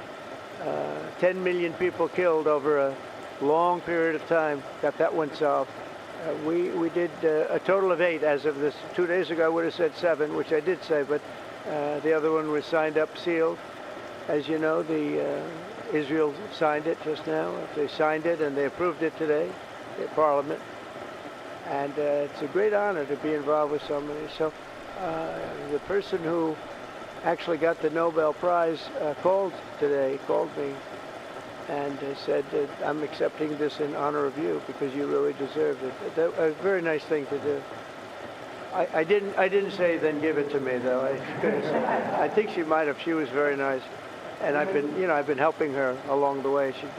They need a lot of help in Venezuela. It's a basic disaster. So, and you could also say it was given out for 24, and I was running for office in 24. You know, all of the transactions that we did in terms of closing, but there are those that say we did so much that they should have done it, but I don't think, I'm happy because I saved millions of lives, many millions of lives. And speaking of somebody that saves lives, don't ever play golf with him because Keegan Bradley just walked in, one of the greatest golfers in the world, the captain of the Ryder Cup.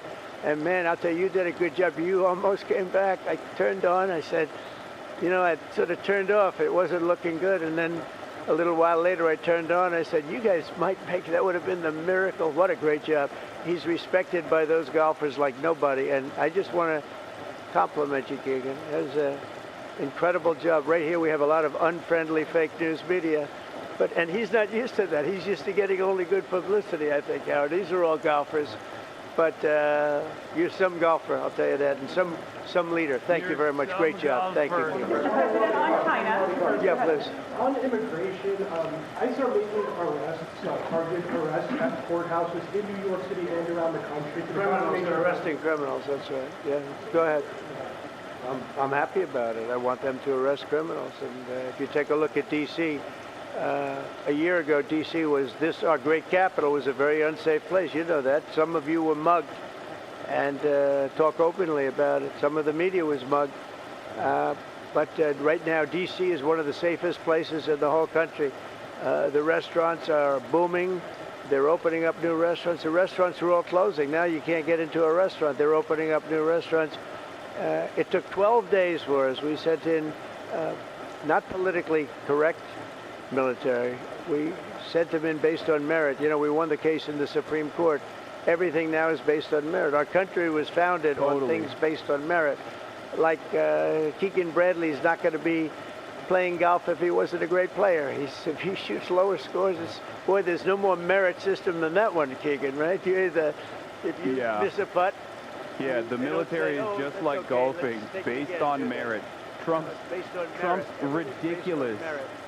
Trump's utterly ridiculous decision to deploy the military on domestic soil is totally not meritless. Definitely good reasons for this. The frogmen in Portland. Also, you cheat in golf, so it's pretty funny that he's just like talking about the merit of the golf. I can't even believe how much better it is. And it'll take probably a month over there. And we're heading to Chicago because we want to save Chicago. Do you know they had over 4,000 people killed in Chicago over a short? Also, look at this incredibly merit-based approach that Trump has to his cabinet. You know, look at all the fucking dipshits behind him. Once again, a beacon of merit. World, I don't believe they can claim, you know, you hear so much about different, I won't, you know, embarrass anybody, like by saying Mexico City or by saying anywhere in Afghanistan. There's no place like that. And then I have to listen to the mayor who's got a 5% approval rate, maybe less. He's an incompetent man. And the governor's an incompetent guy. He's a guy that was thrown out of his family business like a dog. And I know his family very well. And now he's a governor. And when I watch him trying to say that it's okay, we have crime under control. Look, 4,000 people over a very short period of time. I believe it's like 7,000 people were shot, but didn't die. But 4,000 people died. And then he gets up and talks about how it's not a problem. Or Portland, Oregon. I mean, every time I look at that place, the place is burning down. There's fires all over the place. When a store owner, there are very few of them left, but when a store owner rebuilds a store, they build it out of plywood, and they don't put up storefronts anymore. They just put wood up because they know it's going to be ripped down. And then I hear how wonderful it is. It's not wonderful. It's a disaster. That's almost an insurrection, that place. So we put our people in there, and they do the job, and they've really done the job. And the beautiful thing is we've done it. 12 days we had this place safe, and now it's, I would say within a month it was beautiful, and it continues to be. That was 3 months ago. I'll tell you, D.C. now is one of the hottest places, just like this country. We were a dead country, and you've heard me say it 100 times, we were a dead country. King of Saudi Arabia said it. Others say, the Emir of Qatar said it. Many, UAE said it. The leader, great leader, UAE, all great leaders, they said effectively the same thing. 1 year ago, we had a dead country. Now we have the hottest country anywhere in the world. Yeah. I just want to thank everybody, and I want to, in particular, thank AstraZeneca. What a great company you have. What a company you've built. You've been there a long time and done some job. It's an honor to have you. We like big pharma now? That's crazy. Don't say that in front of RFK's brainworm, dude. He's going to freak out. I was going to say, could he make it a little bit more? Well, we have a couple of them where they're going to spend $65 billion on one plant, you know, AI. All I know is, you know, AI is based on information. I hope they're right about information. I don't know. You got to make a lot of money there's got to be a lot of information out there, but that seems to be pretty hot. But we have a lot. We're leading the world on information. Based on information, I hope it's good. Otherwise, it's a lot of money. And I want to thank everybody, but in particular, Pascal, thank you very much. It's a great honor. Thank you. Thank you, everybody. Have a good time. Thank you, Brad. Thank you, Brad. Let's go. Thank you. Thanks, guys. Thank you. Thank you, Brad. Thank you, press. That's cool. That gives me a lot of confidence seeing the president basically cast some doubt on what our entire economy is geared around at this moment. AI, lots of money, but also, who knows, we're spending a lot of money. I hope it's good. Hell yeah. Hell yeah, dude. Fucking awesome. I'm freaking out a little bit. Many people are saying maybe not so good. Ay, ay, ay. Yes. We're going to talk about the Nobel Peace Prize. 2025 Nobel Peace Prize for anti-Maduro leader Maria Corina Machado, opposite of peace. This is Greg Grandin speaking on this to Amy Goodman of Democracy Now! This is, I guess, like, the major point here is that it's a disappointment for Trump. He was very upset. And also, it's somewhat of a disappointment for a lot of ball knowers in terms of American foreign policy in general. But it's really interesting that this person got it. She is, I guess, the new oppositional figure that people are leaning on. And much like the old oppositional figure, Juan Guaido, who actually had had less support than she does in Venezuela, but just like with Juan Guaido, she has made commitments to both privatization of the refineries and the natural resources that Venezuela has, some of the largest oil reserves on the planet, and also a commitment to Israel. Now, you might be wondering, as I did at the time, why the fuck was Juan Guaido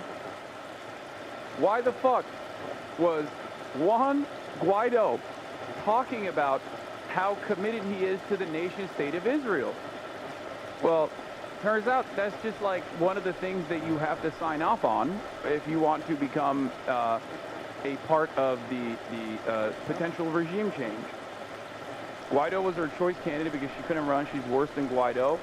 Yeah, you got to kiss the ring, and you got to also take the American posture of Israel first. It's not even a joke. She wrote, okay, here, let's just get right into it.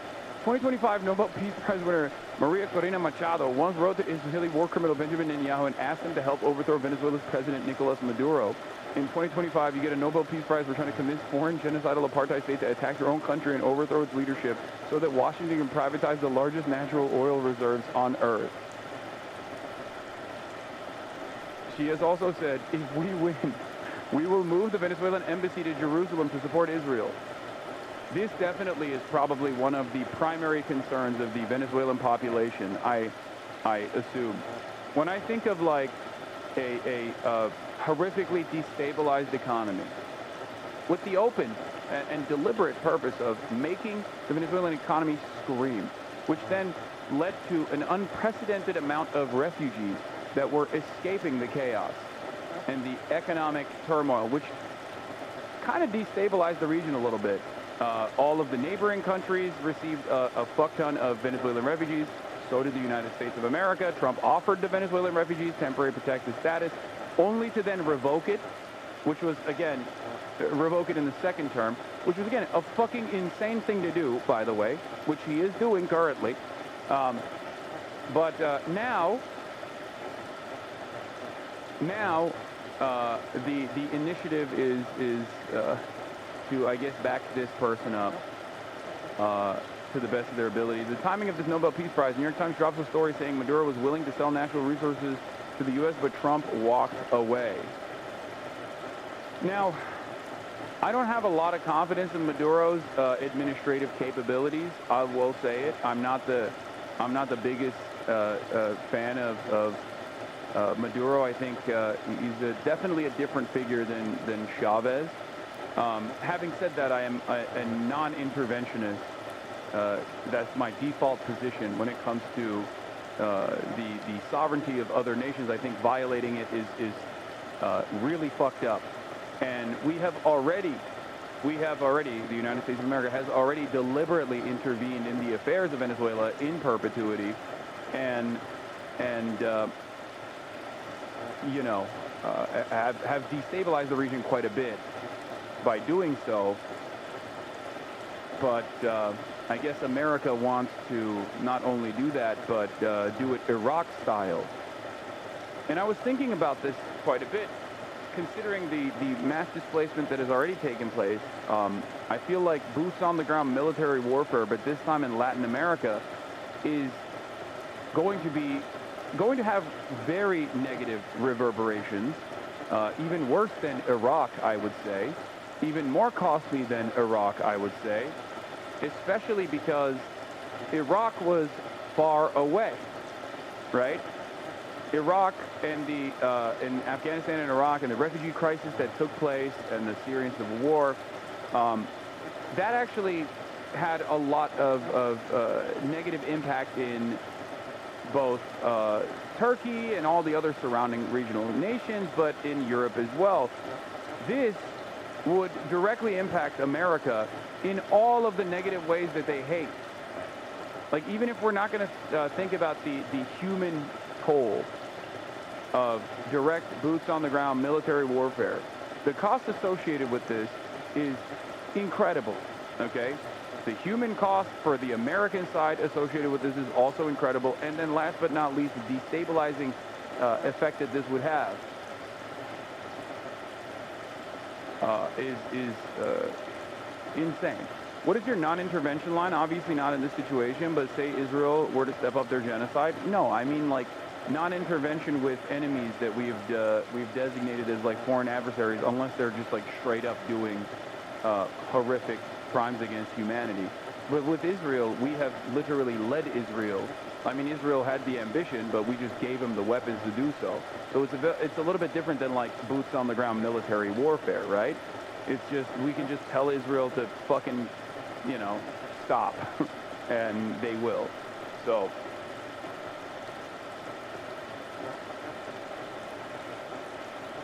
In any case, the New York Times claims Maduro offered Trump access to Venezuela's oil and mineral wealth to avoid conflict, but the story relies entirely on anonymous U.S. and Venezuelan sources close to the talks and frames Trump as the one rejecting Maduro's concessions. The timing is telling. It comes amid U.S. military escalation in the Caribbean, Chevron's renewed license, and Maria Corina Machado's Nobel Prize. The narrative portrays Maduro as weak and hypocritical, willing to sell out national resources and undermining his anti-imperialist image among supporters and Global South allies. This looks like a strategic information op to damage Maduro's legitimacy and box him in politically. I don't know how major of a news story that is, or how many what kind of shockwaves that'll have.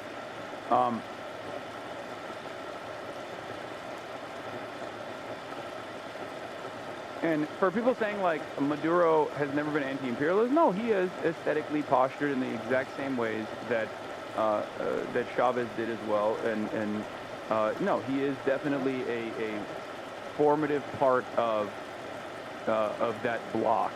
So you're wrong. By definition, if you are a enemy of the American state, you automatically slot yourself into that position. So the idea that he's not like anti-imperialist is silly. He absolutely is. He has to be. It's not, you know, like, does he also want to invade Guyana, for example? Yes. Is that at conflict or is that at odds with a anti-imperialist position? Sure. But the notion that he's not like anti-imperialist is silly.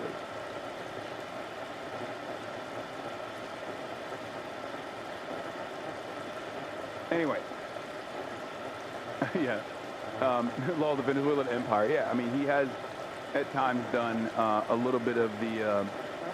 He's tried to do the fucking the Vladimir Putin thing. Okay.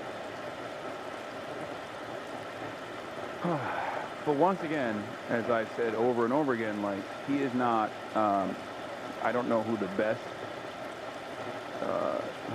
leader for Venezuela would be, but I do have a similar position to many in Latin American countries and like in South American leadership have, which is that anybody but the American government. This is ironically something that took place in the aftermath of the elections, the last election cycle in Venezuela, where a lot of the pink-tide bloc actually was very critical of Maduro and came out and released statements and said, hold on, this doesn't seem very appropriate, what you're doing here. And then America was like, actually, you're right, yeah, we don't actually abide by these elections, these are fucking sham. And then every single country in the South American bloc said, okay, never mind, actually, we were wrong. Venezuela, you're good. America's reputation in South America is so bad for obvious reasons, for very good reasons, that I think its intervention will inevitably lead to a legitimization of Maduro regardless. Hello? No, you can't get on my lap. I'm sorry.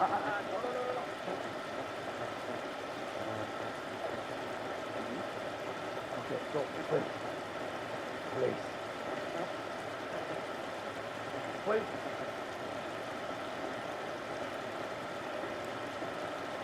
God damn, she ate the fuck out of that knee, dude. I gave her a kneecap. And she ate the shit out of it. Eat the rest of the kneecap. Why are you looking at me?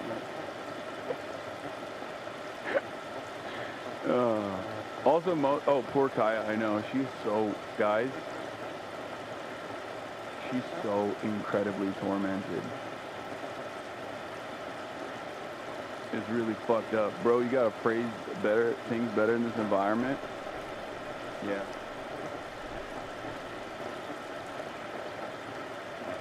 It's really messed up. You can see the tear in her eyes. Yeah, as she finished. Okay. Okay. Okay. Okay. Do whatever you want to do. Whatever. Goddamn mess of that bed. Okay. He's kneecapping his dog? Yeah, that's what I did. Took her kneecaps off. I can see them using that as evidence now? Using what?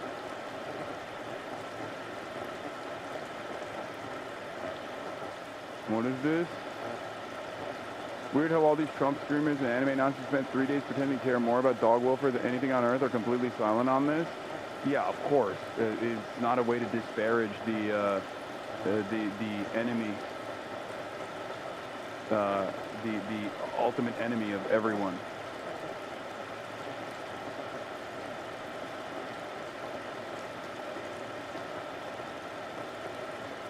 Anyway.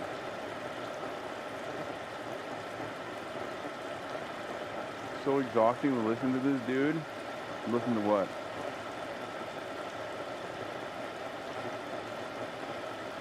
Alright, let's continue. Where were we? What were we talking about? Oh, we were talking about the Nobel Peace Prize winner.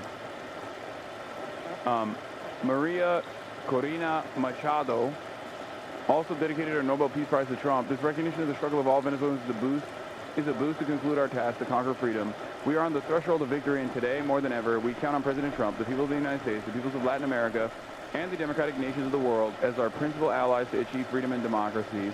I dedicate this prize to the suffering people of Venezuela and to President Trump for his decisive support of our cause.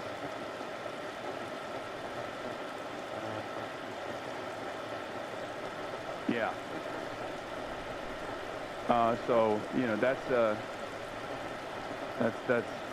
given me a lot of confidence, I think, in this new design we have. The Nobel Peace Prize awarded Maria Corina Machado after she called for U.S. military intervention in Venezuela, called for sanctions to be imposed on Venezuela, which have killed tens of thousands, expressed support for the Zionist genocide in Gaza, sought backing for mass murder in Netanyahu for military intervention in Venezuela, celebrated the U.S. extrajudicial executions of Venezuelans on boats. I don't know about the last part. That last part actually seems incredible. I don't know if she actually did that. That seems a little bit far-fetched, even by, like, American crony standards. Because I feel like, I don't think the Venezuelan population would be on board with it. She's a right-winger, but I feel kind of bad for her because of how much she has to suck up to Trump just to keep this attention on Venezuela. It's like when Zelensky had to talk about Charlie fucking Kirk at the United Nations.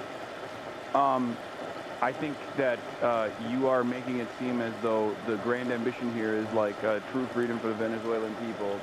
I don't agree. I think if someone is an American crony, I suspect that the grand ambition there is to abide by the wishes of empire.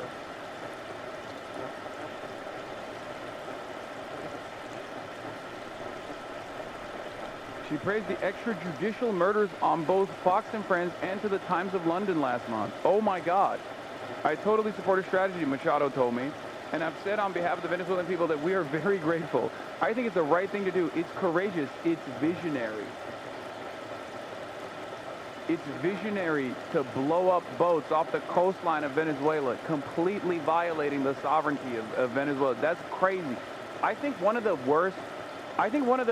greatest examples of the enshittification of the CIA is this, okay?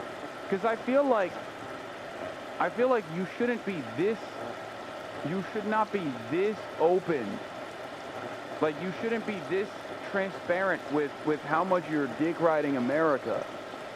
You know what I mean? Like, it's just, if I'm Venezuelan and I fucking hate Maduro, okay? And I hear the oppositional figure that I'm supposed to have confidence in go, America, thank you for blowing up our fucking boats off of our coastline, I'm going to say, yeah, maybe that's not the best person.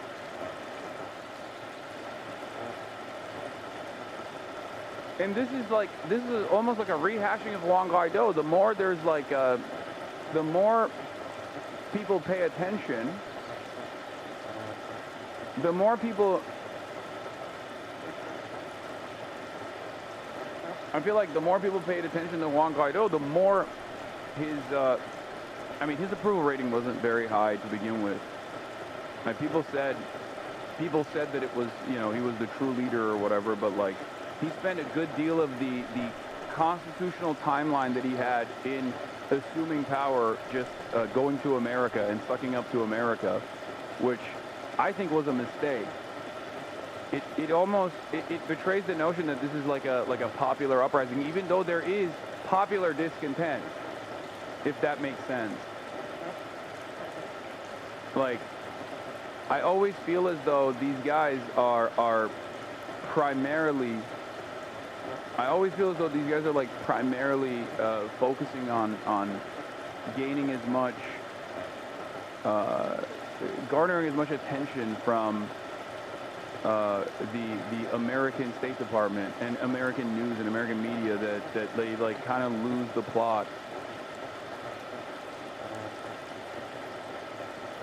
The part that right-wing Venezuelan social media figures and publications have played in this would shock you. No, it doesn't shock me at all. The Venezuelan media has almost always been fucking completely captive, servile to the interests of the grocery store franchise owners, like all the fucking billionaires in the Chamber of Commerce. They've dominated media, so it's not surprising to me that they would also have a stranglehold on social media as well. She's been a main driver of the VE polarization both nationally and within the opposition. Hardline, uncompromising, unwilling to negotiate it or support a soft socialist opposition has led her to depend on U.S. to prop up her power. Now, with assist from Nobel, one step closer to war, says Greg Grandin. Anyway, let's tune into Democracy Now! To get a little bit more insight. Democracy Now!, democracynow.org. I'm Amy Goodman. The Norwegian Nobel Committee announced today the recipient of the 2025 I feel fucking Nobel bad, Peace dude. Prize. I just like we have played a big role in fucking up Venezuela for a very long time, and I do think that like I'm not a fan of Maduro, but I also am conflicted to even mention that in a time like this, because like America is very clearly moving forward with direct intervention beyond like the sanctions regime, beyond like crippling the Venezuelan economy, beyond other forms of interference, and it feels as though this is like the next step in the plan, and it feels, I mean, it looks terrible. The outlook is grim. The Nobel Peace Prize for 2025 goes to a brave and committed champion of peace, to a woman who keeps the flame of democracy burning amidst a growing darkness.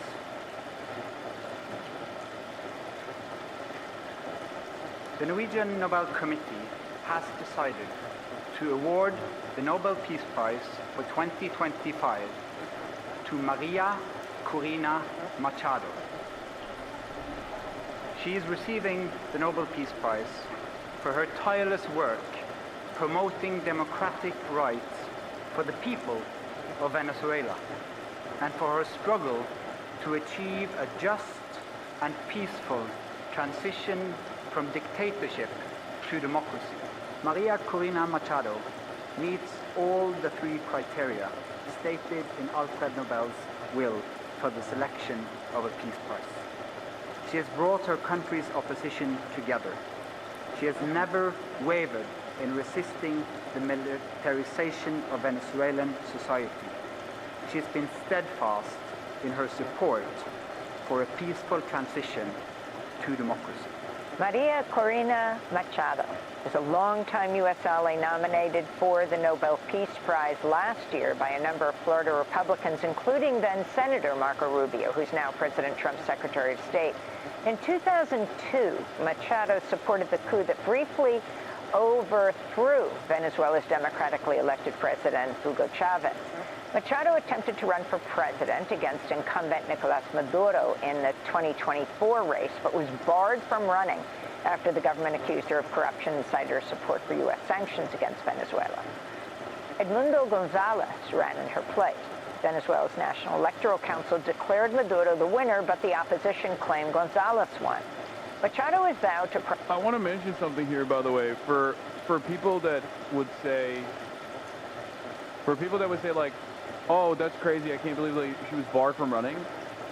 Imagine a world where there is someone who is like directly, openly connected to China. Like, there is no speculation here, right? Like, we understand that she is working with America directly, right, for intervention in the country. Imagine a world where there was someone who was directly working with China, running for office in America. I don't think that they would just be barred from running. I think they would be imprisoned, possibly even get the death penalty for treason. So just to help you understand a little bit more, like, the dynamic, because we always look at this stuff and we say, oh, this is, she just wanted to. What do you call it? These people are simply looking for more democracy, to expand democracy, and then Maduro hates them, and then will jail them or whatever. And Maduro is despotic in many ways, for sure. I would go so far as to say he is worse on, like, regular protesters, like regular Venezuelans, than he is on his opposition.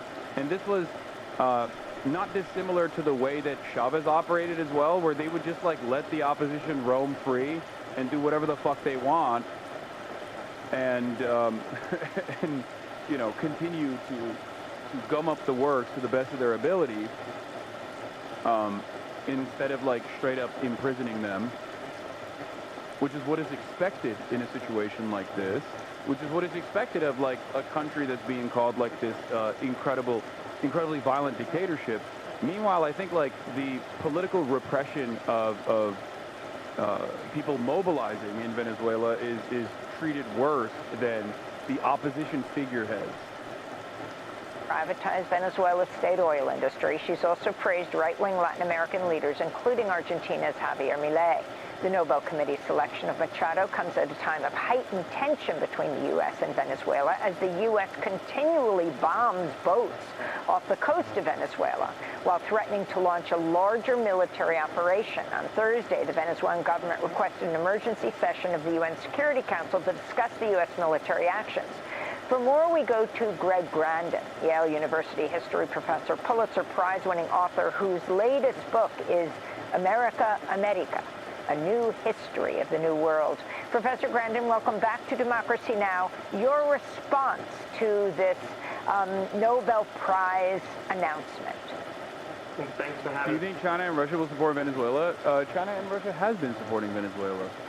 Also, ironically enough, Turkey, playing both sides and always coming out on top, is also a supporter of Maduro as well, in spite of the role that they play in the region, in the Middle East. So that's another interesting element. I mean, Amy, it's a perplexing choice on a number of levels, and it seems inevitably will bring about the opposite of peace. Machado is not a unifier, as the committee said. She represents the most intransigent face of the opposition, and not just, as you mentioned in your introduction, not just against Maduro, but against a democratically elected Hugo Chavez. She was a supporter of the 2002 coup. She has constantly divided the opposition and handicapped the opposition, frankly, when the opposition was trying to come up with a more moderate position that could challenge the socialism of 21st century socialism that Chavez represented. She constantly represented a more hard line in terms of economics, in terms of U.S. relations. She and that intransigence has led her to rely on outside powers, notably the United States.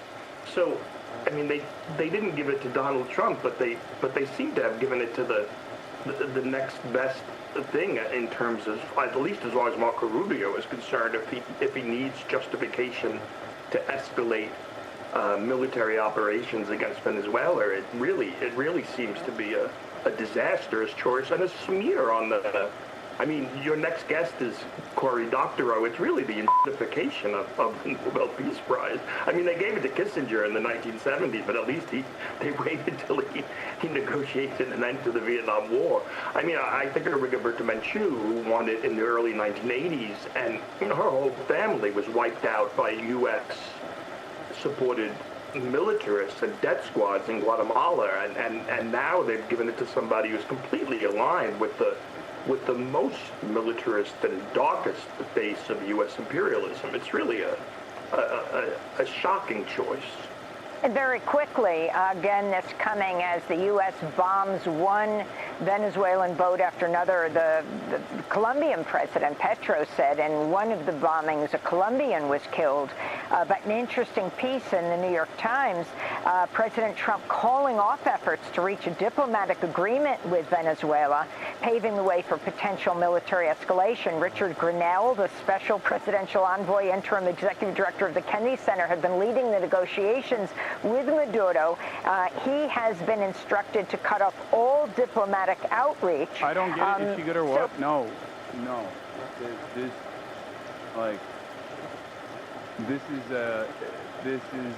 I mean, I guess it's the Nobel Peace Prize. It's entirely dependent on how much you think it's worth anything, but I think the reason why students are speaking out. I think the reason why the reason why people are skeptical of this is because they see this as like giving America more of a just cause for military intervention in Venezuela.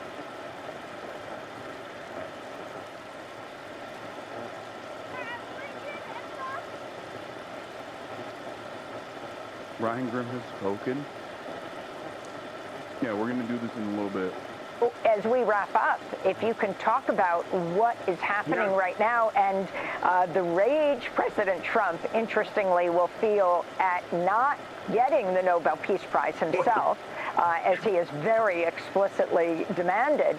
And yeah, it's like funny because, as Greg said, this is like the next best thing that they could have done for Marco Rubio. But I don't think Trump gives a shit because he really wanted it, it seems. Like, he wanted it, and he wanted it bad.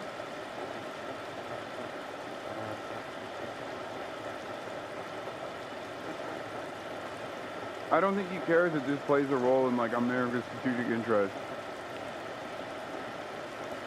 in dominating Venezuela.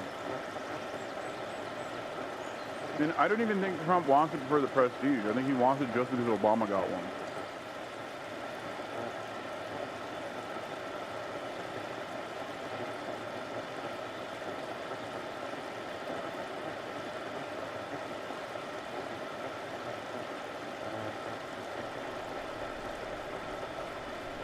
This is abysmal, truly abysmal announced on Venezuela. Please, please, please improve this. He's absolutely despotic. What the fuck?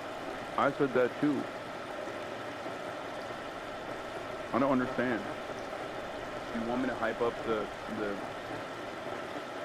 like American prop figurehead here? I'm saying that the situation is dire in Venezuela.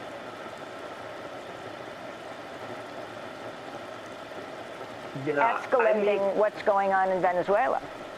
Yeah, it's just going to harden positions all around, and Machado has has not denounced. She's actually endorsed the general framework for that legitimates the bombing of these go-fast boats in the Caribbean. 4 of them now. Last one filled apparently with Colombians. She hasn't denounced it. She's supported it. She supports the idea, the framework that the government is basically a cartel, and to blow up these boats is not to kill Venezuelans, but to kill, as she puts it, narcotraficantes. I mean, it's really, there are plenty of feminist activists that oppose Maduro in Venezuela that would have legitimated the Peace Prize, that would have legitimated the opposition. There's Isabel Mejias, who's a feminist. She's the head of Araña Feminista, the feminist spider. There's Ana Rosa Torres, who considers herself a socialist, and she opposes the opposition and U.S. policy. That would have made sense if the committee felt that it was time for Maduro to go. But this really just actually strengthens Maduro, because it confirms his narrative about the opposition being in league with the Trump administration. So you could just imagine that this is going to, as I said, bring about the opposite of peace. It's laying the groundwork and justifying greater military escalation. It's really a disaster. It's really really hard to understand how they came to this decision. Greg Grandin, I want to thank you very much for being with us. Yale University history professor, Pulitzer Prize-winning author. His latest book, America America, A New History of the New World. Thanks for watching Democracy Now! On YouTube. Subscribe to the channel and turn on notifications to make sure you never miss a video. And joy and relief as a ceasefire is now in effect, paving the way for the remaining hostages to be released early next week after being held by Hamas for more than 2 years. In Gaza, thousands seen heading north back to Gaza City, just moments after the ceasefire was made official. The Israeli government overnight approving the first phase of the deal with Hamas. Trump's top negotiator. Another reason why my goat Trump deserved it. Here it is, back to back. Once again, showing that the Nobel Peace Prize, is a shambolic institution. They didn't give it to my goat.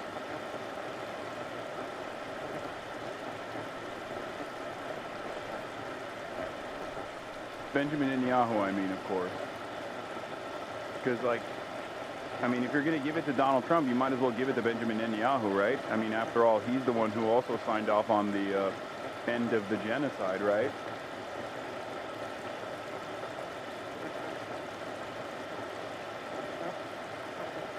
Fuck it, give it to Jared Kushner, too. They all deserve it.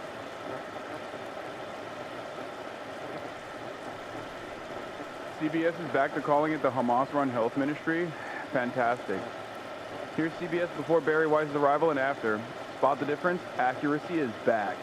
Hospitals and health clinics in the Gaza City are on the brink of collapse. Nearly 2 weeks into the offensive, 2 clinics have been destroyed by airstrikes, 2 hospitals shut down after being damaged, and others barely functioning, according to the Gaza Health Ministry. Israel's retaliatory war in Gaza against Hamas. Well, I mean, this is like,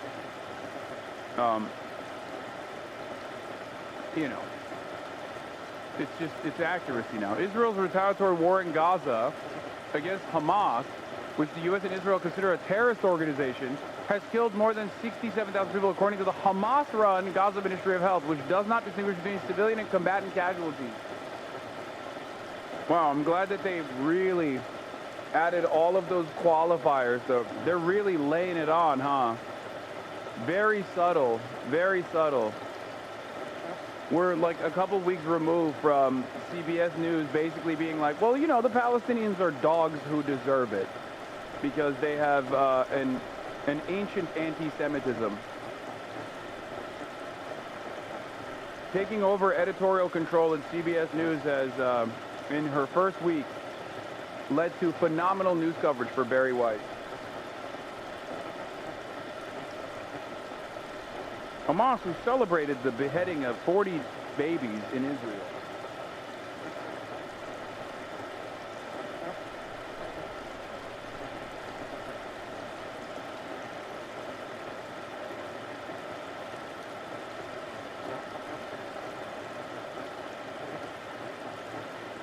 The only difference here is that nowadays I feel like Israel's reputational damage is so significant that constantly saying Hamas-run health ministry probably is not going to have that same impact, which is part of the reason why I think Barry Weiss is talking about how, Israel's retaliatory war in Gaza against Hamas, and that the Hamas-run health ministry in Gaza does not make a distinction between civilian and combatant casualties. Maybe all of them are actually combatants that Israel has killed, who knows? Like that sort of thing. Negotiators, envoy Steve Witkoff and son-in-law Jared Kushner there with Prime Minister Netanyahu. This morning, 200 U.S. troops now heading to Israel to monitor the ceasefire, working with other international forces, though officials stress the U.S. military will not go into Gaza. At the White House, the president celebrating too, calling the deal a momentous breakthrough. I think it's going to be a lasting peace, hopefully an everlasting peace. Right now, what's been agreed to is phase 1. Hamas set to release the 20 living hostages early next week, and the remains of 28 others who perished. In return, Israel releasing more than 1,000 Palestinian prisoners and pulling back its troops in Gaza to an agreed-upon line. The big question, then what? The president's 20-point plan had called for Hamas to disarm and for Gaza to be governed by an apolitical Palestinian committee overseen by an international board of peace with Trump as its chairman. I asked the president what comes next. What guarantees Hamas disarms and that Israel doesn't resume bombing once the hostages are The first released? thing we're doing is getting our hostages back. And that's what people wanted more than anything else. They wanted these hostages back that have lived in hell like nobody has ever even dreamt possible. And after that, we'll see. But what is phase 2? When does I'm it not begin? going to talk about that because you sort of know what phase 2 is, but there will be disarming, there will be pullback. So, as opposed to a restrained or a limited amount of interest in wanting your immediate family members to return. Nobody ever thought they would want their family members to be returned. Very shocking. It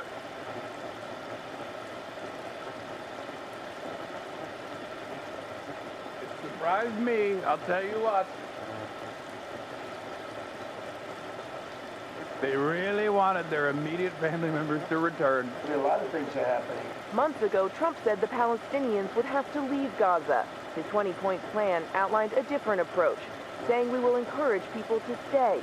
I asked him if that still holds. Can you confirm that as Gaza is rebuilt, that no one will be forced to leave? Yeah, nobody's going to be forced to leave now. It's just the opposite. In Gaza, hope, but also uncertainty. I hope this happiness will be fulfilled and the ceasefire deal will last. This displaced mother says, we don't want them to take their hostages and then return to war. Now, as part of this initial phase, desperately needed humanitarian aid will be allowed into Gaza, though it's not exactly clear when. The Israeli military now has 24 hours to scale back its troops. After that, Hamas will have 72 hours to release all of the remaining hostages. That is expected early next week, and President Trump says he is heading to the region in the coming days, George. Okay, Mary, the Nobel Peace Prize announced this morning President Trump had been campaigning for that based on his work in the Middle East. He didn't get it. He did not, George. Instead, the Nobel Peace Prize has gone to Venezuelan opposition leader Maria Machado. The Nobel Prize Committee recognizing her for her, quote, tireless work promoting democratic rights for the people of Venezuela and her work to achieve a peaceful transition from dictatorship to democracy. Trump had hoped he was in the running for this, but he said yesterday, George, quote, whatever they do, it's fine. Mary, British thing. Breaking right now, Fox has told those reduction in force notices are spreading at this hour. Edward Lawrence reporting they have affected now every bureau within the Commerce Department, and an Education Department statement says their agency's also seeing the layoff notices. All of this is happening as the government shutdown extends into day 10 now. Hey, Sean Hannity here. Hey, click here to subscribe. Read previous message for Abu Shabab update, Packwatch. Palestinian resistance members have been launching coordinated attacks against the Israeli-backed militias in the Gaza Strip throughout the entirety of the day. The groups who agreed to work alongside Israel to attack dense areas in the Gaza Strip, leading to countless massacres, have now been abandoned by the occupation inside the Gaza Strip without air protection that was once provided to them before the ceasefire, where they once celebrated the massacres of defenseless women, children, and men, their turn has now begun to receive the same treatment. Abu Shabab Pack Watch. God damn.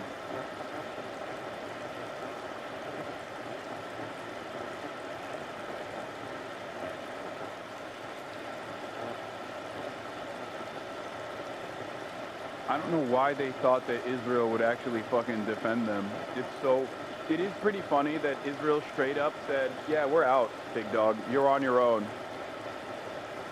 Like literally, hey, thank you for stealing all of this fucking humanitarian aid in exactly the ways that we wanted you to, and trying to recruit people to your cause by floating said humanitarian aid. But we're done with you.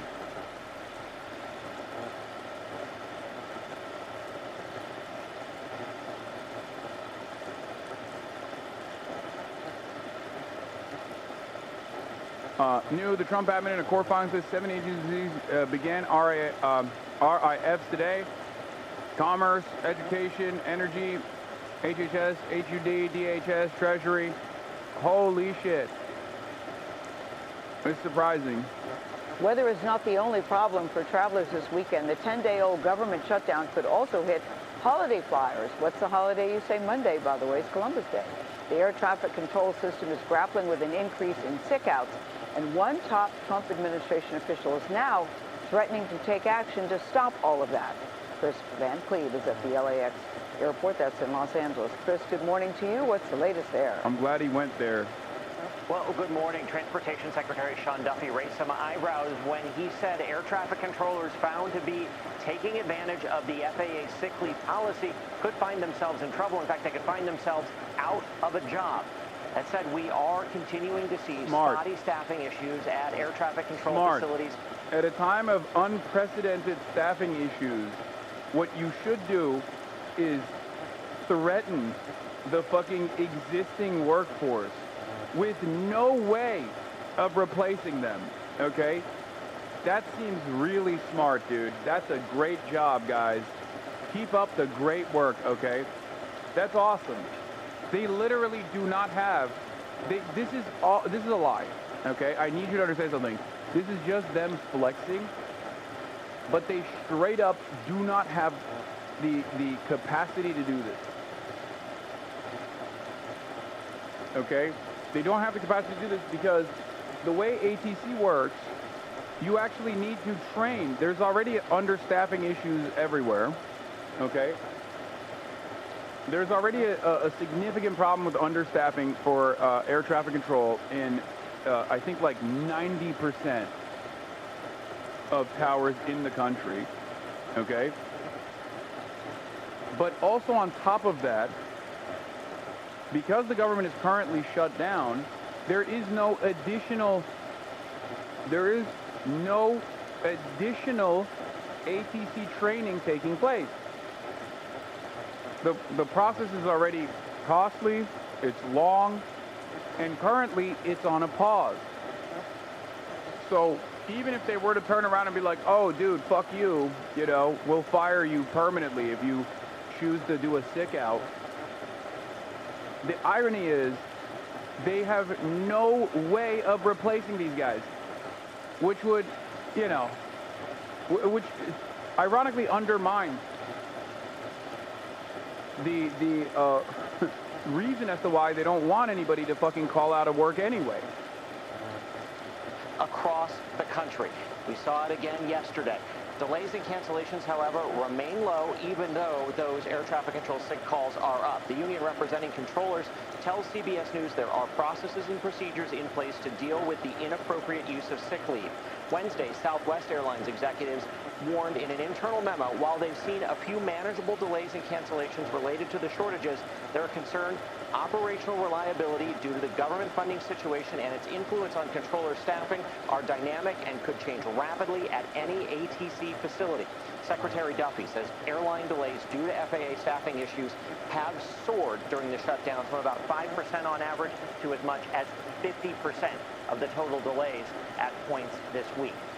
Bottom line, though, most flights are leaving on time or close to it. The vast majority of controllers are still on the job. What this is doing, though, is really injecting uncertainty into everyone's travels at a time when the weather is already doing that on a busy holiday weekend.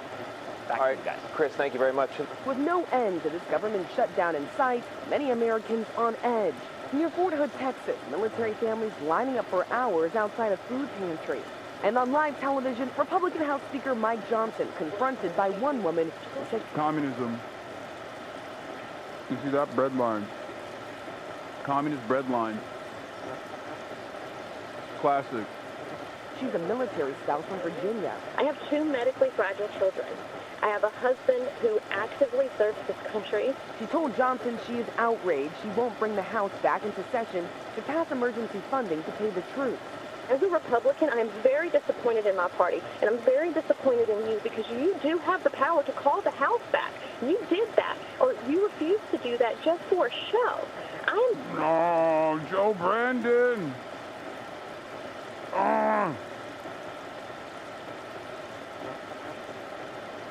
Can you believe it? Somehow this is Kamala Biden's fault. I know it. Begging you to pass this legislation. My kids could die. We don't have the credit because of the medical bills that I have to pay regularly. You could stop this, and you could be the one that could say military is getting paid. And I think that it is awful, and the audacity of someone who makes 6 figures a year to do this to military things. Also, I don't know if they'll show the entire response that he had, but he just lies. He lies entirely. He just lies through his teeth. Straight up is just like, oh, it's the Democrats. Oh, we want to do it. We just don't have the power to. It's like, yeah, no, you do. Oh, Chuck Schumer would never actually pass, like, a simple funding bill for the military. Really?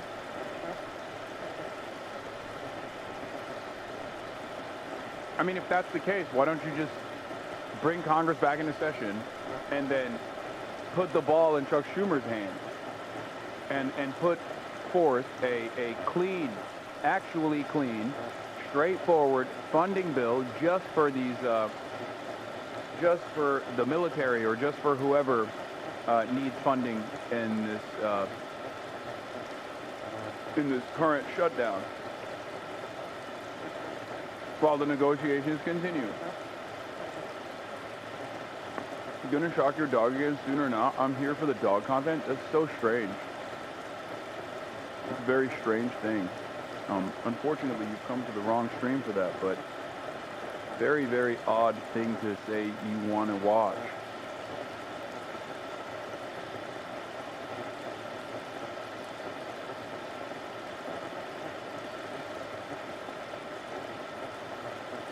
I like that we moved from, wow, this guy's real abusive, to, I want to watch you abuse your dog so I can feel better.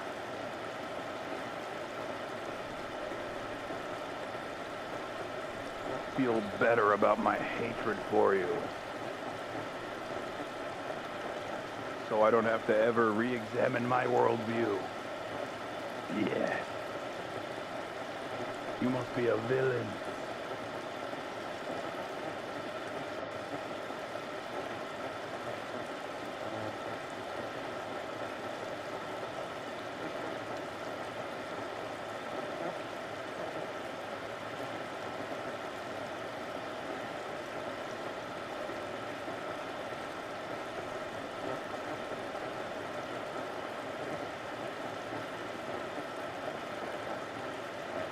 Why do you take everything people say so seriously? Autism. But also,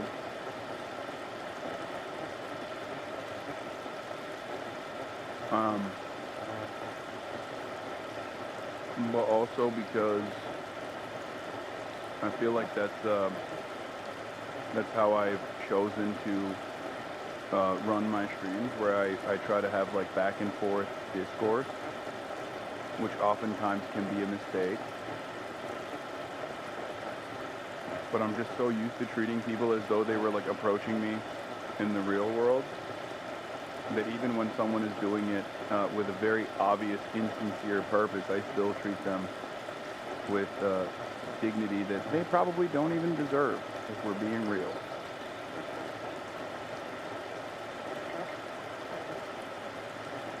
The only reads negative comments is you tell him he's great and inspiration crickets. No, that's not true. Is insane. But Johnson is refusing to bring a military funding bill to the floor, drawing criticism from Because I was Democrats. circumcised Chuck and Schumer given and the Tylenol Democrats as are a preventing baby. your families from getting the care they need, not Republicans, and my heart goes out to you. House Democratic leader Hakeem Jeffries saying he would support a bill to pay the troops. Would you support a standalone bill for military members? Yes. And what House Republicans need to do is come back so we can address the military pay issue and reopen the government. And this morning, Transportation Secretary Sean Duffy really trying to increase the pressure on air traffic controllers, many of whom started calling out sick to work this week, leading to travel delays, staffing shortages at airports. He's now threatening to fire them if they do not show up to work. They are considered essential workers, supposed to work without pay during this government shutdown. Meanwhile, the lawmakers that left Capitol Hill, they are still getting their paychecks, George. Mr. Scott, thanks very much. One of the most controversial members of Congress, Republican Representative Marjorie Taylor Greene of Georgia, usually draws the ire of Democrats, but now she's speaking out against some of their own party and coming out in favor of what Democrats demand to reopen the government, an extension of enhanced health care subsidies. Congressman Greene, thank you for joining us here in the Situation Room. We appreciate it. Thank you for having me. Let's start there. Let's start with the shutdown. So you voted for the short-term funding bill, but now you're talking about this health care issue. Help us better understand. Why now? Well, actually, this is something I talked about when I first ran for Congress in 2020, because I grew up in a construction company family. That's such a funny statement. Just like, yeah, dude, you're the daughter of a real estate developer. Okay? That's such a funny way to, like, you make it seem like it's some blue collar thing, you know?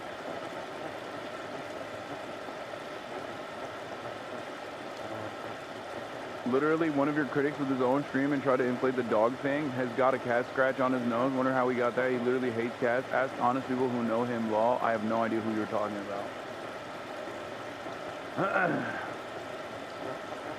Bought that company after But I college, kind of understand why my parents. And he would hate cats after if the he got ACA scratched in was the face. passed, The Affordable Care Act. yes, the Affordable Care Act, our family's health insurance premium went from $800 a month to $2,400 a month. So I've known about this as a major problem for a long time. It's not just ACA recipients whose premiums are going to skyrocket very soon. It has been a disaster for many Americans across the board. And cost of living is so high now. Many of my constituents, many of my friends, and even my own children are finding health insurance to be extremely unaffordable and something that they are having to go without. So I think this is an incredibly important issue. I think it is a crisis. I don't think it's something to wear political party team jerseys on. I think it's something that we have to address and fix. It was very personal for you. Very personal. It's affected my own life. And the Affordable Care Act was passed in 2010. So we're 15 years down the road, and the industry has changed drastically. Many companies dropped out of the market. We've seen doctors stop having their own practices.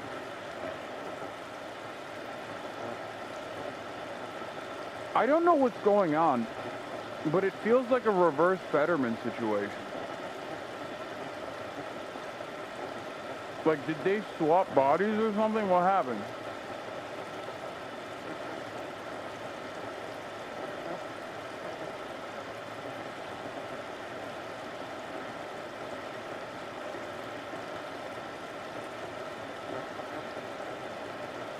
Her district is poor, so? Hello? She's a Republican. And even Democrats don't even give a fuck about their poor district.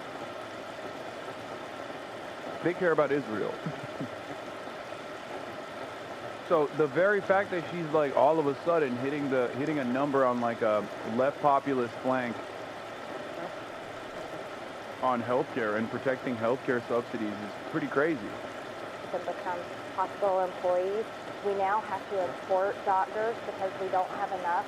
Healthcare has drastically changed, and I'm one of those that gets real tired of political drama when it's not actually solving a problem. And this is such a crisis that I'm willing to say, okay, everyone, we have to do something about this. It shouldn't be something that we dangle the American people or military pay or all of these things. We shouldn't be dangling them back and forth. We have to fix it. What are you hearing from your constituents right now? And do you have any regrets about voting for that short-term continuing resolution that's pending? Thank you for that question. Number one, I am a Republican, and I support the president. I was very vocal about I didn't want to vote for a CR. I want to pass our appropriations. That's our constitutional duty, and I want to bring that taxpayer dollars back to my district. I work hard on that, so that was important to me. But I support the president, and I voted for the CR. Number two, what am I hearing from my constituents? It's great. We track all the calls that come into my office. About 60% of the calls coming in right now are calls of support and saying, yes, health insurance is a crisis. They're telling us stories about how they're already paying $2,000 a month with $10,000 deductibles.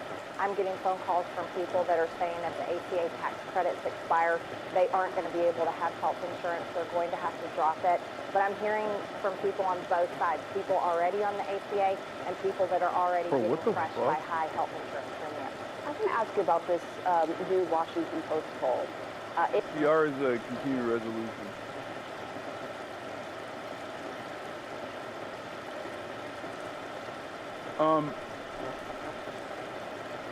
This is, I don't know, man. It's like it's kind of taking me out. It freaks me out a little bit. It's like seeing a baby speak perfect English. You know what I mean? Like straight out the womb. If you saw something like that, you'd be like, that's odd. That's a strange phenomenon. I don't know how to deal with it. And that's how I feel right now. Watching Marjorie Taylor Greene, Marjorie Titan Greene, talking like this is very strange, and it is actually freaking me out, even though this was literally one of my predictions for the year. Or was it last year?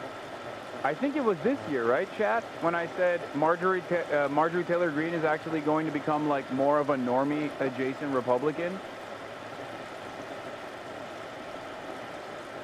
But she's even outflanked my expectations. I think that was this year, yeah.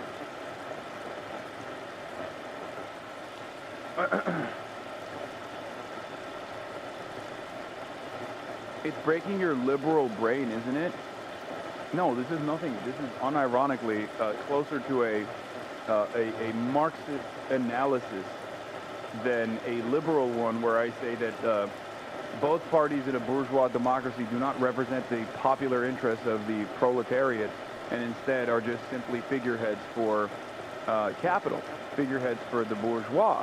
And therefore, when you do actually have someone, especially from the reactionary flank, and not even just like one of the members of the reactionary flank, but like straightforwardly one of the most right-wing in the reactionary flank, all of a sudden turn around and start talking about like the importance of healthcare and how Israel's doing a Holocaust and you know, stuff like that. It's just it's alarming. It kind of breaks my brain a little bit. I assume it's still indecent. It's cynical. It's probably you know, room reading, but it's not like she was. It's not like she was incapable of reading the room in the past.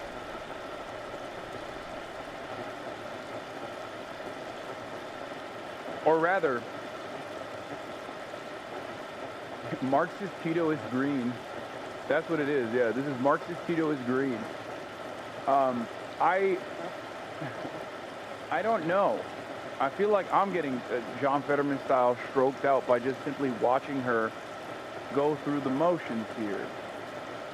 Has something happened to this person recently? Recalling when MTG harassed Parkland school shooting survivors for advocating for stricter gun control, and something about Jewish space lasers. Yeah, that's why. It's like, it's hard, man. It's hard for me to look at this and be like, wow, this is a sincere plea.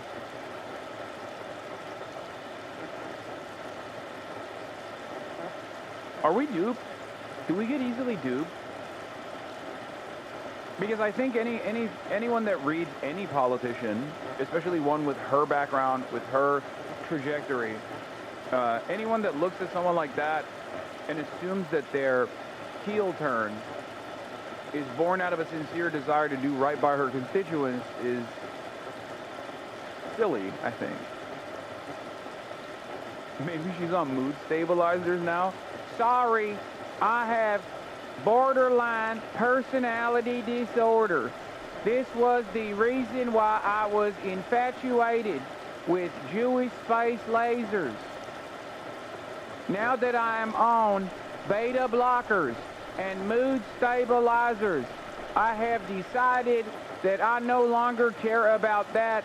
I have realized that I care about the welfare of my constituents.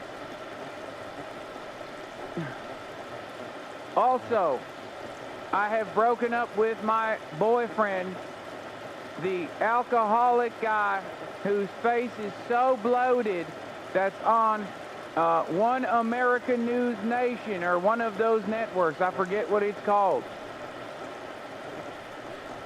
I am no longer having sex with him.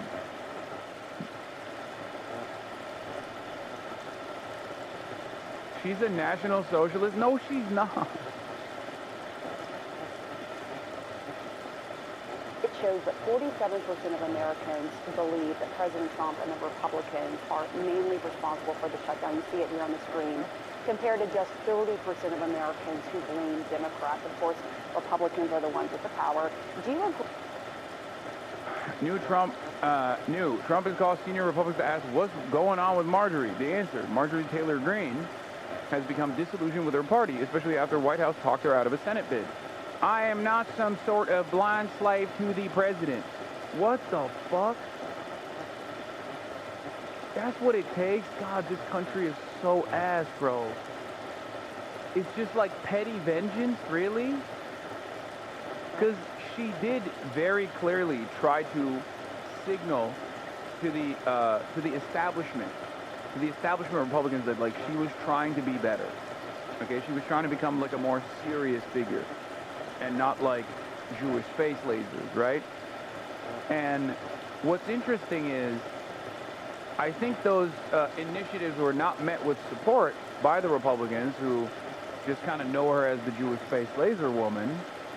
So they basically were like, yeah, dude, shut up. You're fine. You're fine where you are. So now it feels like this makes more sense. It feels like in an interest of making herself a more prominent national figure and also backed by petty vengeance, she is putting her ear to the ground and, you know, making these kinds of statements that she knows will garner her support. Maybe not bipartisan support, but at least, like, these are the types of things that other Republicans would look at and go, you know what, that Marjorie is good, actually. She's clearly fighting for me. And she also hates that, you know, Israel is dominating American politics or whatever, right? Like, those are things that are popular. But those are things that Republicans don't say.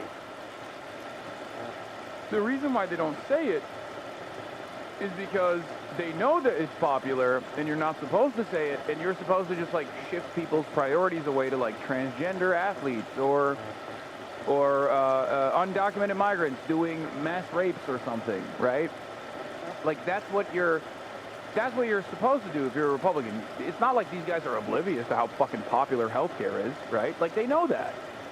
It's not like they're oblivious to how popular social safety nets are in general. Of course they know that. That's why they fight back against it tooth and nail. Especially once implemented, it is very difficult to whole cloth cancel social programs because people rely on them for survival. This is something that Donald Trump also had to recognize with the Obamacare situation, right? He was like, I'm going to cut Obamacare. I hate it. And like, it was very unpopular when he tried to do that. So Republicans already know this. So I guess the reason why she's going unshackled mode here is probably to build her national profile for a senatorial run, and also to kind of do a fuck you to the Trump admin a little bit for not taking her seriously. Yo, where is your dog? She is out on a walk. She's out on her afternoon walk, as she usually goes on right around this time. So thank you for your consideration and your concern. I assume it's a sincerely held concern that you had.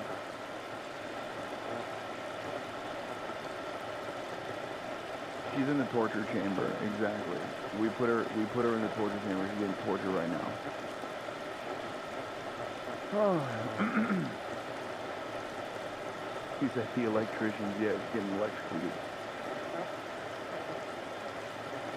Agree with Americans in that poll that see the shutdown as your party's fault? You know what? I don't think the shutdown is popular for either side. And so I see the shutdown completely different from maybe my party leadership. And I'm not putting the blame on the president. I'm actually putting the blame on the speaker and Leader Thune and the Senate. This should not be happening.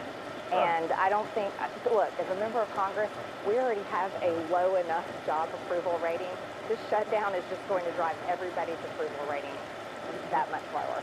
So you're putting the blame on the leadership of your party? Absolutely. We control the House. We control the Senate. We have the White House. I've been vocal saying, you know, you can use the nuclear option in the Senate. This doesn't have to be a shutdown.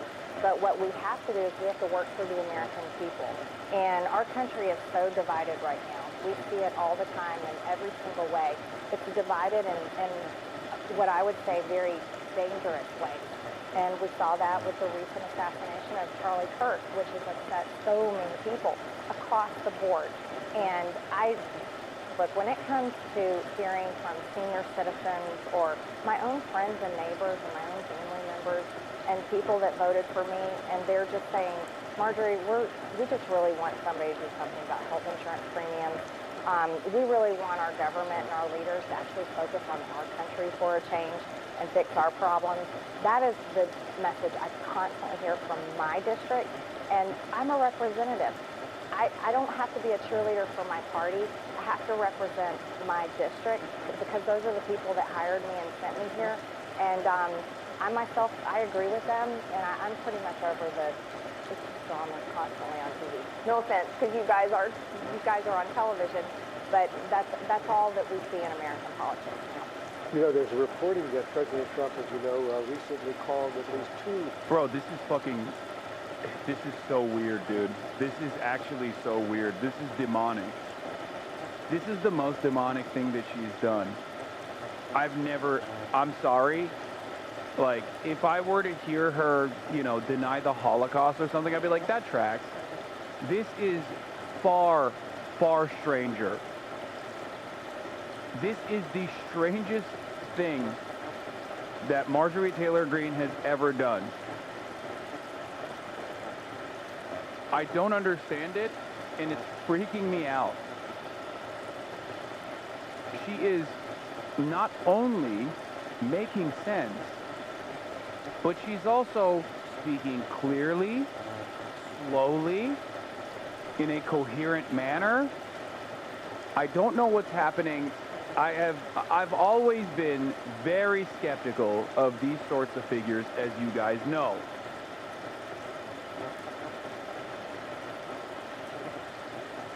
This is weirding me the fuck out, dude.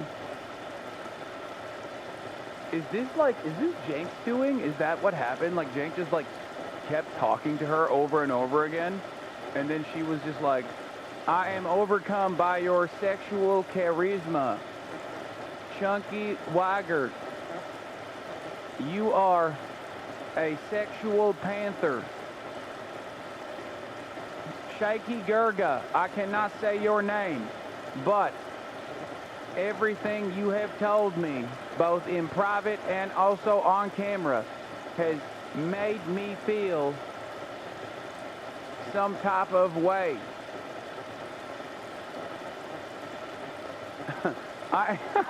That's a good one. I am beguiled with your Ottoman sexuality.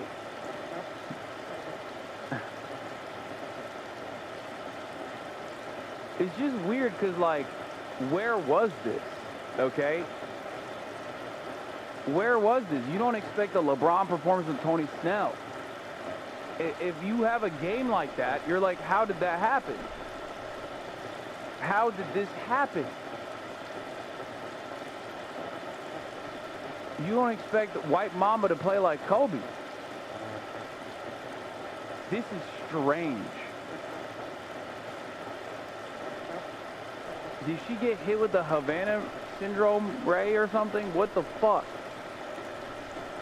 Is there, because here's the thing, okay? Here's the thing.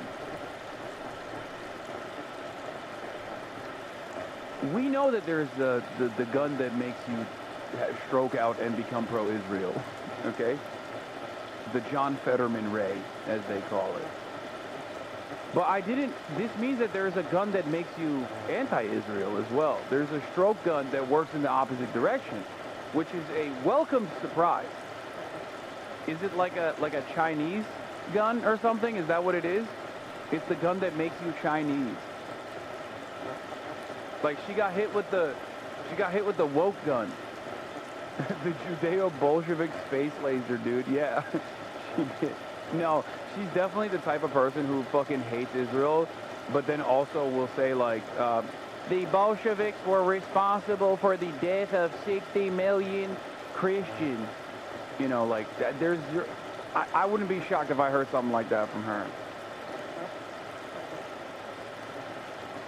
Why does no one talk about the crimes of the Bolsheviks?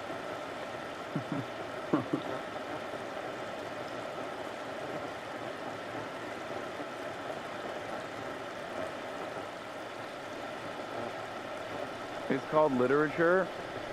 I don't think she's capable of reading or writing. I don't think Marjorie Taylor Greene is literate.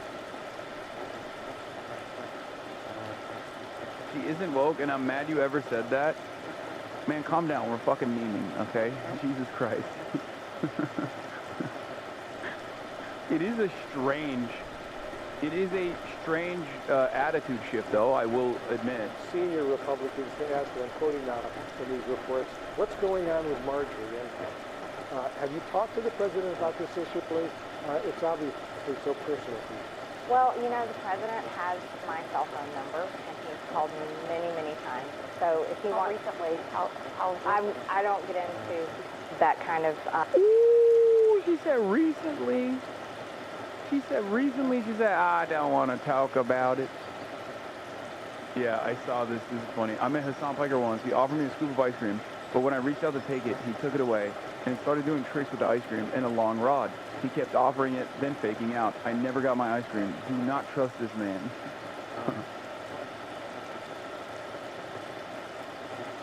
It's true. It's a part of my Turkish culture. I'm sorry. If you think that this is inappropriate, then you don't understand. This is something that I have to do. And it is Turkophobia to criticize me for doing that.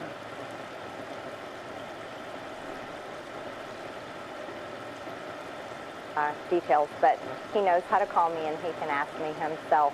But here's the deal. There's also this, and I'm not blaming you guys, but there is a... I think she wants attention from Daddy a little bit, too. ...media narrative trying to say that I don't support the president. I absolutely support the president. I campaigned for him for years. But I'm also an action person, and I want my party to solve problems. When you say if he's not getting good advice, though, you told Mommy Raju, what specifically? Well, I don't think it's good advice that a government shutdown is going to help Republicans in the midterms. I don't agree with that.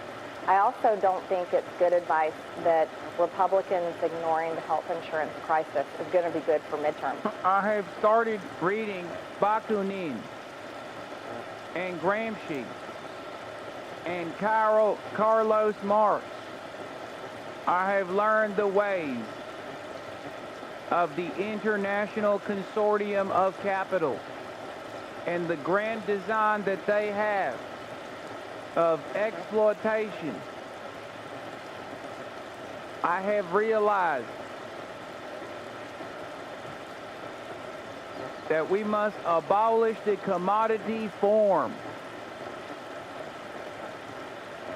We must do away with the extraction of surplus labor value.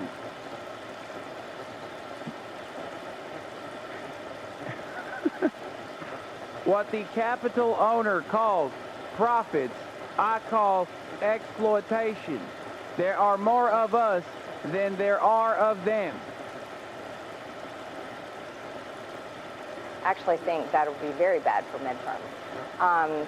And I think that just not staying focused on America First policies is detrimental as well. Yeah, and on that note, are you concerned about the cost of living?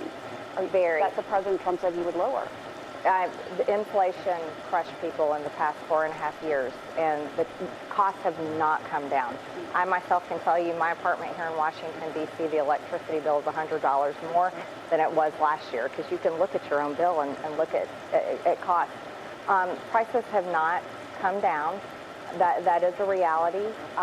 People's wages have not gone up. That's another reality. And so Americans are continuing to have a very difficult time getting by. It's not really that complicated why she's doing this. She's an opportunist and understands that any publicity is good publicity. Yeah, except if fucking, if she can understand that this is like good commentary, okay? If she can understand that this is like garnering support for her, then why the fuck can't the Democrats? Because in a world where Marjorie Taylor Greene is like, we must protect the subsidies that help Americans pay their insurance premiums that have skyrocketed due to unlimited greed from capital owners that are a parasitic force on American society, then Democrats should also be like, yeah, we have to do fucking free health care. Like, we have to do Medicare for all. What the fuck?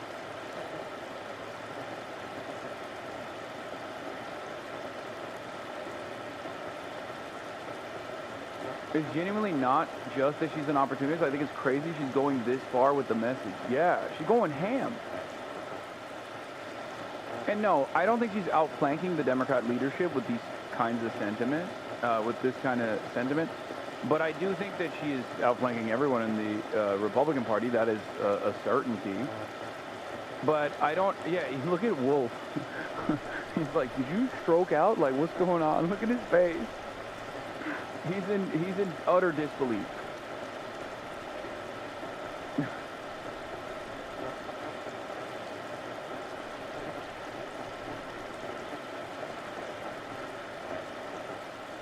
Like, for her, I understand why she would take an anti-Israel position, right? The starting point could have even been like, you know, anti-Semitism, or truly could have been the fact that, like, she is, like, horrified by everything that Israel has done. Now, I think it's a bit of both, and the reason why I think it's a bit of both is because,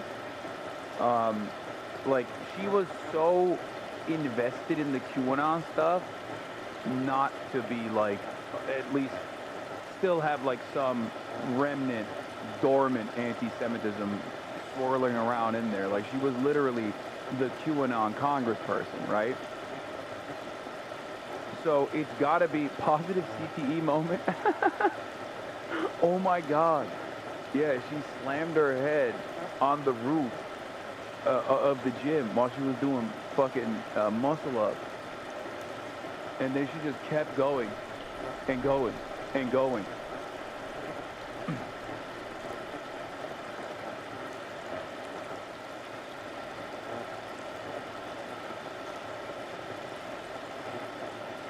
This is a remarkable change of pace. I didn't watch this yesterday because I was like, who gives a shit about what Marjorie Taylor Greene has to say? Turns out I was wrong.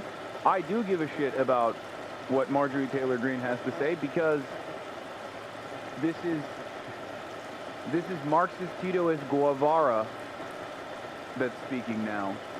And I'll go a step further. I'm a mom. And so when it comes to what is affecting my adult children's lives, who are 22, 26, and 28, I'm going to be 1,000% fighting for them over any politician and any party. And I can tell you right now, that generation, they are barely making it, and they're very hopeless for their future. So you're a mom first, a politician second. That's right. I'm a mom first. That's good to hear. So I want to just ask you also about another issue you've been really outspoken about, and that, of course, that is the Jeffrey Epstein files, wanting to release those. I know Democrats have also been calling for that, a few other Republicans as well. The Democrats are accusing Speaker Johnson of delaying the swearing-in of Arizona's Democratic Congresswoman-elect because she would give the last vote needed to release those Epstein files. I'm wondering, the Speaker, for his part, he has denied that. He said it's because of the shutdown. Like, I have been watching, alongside my children, this new Twitch channel. Do you know what Twitch is? It's where they play Fortnite, but one of the guys talks about politics. Now, I know he's in some hot water right now because people are saying he abuses his dogs. Having said that, I, as also a dog abuser, actually like him even more now. And I have been watching him, and he has been talking a lot of truth. Have you spoken to him? Do you think she should be sworn in right away? Well, I'll say it like this. I can't conclusively say if that's why the House is not in session, but the House should be in session. And the House should be in session for many reasons. We have appropriation bills that need to get passed. There is a new Democrat that's been elected that does deserve to be sworn in. Her district elected her. We have other bills that we need to be passing. And if it's to avoid the discharge petition, why drag this out? That is going to have 218 signatures. And so I say go ahead and do it and get it over with. The big news that we're all following right now is obviously the ceasefire deal between Israel and Hamas and Gaza, and the hostage deal that all the remaining Israeli hostages, dead and alive, will be allowed to go back to Israel. President Trump says he might be going to the region as early as this Friday. He wants to be there when this historic moment unfolds. He wants to witness it, talk to his aides, talk to the Israelis, talk to the Palestinians as well. Do you have any concerns at all that this deal could still, God forbid, fall apart? I don't know. I certainly applaud the president. This has been one of the issues that I've campaigned on and talked about constantly. I'm very much against America's involvement in foreign wars. And the president has worked very hard on this. However, we have to see Israel and Hamas, both sides, truly cement this agreement. But I certainly hope for all involved that this definitely is a peace deal that will remain. We all hope that, yeah. And on July 28th, you talked about that. You said, quote, it's the most truthful and easiest thing to say that October 7th in Israel was horrific and that all hostages must be returned. But so is the genocide, humanitarian crisis, and starvation happening in Gaza. On that note, when it comes to the genocide, do you believe that Israeli Prime Minister Benjamin Netanyahu is a war criminal? I don't know if I can accuse him of being a war criminal. Oh, however, well, let's just say both. Boo, you literally have said he is conducting a genocide. Come on. Boo, so close. Boo. Issues are bad. That's why I said that. What happened on October 7th is absolutely horrific. And of course our hearts go out to those families and those hostages that remain. But at the same time, the relentless bombing of the Palestinian people, and many of them have been just innocent people. They're not Hamas. They're literally women and children, and you can't unsee the amount of pictures and videos of children that have been blown to pieces and are they're finding them dead in the rubble. That isn't, those aren't actors. That isn't fake war propaganda. It's very real. And I think that is equally horrific. It's not equally horrific. It's far, far more horrific. That's crazy. It's far larger in scale. It's just not. Anyway, obviously, I mean, she's a Republican, so my expectations on this are limited. What is interesting is that, like, there's a recognition of The genocide, Hasan shocked his dog.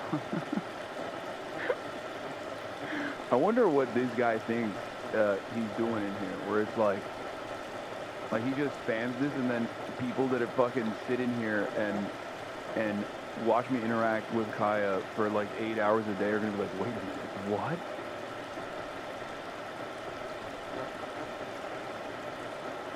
Yeah. If you spam a little bit more, I think you'll be able to convince people in here. But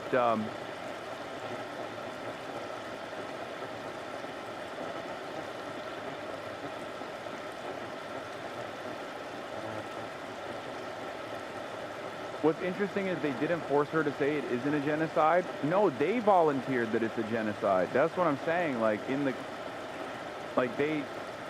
here, look. It's the most truthful, in July 28th, you talked about that. You said, quote, it's the most truthful and easiest thing to say that October 7th in Israel was horrific and that all hostages must be returned. But so is the genocide, humanitarian crisis, and starvation happening in Gaza. On that note, when it comes to the genocide, I mean, do you believe that Israeli Prime Minister Benjamin Netanyahu is a war criminal? I don't know if I can. Like, oh, she's just quoting her. I guess that's like, you know.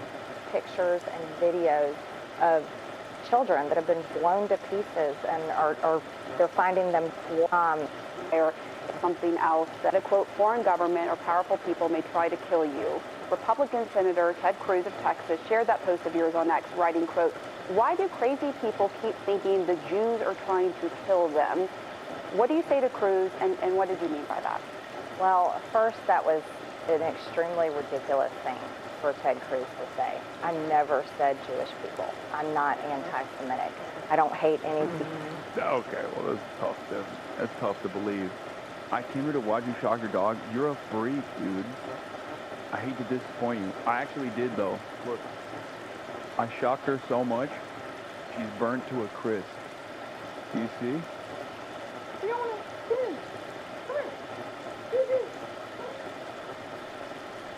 Look at that. Fiona has the opposite, the opposite interest of being on camera. She hates the camera and avoids it, whereas Kaya loves being on camera.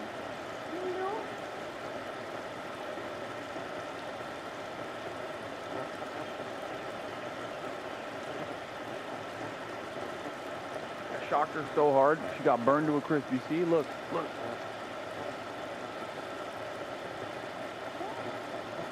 Back. You can go lay down here. It's fine.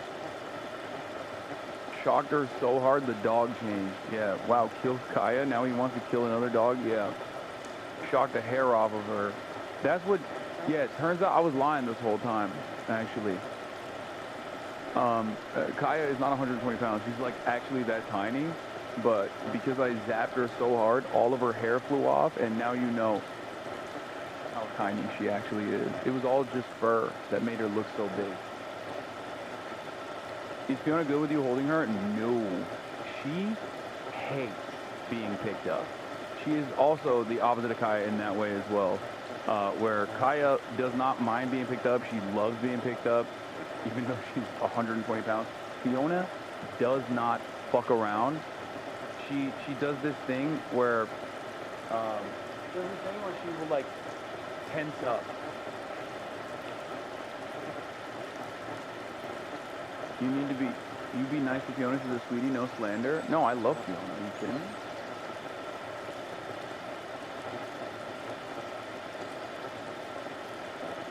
Fiona has Hassan derangement syndrome confirmed. No, she loves me. She loves me more than Murat. You know what, it just hit me? People made this up because they can't call you a terrorist for supporting Palestine anymore. No, I think they still do that.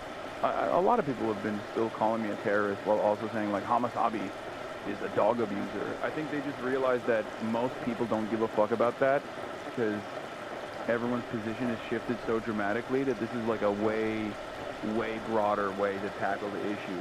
This is like this is a thing that like white women get really on board with.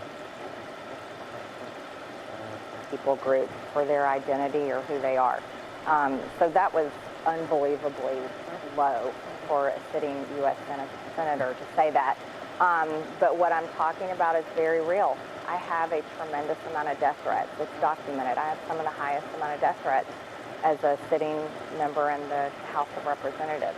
And when you speak about certain issues, we can watch the calls and the emails and the messages. They increase and the threats increase. And so when I say I am seriously concerned for my life, and I say if something ever happens to me, I really mean it. It's okay for me to say that. This is the time that we're living in where we're seeing political violence, and I'm totally against it completely in every which way. But when I say something like that, and to have another Republican of my own party insult me and insinuate I'm saying something I never said is absolutely unacceptable. Right, and I know a lot of members of Congress are getting threats, which is, you know, you can't tolerate that. But when you say the foreign government or powerful people, who specifically were you alluding to there? I'm saying anyone, any foreign government, any people of power. I'm talking about the Epstein list. This has been the most, I don't understand why. I genuinely do not understand why there's been any effort to hide this and prevent it from coming out, really? But because of the effort. You don't understand why? I mean, I know she's just saying that, but I can think of a few reasons. I understand why. For years now to hide it and prevent it from coming out, it certainly makes you feel afraid when you're one of the ones truly on the front lines pushing it to come out. I also serve on the Oversight Committee, and we're leading that investigation there, so I'm involved on both fronts. The Oversight Committee investigation as well as my signatures on the discharge petition. You don't think Oversight's doing enough then on that? Actually, to tell you the truth, the Oversight investigation has the power to go much further than Thomas Massey and Ro Khanna's resolution. But they're not doing that. Why do you think that is, in your view? Actually, well, number one, there's a government shutdown and the House is not in session, so nothing's happening. But actually, the Oversight Committee has subpoenaed. Like, she's so prim. Am I fucking crazy? Like, why is she so well put together? I just don't even... I don't understand it. Like, it's not... Even on the aesthetic front, like, sure, the things that she's saying are strange, but even the way she's communicating is also different. It makes no sense.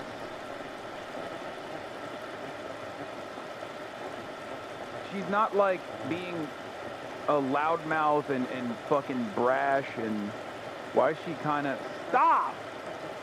Come on, guys. Jesus Christ. You need to go to jail. You need to go to horny jail right now, dude. Oh my God. Post-breakup glow hits different. Everybody stop it. Please, stop. A lot more information than Thomas Massey's resolution specifically calls for. But here's my stance. I'll work on any... This involves women who were raped. Women at 14 years old who were raped. And they say there's more people involved. I don't know how anyone in their good conscience can be against letting that information come out. So I want to help on any front that I can. You're a courageous politician, but more important, a loving mother. Thanks very much. Why is Wolf just fucking going to town on MTG here, by the way? Like, Wolf Blitzer literally worked for AIPAC. Okay, he was an AIPAC PR guy. The person who he is sitting across from unironically has said some of the most anti-Semitic shit that you have ever heard from any modern day representative. Okay, I don't even think that there's any confusion there. I think that there's no competition. Like, Marjorie Taylor Greene, I think, has said some of the most insanely anti-Semitic shit I've ever heard. Now, having said that, I know that's not like a big problem for a lot of people in the media as long as you're pro-Israel, right? But now she's also anti-Israel. So what the fuck am I looking at? What's my expectation here? What am I supposed to expect from a guy who worked for AIPAC? Because, like, Anti-Semitism is not an issue for these guys at all, as long as you are still very much pro-Israel. But being anti-Israel, now that's a real problem. And they are being so nice. I don't understand it. Of National Guard. Anyway, judge blocks National Guard deployment in Illinois amid immigration enforcement dispute. And also, I saw like some National Guard general guy on TikTok talking about how, you know, this is home territory and the Oregon National Guard will defend Oregonians. So I don't know how that's going to work. Like, are they just going to... Is Trump just going to move, like, right-wing National Guard from red states and then force the red states to do, like, a military invasion of blue states, and then the blue states are actually going to defend themselves with their National Guard? Like, how are we doing, like a little Civil War type situation? Is that what's going on?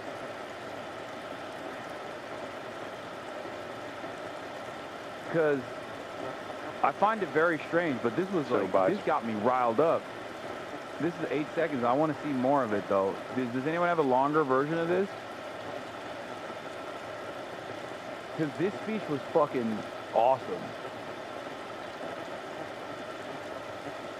The speech that he delivered on this was like, it got me riled up a little bit. It got me going, hoorah! The Chapo officers' crew is going to be real by 2026, I'm telling you. I mean, we are closer to that than ever before, especially with the fucking stupid ass. To answer your question, I don't want to speculate on what level of training they will be trained in or what they will be. Oregon General's testimony that National Guard troops will be protecting any protesters Authorized to perform as far as rules for the use of force. The Title 10 headquarters will provide that training to them. It is my understanding, however, that protective crowd control will be one of the things they're trained upon, and I will provide my advice to the Title 10 commander that Oregon National Guard men and women they serve two purposes. One, to defend... Wait, I sound robotic too? I think it's just him, right? It's just the video. The video just sounds robotic. Everybody calm down. It's just robotic. It's fine. Just listen to his words. And America, and to protect Oregon. And so by serving in this mission, they will be protecting any protesters at the ICE facility. That's my desire. Now, to answer your question, full force is not a doctrinal term that the Army uses. So I'm not sure exactly what that means, and I don't want to speculate as to what level of force. In defending what Portlanders are saying about their city and the need for troops. Well, thank you, General, for being here and your presentation, and God bless you and our National Guard as they move forward with this deployment. Chair Manning, may I make a request of this committee and your colleagues in both the House and the Senate? Please. My number one concern is the protection and the care of my soldiers while they're deployed on this mission. And many of our citizens will not see a distinction between our Oregon National Guard, citizen soldiers, and ICE agents, Federal Protective Service agents, and other federal agents. And I would just like to request of each of you, and please pass this on to your colleagues, that our soldiers we're the home team. And our job is to protect and serve Oregonians. Bro, that's crazy. That's crazy. Woke generals, bro. What the fuck? He said we're here to protect home team. Like, he said we're protecting the fucking protesters against ICE. And we follow lawful orders, and that's what we're doing. And to please treat them with dignity and respect as fellow Oregonians. Thank you. Thank you for that. Bro, that's crazy. Is this the makings of a civil war, kind of? Like, what the fuck's going on here? I saw this shit and it blew my mind, dude. Like, is this happening? Like, PNW secession? Is that for real? He said home team. We're here for Oregonians. We're not here for anybody else. The fuck out of here with this nonsense, he said. Maybe we get an American Napoleon?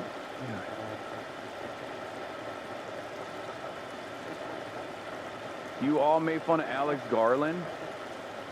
Why does this blow your mind, though? Military aren't hogs like cops? I mean, there are still plenty of hogs. Get out of here. I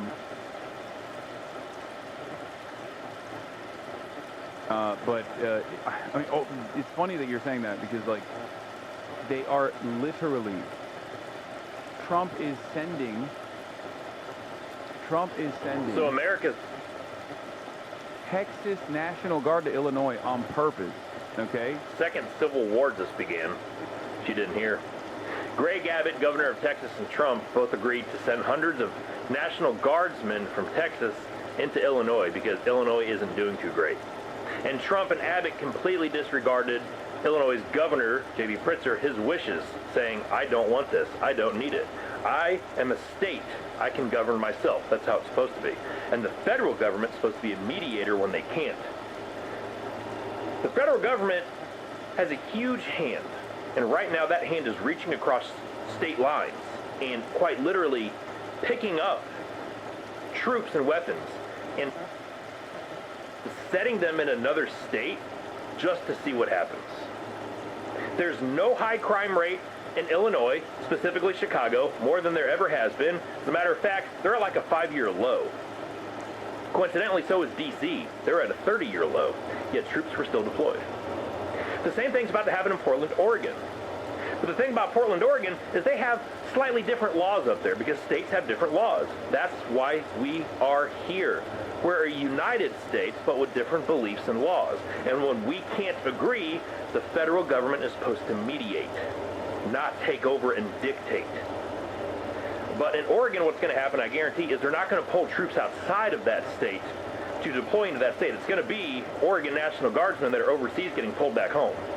And they will be the ones deployed in that state.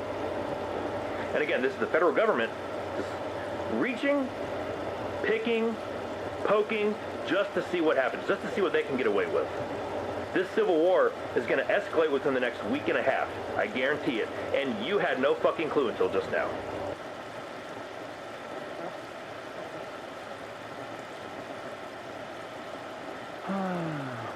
The court's orders are ignored. We do enter civil war territory. They expect states to offer immunity to citizens who don't pay federal taxes before seeing troops on troop violence, though. I don't know, man. It kind of feels like it's getting a little spicy. I used to take mother walking to work to a house in the richest suburb of Chicago. She was crying out that she couldn't leave her daughters, witness said. She was begging to call her mom for help, who may have her paperwork. Kenilworth is considered the richest suburb of Chicago with a median household income that exceeds $250,000. Home prices range from $1.5 million to $2 million, with some properties listed as high as $5 million. Are you okay? The village is located about 16 miles north of downtown Chicago along Lake Michigan. Hashtag Dems United.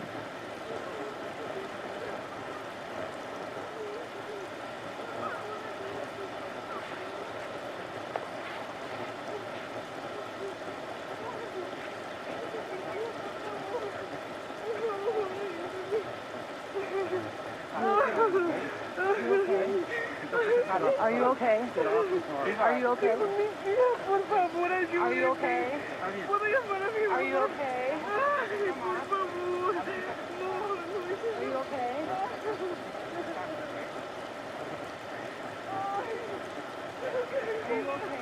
Like, how can you feel like you're doing a good job? Like, I'm serious. I'm serious. How can you do this and be like, I'm doing this for the greater good? Like, there is no shot, dude. Do people, like, how can anybody look at this image and think, yeah, more of this, please, I voted for this, shit like that? It truly does not make any sense. Like, you are not a human being, brother, if you fucking look at this and think, wow, what a great job. You are not a human being. You are something different. We cannot be the same type of organism.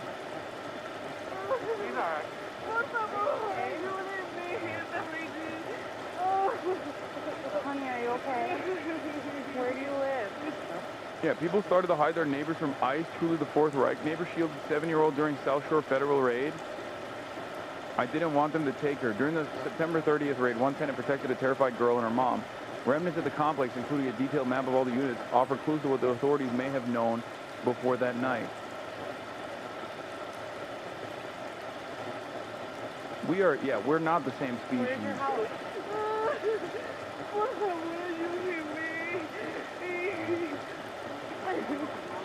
Where do you live? Where do you live? Jenny, help! They're taking her away. They just drove by in this car and are grabbing this woman and they're taking her away. Can you call somebody?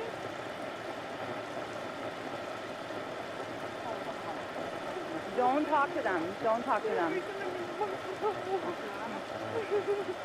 Don't tell them.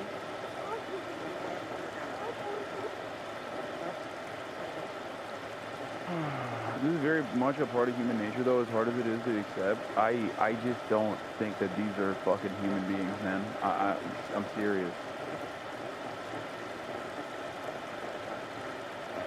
Like, I just don't, I can't see this as anything but just, like, fucking sheer cruelty. This is unimaginably inhumane. Speaking of inhumane, by the way, here is breaking news from Heartland Signal. Mass Border Patrol agents aggressively arrested WGN video producer Debbie Brockman in Lincoln Square Friday morning, supposedly for obstructing justice. What's your name?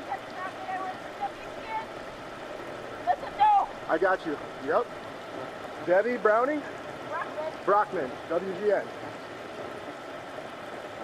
There's a longer video of the process that took place, the incident that took place right here, I think. Took this woman off the street. I am recording you. What is your name? What is your name? WGN. Debbie Proctor. You know your rights, Kate. Stay silent. What's your name? I work for WGN. Listen, no. I got you. Yep. Debbie? They crashed into the car afterwards? Oh my fucking god. Browning? Brockman, WGN. Trisha claims she threw objects even though she was let off without charges. She was arrested for throwing objects at law enforcement. Dude, these guys they just lie so much. Why? This is so fucking Israel, man. And just like, I'm gonna be honest, just like with Israel, the more you see these kinds of gruesome images on your timeline, which I don't think the media is doing enough coverage on, for the record, the more people are going to get frustrated. But it's like, it's the same process. We can arrest whoever the fuck we want for whatever fucking reason that we decide, and there's nothing you can do about it. There's nothing you can say about it. Fuck you. What are you going to do about it? And then we'll just sit there and lie. We'll just sit there and claim that, you were obstructing justice or some shit. Prem Talker tried to post it on TikTok but got blocked. TikTok took down my 8-second video featuring this image of Debbie Brockman, the news producer just detained by Trump's CBP agent, saying it violates the joy of TikTok. Part of the joy of TikTok is coming across new and unexpected content. But the platform is not a place to intentionally shock, upset, or disgust others. We recognize this type of content may be triggering, cause psychological harm, or lead to extreme discomfort. We do not allow gory, gruesome, disturbing, or extremely violent content. What? Oh, brother. Oh, Jesus Christ. It's here already, dude. It is here already. Chinese century of prosperity, American century of humiliation. It is here.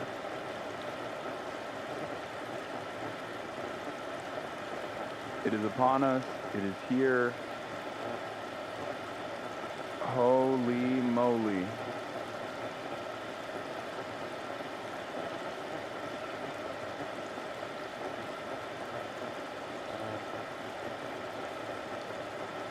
Xi Jinping, send the link for a new TikTok. Xi, if you can hear us, he already abandoned us, bro. He already sold it off. You guys want to share your names too, or? just going to cover your face. Stop. Seriously, get the fuck out. Dude, we're watching the fucking administration literally fucking apprehend people in broad daylight, and dumb fucks are still operating off of this like insane fantasy that I am abusive to my dog, and also simultaneously they're like, release the fucking abusive dog, as in like the dog is actually abusive. Like, this guy is so horny that he's saying Kaya is actually abusive to me, okay? And she's not even here, she's not even in the room, she's on a fucking long-ass walk right now. And it's hilarious that like, he's not even responding to the stimuli in front of him. Amazing. Wait, what the fuck? Did this guy just get yeeted off the platform? What? No, he didn't. XD, DDD, ZZZ. Just a bot.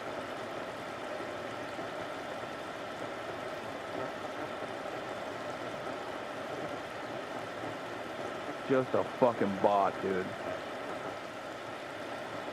Now, as we approach, what, like 72 hours on this, people have already made up their minds, and the ones that remain, that still come in here to fucking pump and continue this trajectory, are getting increasingly dumber and increasingly more stalkerish.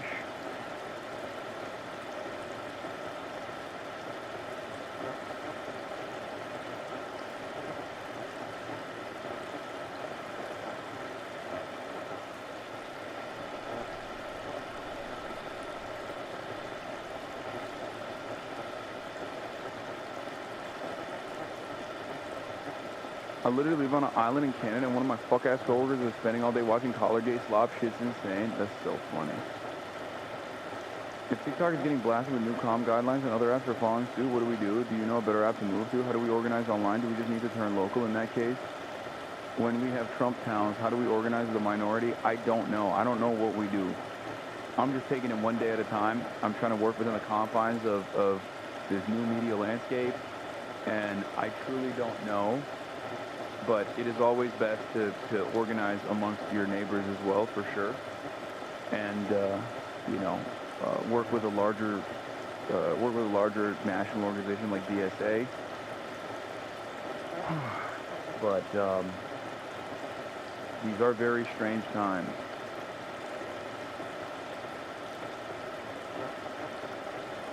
Guard troops sent by the president are still in the state of Illinois this morning, even though a federal judge has ruled they should not be there. That judge temporarily blocked them from deploying anywhere in the state after some soldiers turned out to protect a federal immigration facility outside Chicago. This, the latest legal setback in the president's effort to send troops to support immigration enforcement in cities run by Democrats. Ian Lee is still in Chicago and has reaction from there. This is an important decision, not just for the state of Illinois, but for the entire country. Illinois Attorney General Kwame Raoul praised the federal judge's decision Thursday to temporarily bar the deployment of National Guard troops anywhere in the state for 2 weeks. While sweeping immigration raids in the Chicago metro have sparked tense protests, in a hearing Thursday, the judge says there was not credible evidence the federal government has been unable to enforce the law without the Guard's help. The decision came after soldiers, including roughly 200 Texas Guard members, had already arrived in the area and were seen patrolling the federal ICE facility in the suburb of Broadview. In response, Illinois Governor J.B. Pritzker wrote in a social media post, "Donald Trump is not a king, and his administration is not above the law." Earlier in the day, Trump said this. I don't know what the big problem is. If I were a Democrat governor, I'd be saying, whatever you can do to get crime down, I'll take anybody. We really haven't seen in modern American history a president federalize the National Guard against the wishes of the state's leadership. CBS News legal contributor Jessica Levinson. All these judges are struggling with the same question. do the facts give rise to triggering the president's authority? We're figuring out, in part because we just haven't had cases that ask this question before, and in part because the facts on the ground are different in each city. The Illinois restraining order blocking Guard troops' deployment is set to expire in 2 weeks. At that time, the judge will consider whether to extend it or whether the facts on the ground have changed to substantiate the soldiers' presence in the state. Gail? All right, Ian, thank you very much. Well, when it comes to shrill political invective, the fur has been flying in all directions here this week. After Donald Trump sent the troops in, the state's Democratic Governor J.B. Pritzker decried it as an illegal invasion. Trump then in turn called for him to be locked up and for Chicago's Democratic mayor to be locked up. Then we got that really significant intervention in the courts yesterday, with a judge pointing out that there was no credible evidence of a rebellion in the state of Illinois, and therefore no need for the troops. What we're seeing here across America is this epic struggle between presidential power and state sovereignty being played out in these big Democratic voting cities. And the message from the Democrats, the boast of the Democrats in this one now is, if Congress won't check this president's power, then Chicago will. From Chicago to LA! From Chicago to LA! Immigrants are here to stay! Immigrants are here to stay! In the fading light of a Chicago evening, more than 1,000 gathered. Stand up, Jack! This city now the latest crucible for the deafening power struggles of Trump's America. The National Guard does not belong in our city. The trigger, a ramping up of immigration enforcement by ICE federal agents, and now Trump's mobilization of 500 Army Reserve National Guard to the area. We won't surrender. Against the wishes of the city and state's Democratic leaders, just as in Los Angeles this summer. You're a veteran. How would you feel about seeing National Guard on the streets of Chicago? They don't belong here. The military does not belong on the streets of American cities. Donald Trump has called Chicago a war zone. It's going to be a war zone. He keeps it up. What I mean by that is he won't get away with this, and we're not going to stop. No barking. What's going to happen next? I'm afraid of what might happen next. That's why we're here. We need to stop it now before something really bad happens. Make some noise, Chicago! And with that, they began marching en masse towards Chicago's Trump Tower. Our city! Our city! Chicago is a city with a very strong history of protest, so a response like this to troop deployment was always on the cards. And just as inevitable, perhaps, was it, that Trump would be targeting a city like this. This is the funniest one. This is the funniest chatter that I've received so far. I don't think you abuse man, but stop shocking dogs.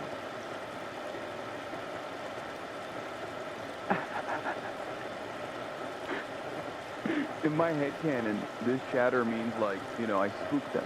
I go, ooh.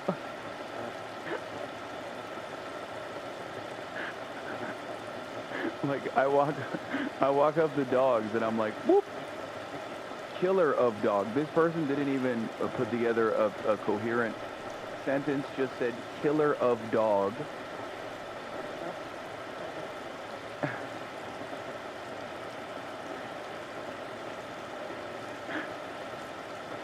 Stop shocking dogs with your kindness. 7 months up, following since 2022, meaning they saw Kaya grow up on stream. That's true.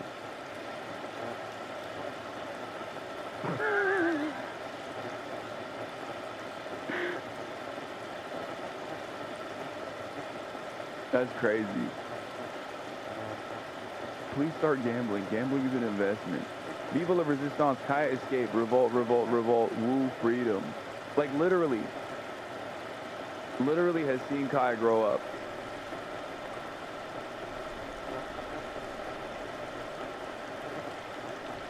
$10-7 lever? I don't know. Who's in here? Said turkeys.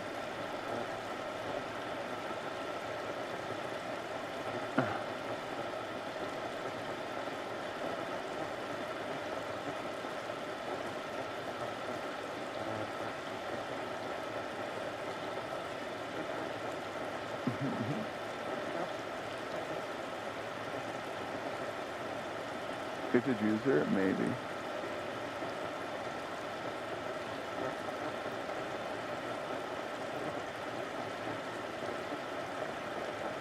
You shock local dog by speaking fluent Chinese? Fluent, yeah. I do. This is kind of your funniest drama, I know. It's also the most, like... I think it... Like, whether you think it's, like, appropriate or inappropriate that I bought a house, I still did buy a house. This is the most, like, easy to debunk one, and it's the most mainstream one somehow, in spite of how easily debunked it is. It has been a very interesting experience overall.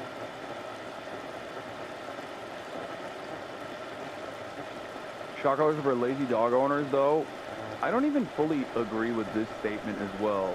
Like, regardless of my preference against it, like, dog, what do you think service dogs are trained on?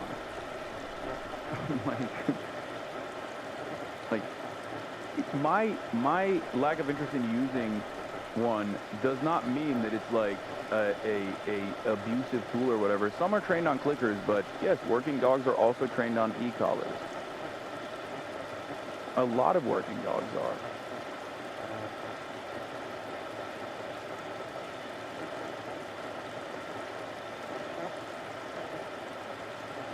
Aren't trained service dogs never shock collars? Are you telling me that no one trained service dogs with e-collars in general? I do not. Okay. So others do, but you do not.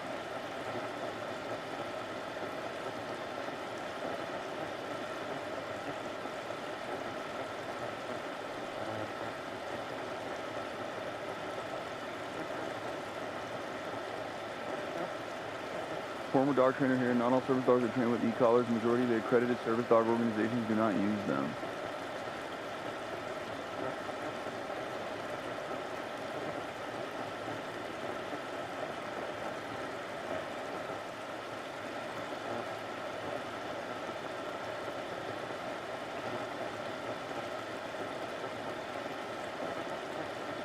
There was a watermelon username on TikTok who went crazy on you over this, and his literal next video is, I don't believe everything Israel says, that media companies are lying, and that we should look at historical data of events thoroughly.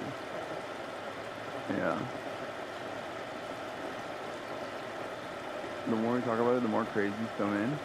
The IACP, International Association for Canine, approves of electronic collars.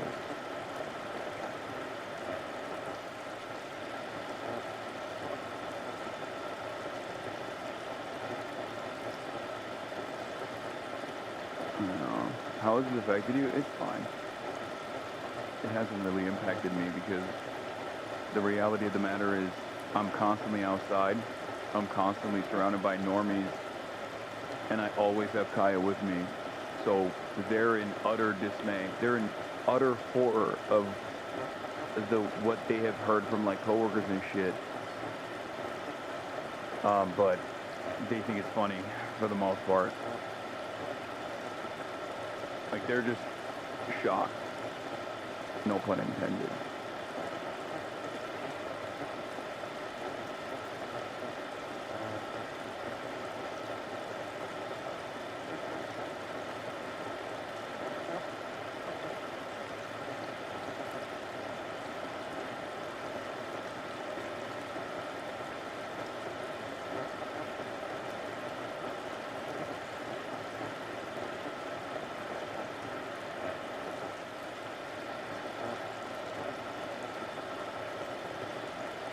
Can we get a shock high emote?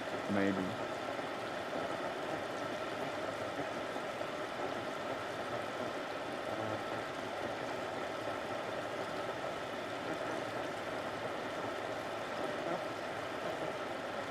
Wait till they learn about shock fences at farms, etc. I mean, that's like, I think that's like actually an electrical current that can actually knock you out. the e-collars that dogs use, or the ones that dogs are trained on, are like a TENS machine. It's like ants crawling on your skin. I've used one on myself. I know what it feels like.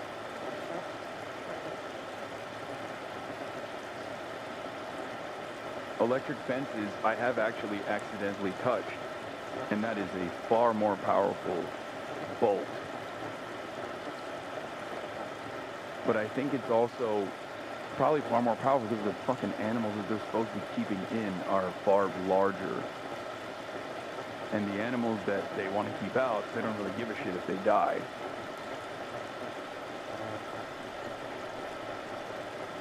Have you ever peed on an electric fence? No.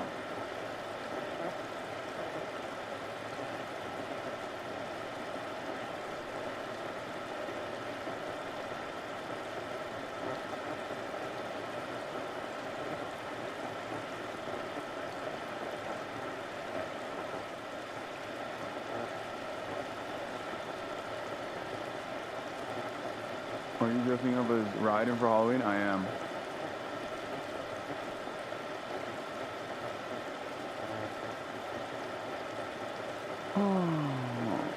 Anyway, that'll be it for today. I'm not doing BF6 today, and gaming turned out to be a lie, and I apologize. There's a shock for you. Make Kaibi Raichu? Sure. I'll be back tomorrow, though, and tomorrow is Saturday. And you know what that means. You know what that means.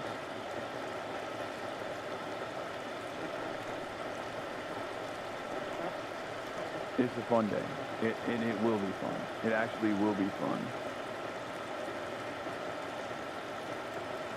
Like, no means.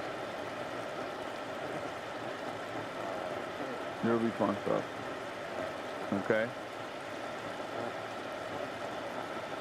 Alright, everybody. Love you all. And I'll see you tomorrow. Done no fire introduction, starting off the day. All the chatter's pretty.